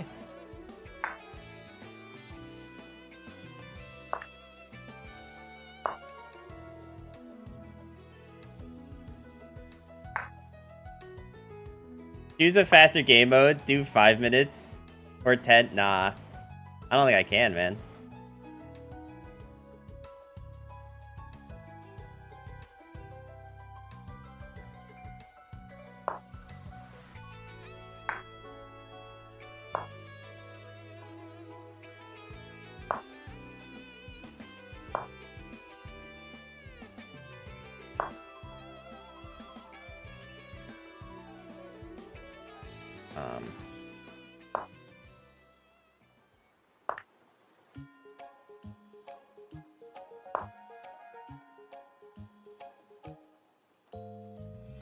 I mean, they're getting more time back, though.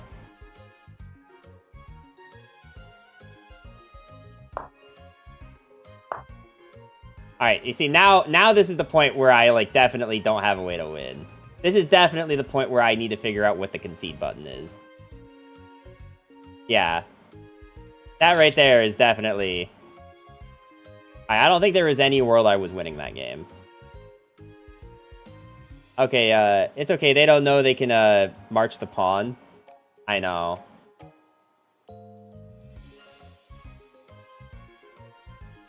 Alright, are we gonna do one balance game, Rachel, or should I just end stream?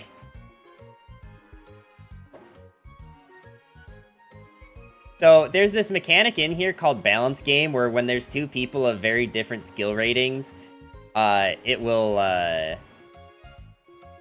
like, try to balance the board state out.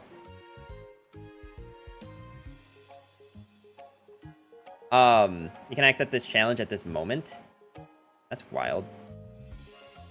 Maybe this is what keeps happening whenever we try to do these. I feel like we get, like, an error every time we try it the first time. If you don't play her, I'll send you an invite. To a balance. Wait, what is your skill rating? Or are you going to use the... Yeah, Rachel, I think you have to send it again. Because it didn't work. It wouldn't let me accept it.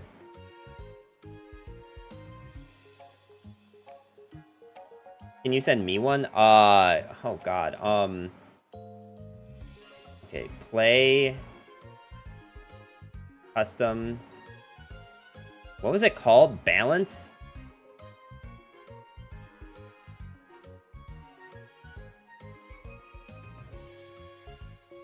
I'm not using an engine against you. That would be too intense. I've sent like 4. That's wild. Let me refresh the page. Huh. Is it because I'm on the... Go to social on the far left column. Social. That's not what I meant to do. Challenge. Oh, wait, hang on. Here's one. Okay, here we go. We got it. We got it. Okay. It's finally working. Okay.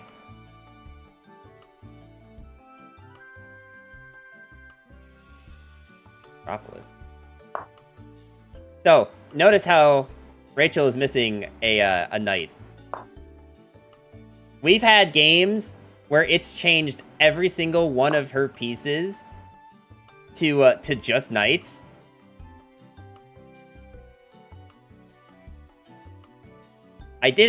Rachel, you would be proud of me. I did a tutorial. I did 2 tutorials today, actually. I am now so 5 head at this game. It's unbelievable. You can't fathom the amount of power I have consolidated in this video game.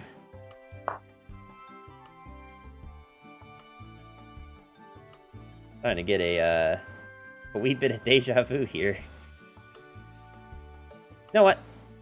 No. I'm gonna develop my knight. I'm not gonna just make the same move over and over.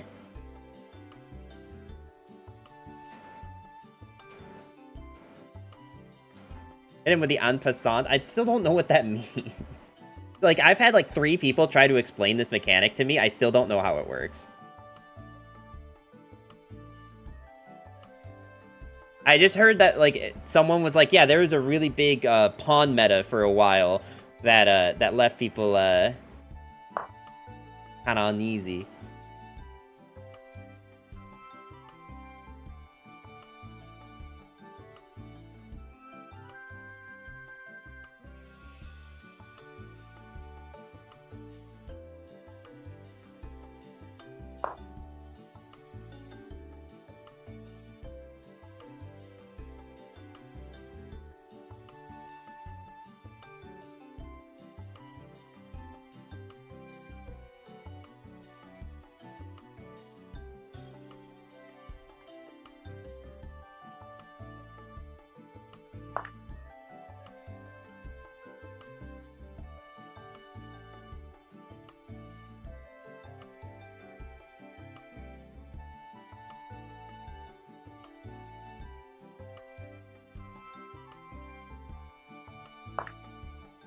I should take that.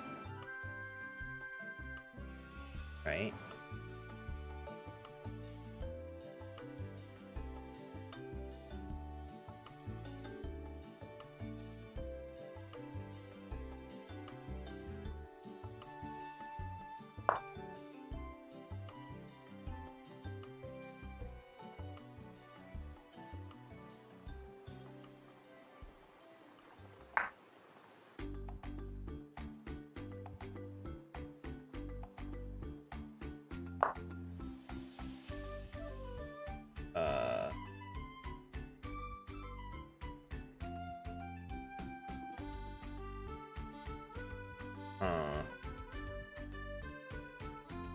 I mean, if I do this, the queen's kind of stuck. Now, the queen can just put me in check then.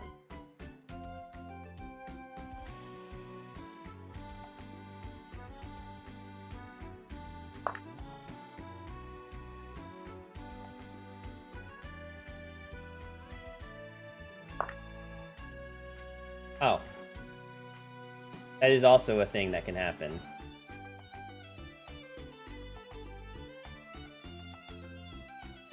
Then I guess that means I can do.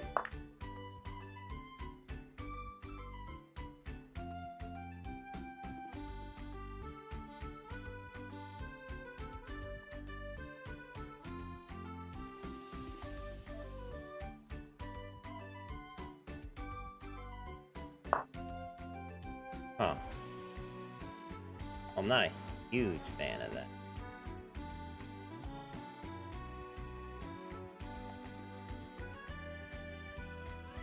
Do I have any way to, like, get a, like, kill on that?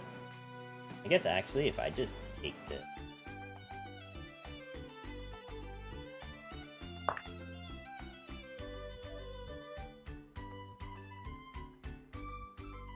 My brain hurts so much, chat. My brain hurts so much. This doesn't seem very fair. I know, it's a little, a little imba. Getting a full free piece at the beginning.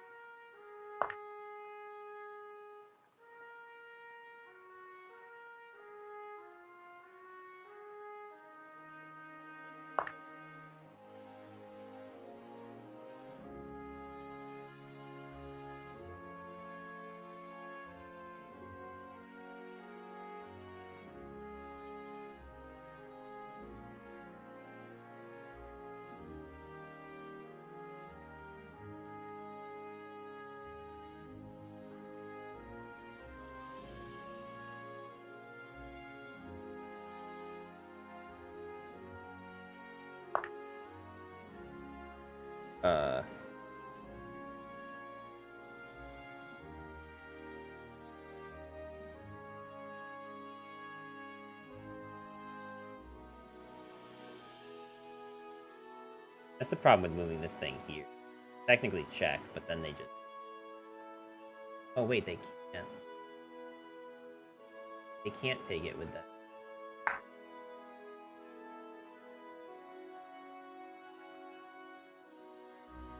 Guy opens that up. How are they not... Have you learned castling? I did learn castling. That was one of my tutorials today. Oh, that's how they take that. Okay. I was trying to figure out what the line was that they could... they could take that. Turns out... Well, I should probably not let this die to the hole.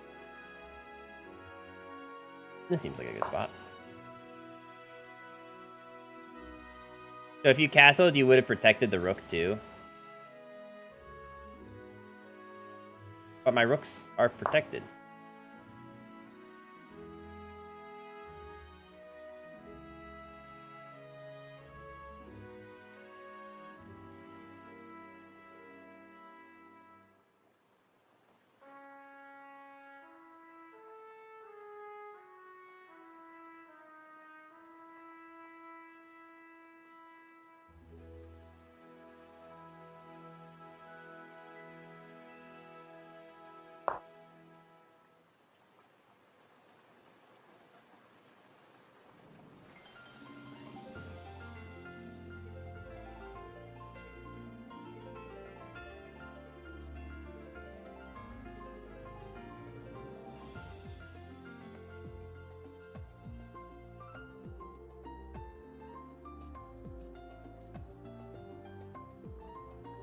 Oh my god.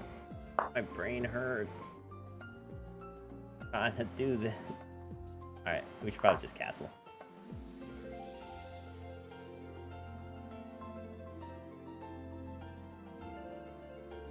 I should probably just actually do that. God, I like... The problem is that I feel like I didn't learn anything. But I also feel like I definitely learned something recently.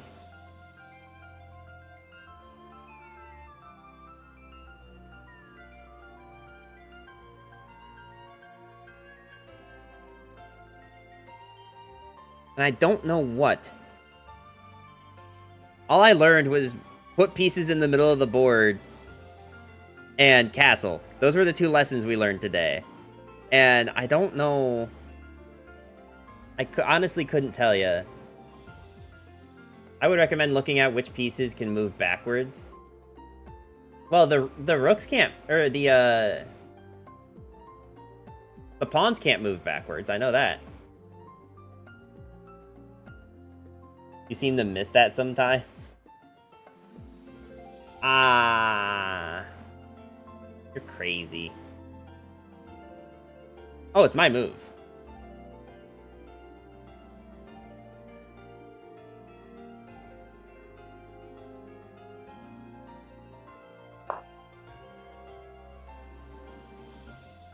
You seem surprised the queen moved backwards. I just didn't think it had vision. I just kind of didn't think that it had vision on me. Am I gonna be honest?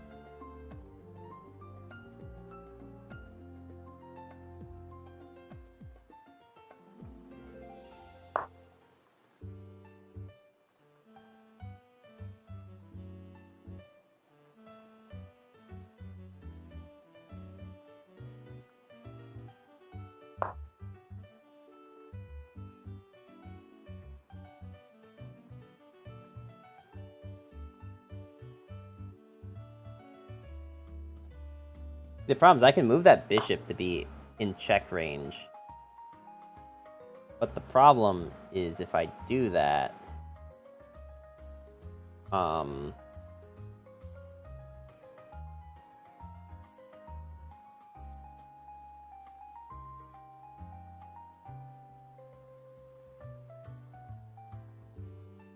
Okay, so this thing's kind of screwed. So is there another thing I could do?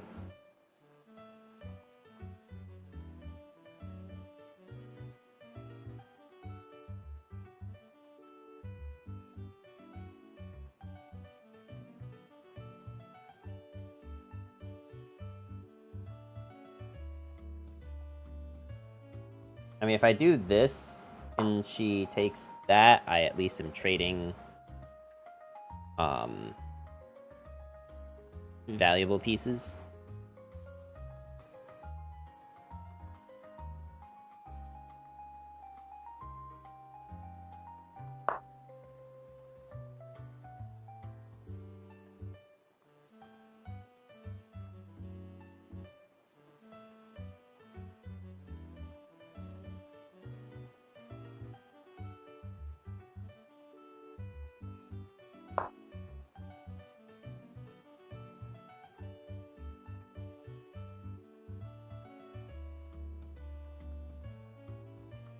Is that good if you get to move that pawn and open the file for that rook? Yeah.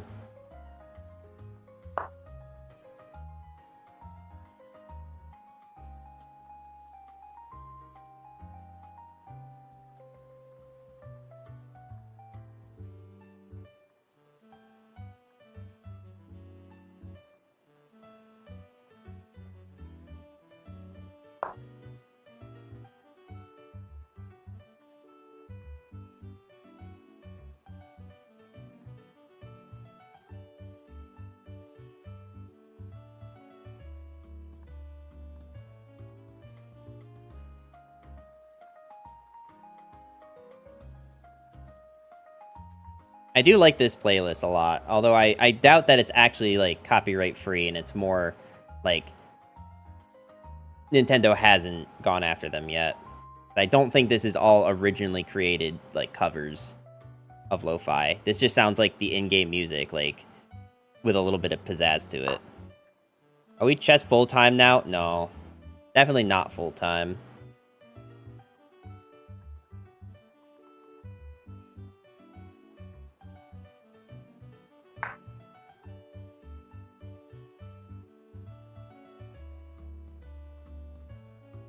Alright, video game music, all DSCA free? No. They're not. Contrary to popular belief, they're not. It all depends on the game's EULA.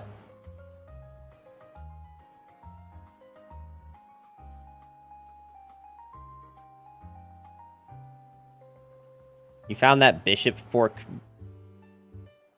brutal? Huh? Jubilife City is a bop, though. I do love me some Gen 4.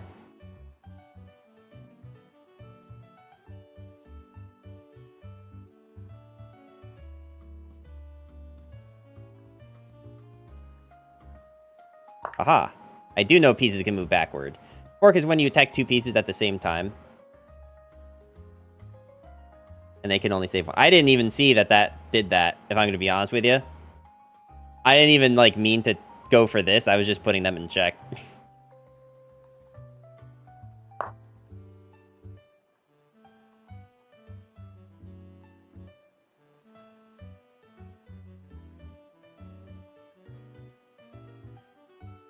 I mean, I can keep this kind of, like, in her face, I guess. Since it's not really going to get brutalized here.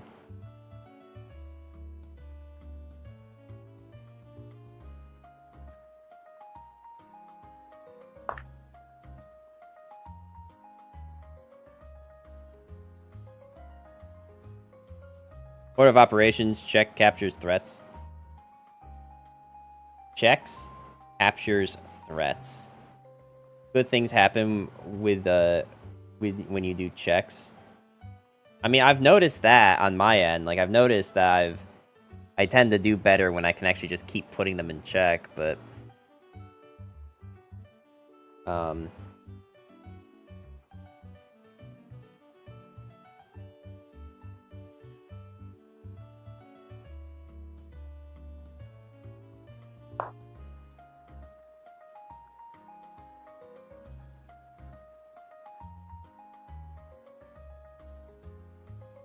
this is going to be a really hard horsey to get. I guess I could have just taken this with the bishop, too. I didn't even think about that.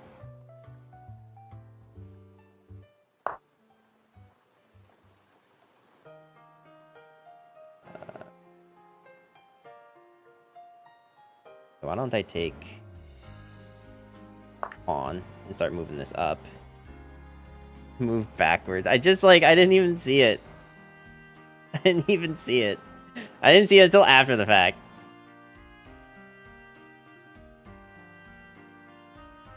Like, tunnel visioning.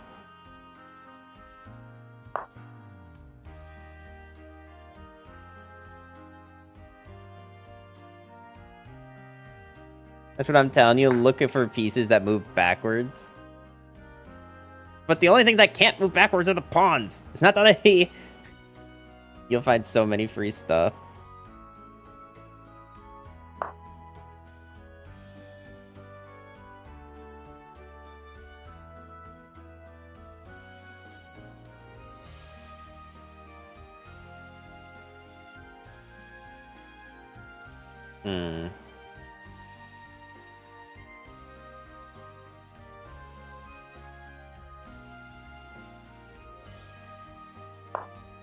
I should probably start going after this thing.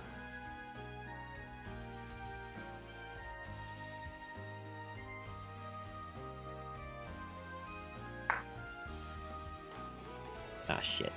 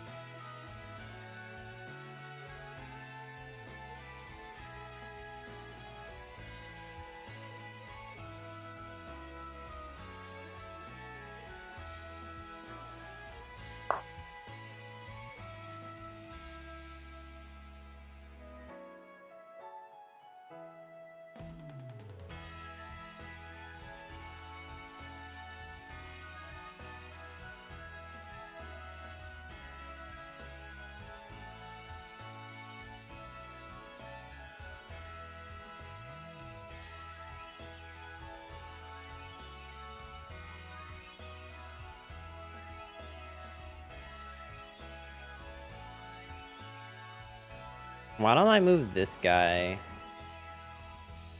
back? Because then if they move here...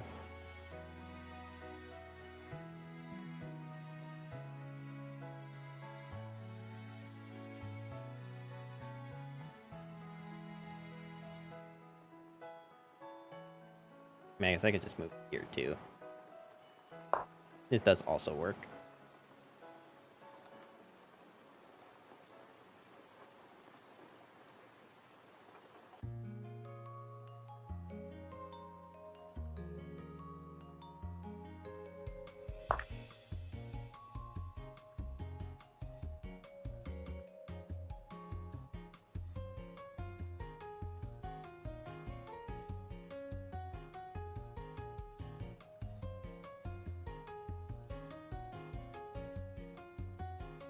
Hmm.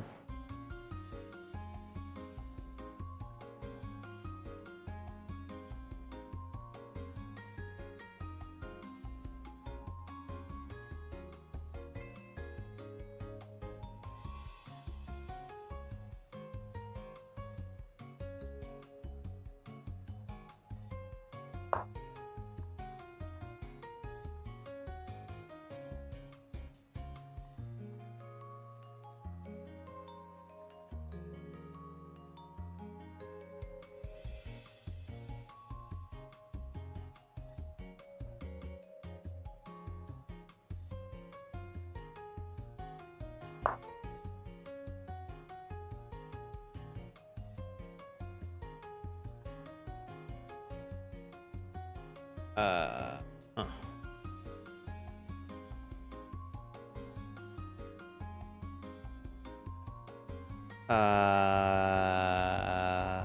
Huh.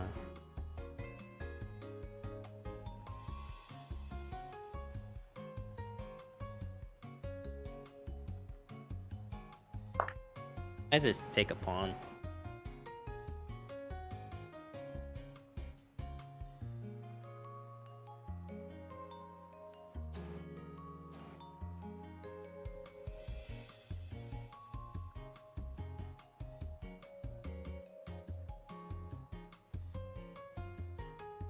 My brain is fried right now.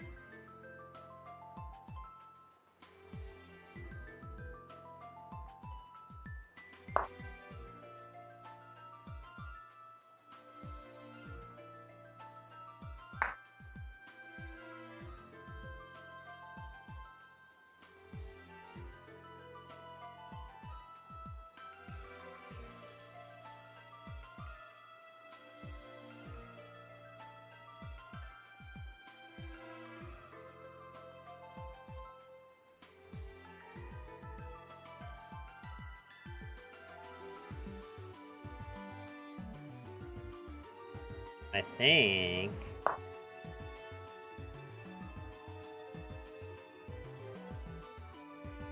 Okay, well, now I just need to get the horsey.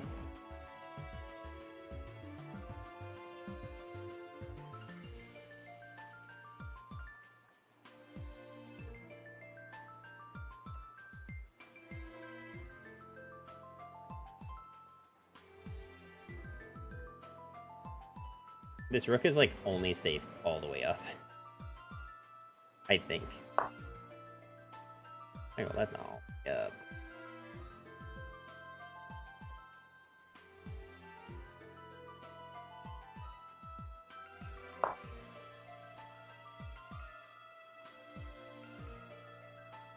Gotten so much better.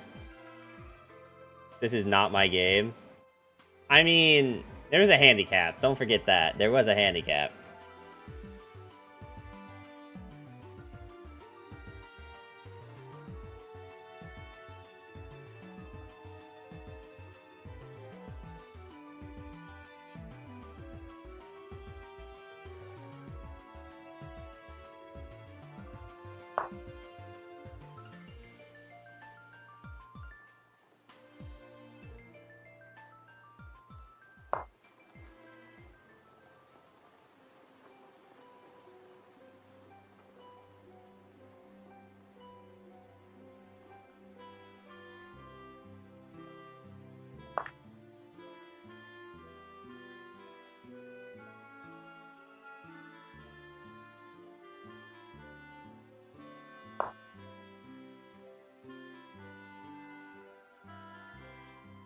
Oh my god. But my brain hurts so much playing this.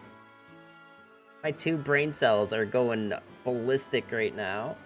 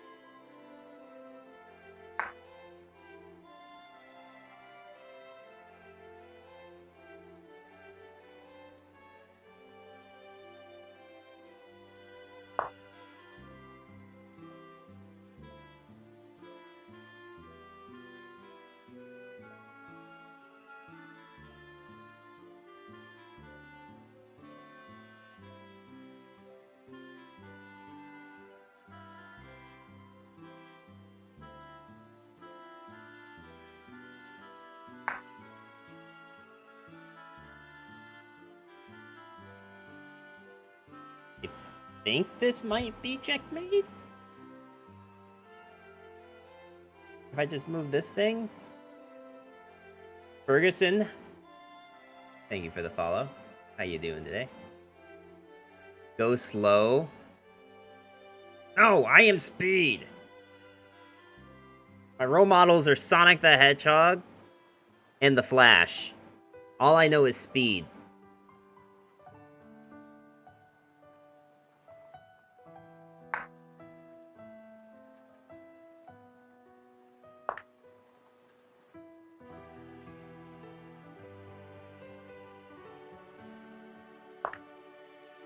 But thank you for the follow. I do appreciate it.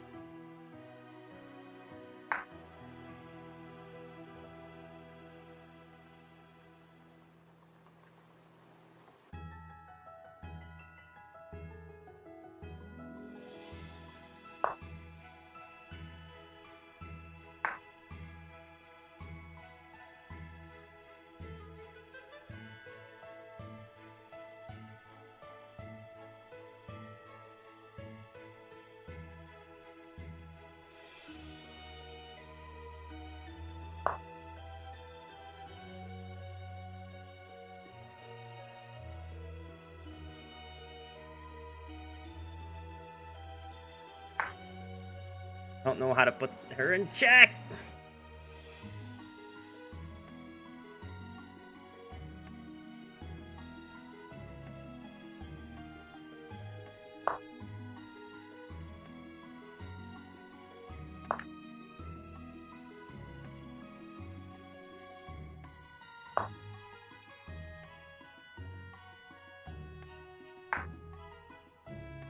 Wait should resign unwinnable. Well, it's my friend. We're just kind of messing around.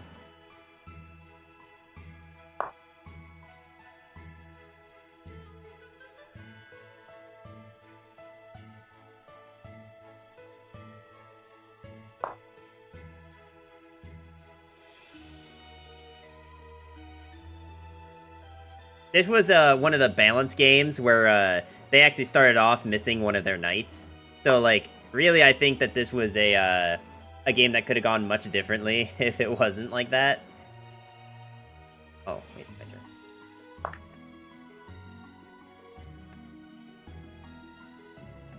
turn. Now we just have to figure out how to do check.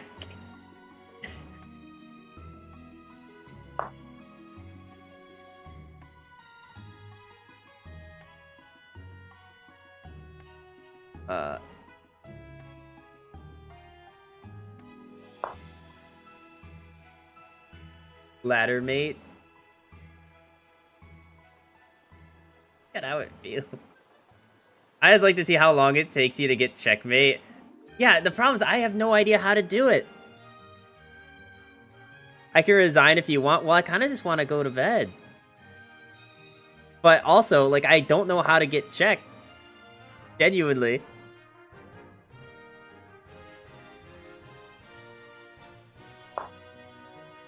You keep moving them closer.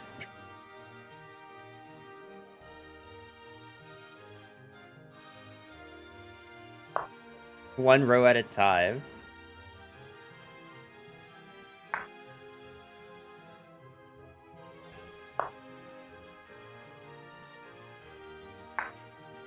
Get off the board with the rook. I'm trying so hard.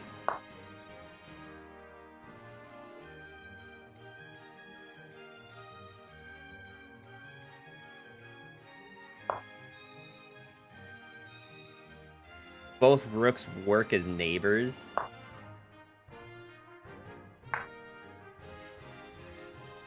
They stop the king from changing direction. Alright, I need to do something here. Move him up.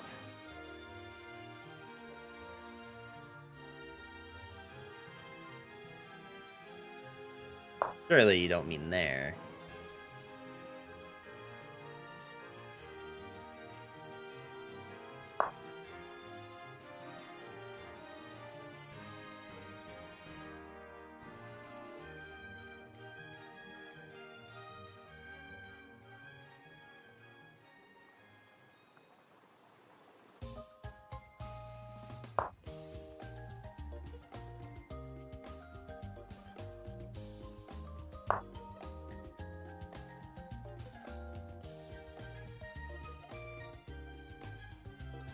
No. You're not taking that. I suck at this. It's okay. I think we're all pretty bad at this. Step 1, move the rooks far away from the king. Step 2, you don't need that bishop anymore.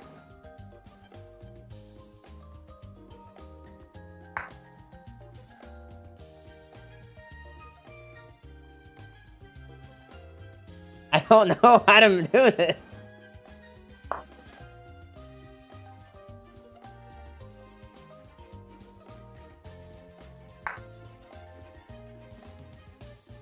I don't need the bishop anymore, so we just let it die, right? So I can...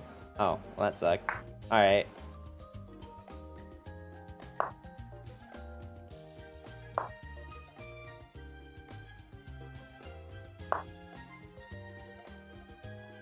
Get out of here.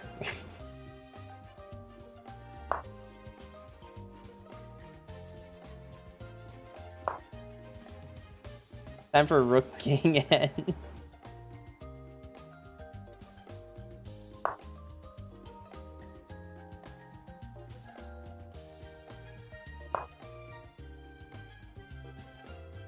Now you keep the bishop. Yeah. No, don't worry. I got that. I got that. Don't worry.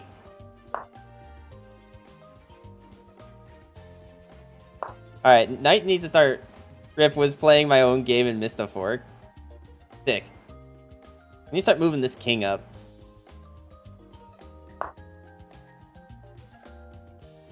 Piss off, bro. King needs to get out of here.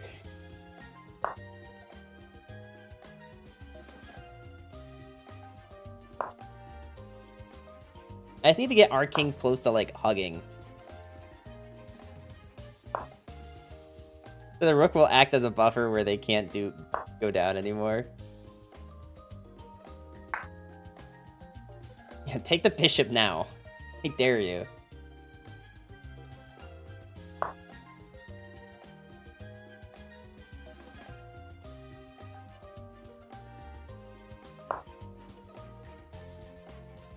$50 move rule gonna pop soon.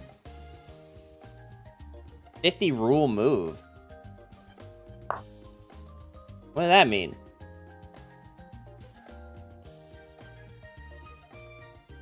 Wait, who posted it? Okay.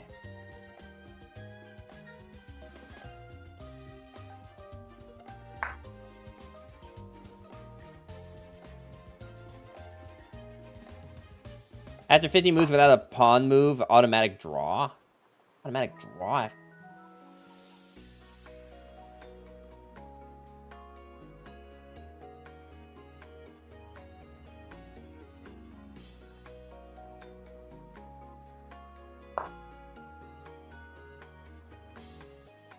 Rachel, I don't know how I'm supposed to win this.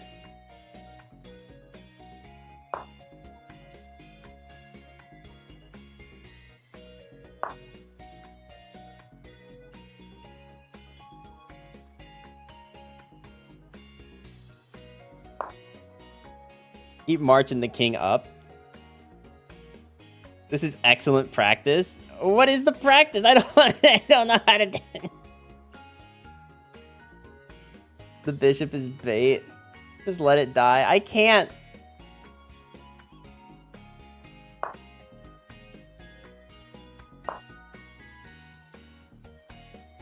Put the bishop in the corner. Screw it. No. You'll be part of this victory, damn it.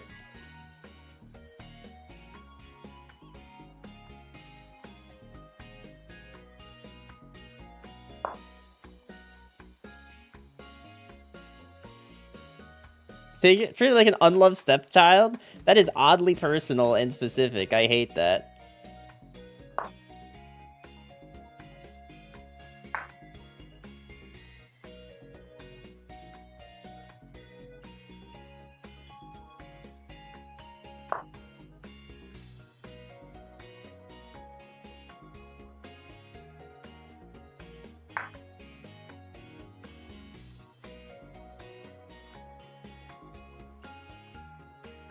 I use the rook as a buffer, whatever wrote.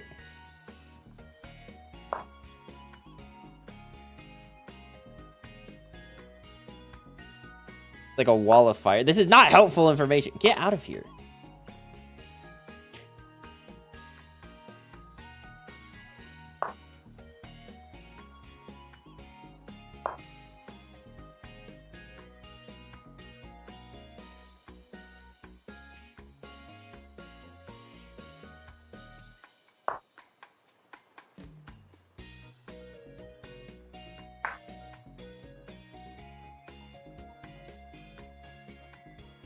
Wildfire gotta move up. I can't.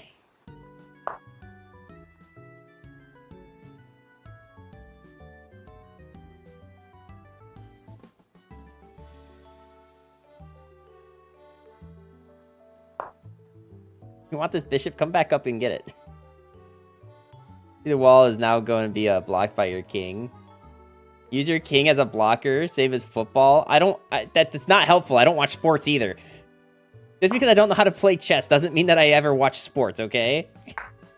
I'm sorry to disappoint.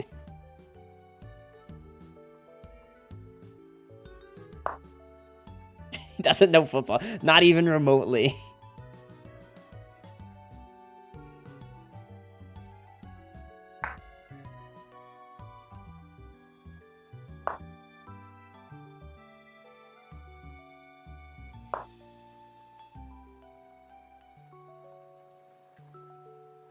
Rachel, I want to go to bed.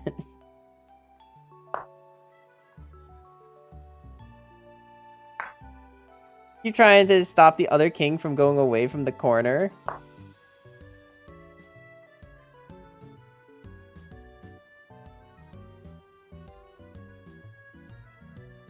You have to use your king like a lacrosse midfielder numbers? What the are you doing? I just want to go to bed. I don't know. I don't know what I'm doing.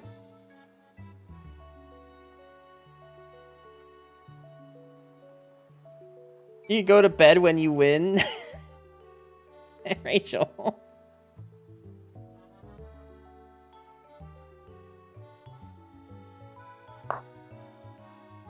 No check, stop trying for it. What do you mean stop trying for it? I have no other play. What else do you want me to do? This, like, moving him into the corner thing doesn't, like, it's not registering. Like, those words mean nothing to this brain right now.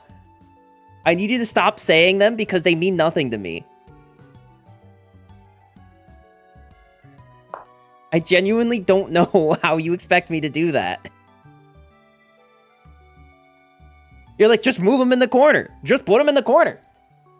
How do you put him in the corner? What do you mean? You have to push me into the edge? How? How could I possibly do that? That's what I'm saying. It's like, how?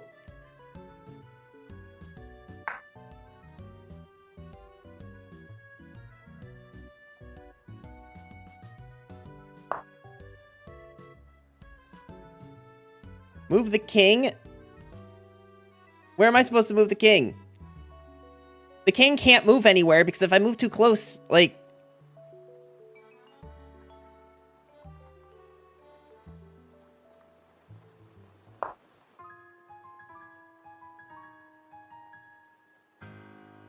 You're getting mad. Should I resign? Well, I'm not getting mad at you. I'm getting mad at chat. Because I don't know what I'm supposed to do. Wait, you know she can't capture your king. I know she can't capture my king, but I can't move my king anymore. I can't move my king anymore.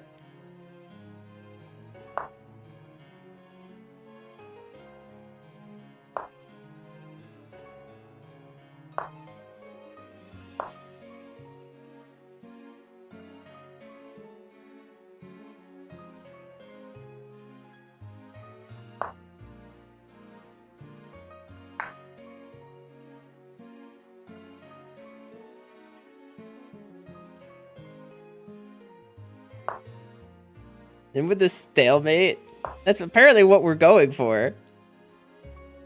Like, time won't run out. We keep getting more time.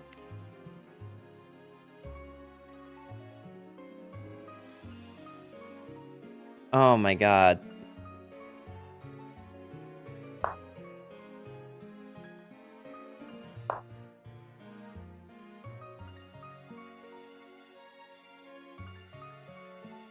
One row down? I don't think that helps me at all.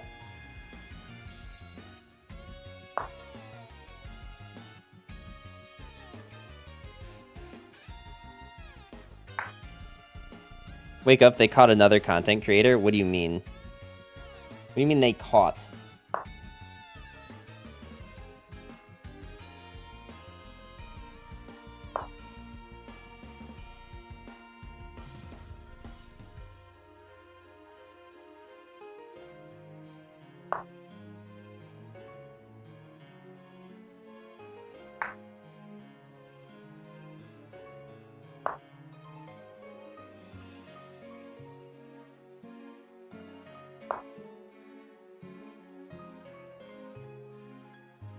I don't want to elaborate, but I think the folks at home get it.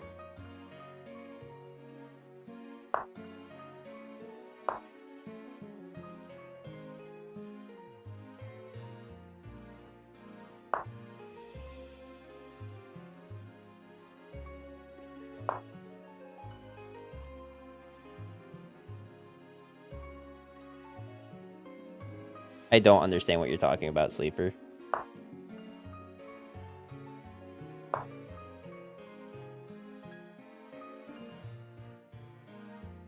Gonna do it. I don't know.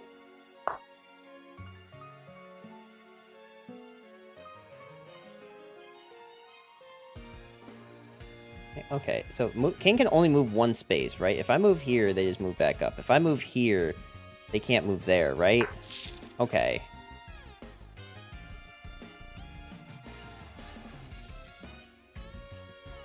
How close were we to hitting... How close were we to hitting the 50 turret? Or is that just not a thing in the friendly games? Okay. So, apparently we only had 3 blunders, if you can believe that. We only had 3 blunders and 0 misses. I'm gonna send you a link. Okay, well, I'm going to bed. So, there's no more stream is happening tonight. We're already 47 minutes over time. So, I'm gonna go to bed. Good night, everyone. Hope you guys had fun. Make sure you're hitting that follow button, because this is the kind of content you've signed up for at this point. You wanna learn how to checkmate with a king and a rook? No, I will not watch that video. But thanks anyway. I have enough tutorials to try to go through. Anyway, I'm going to bed. Good night. Be back tomorrow.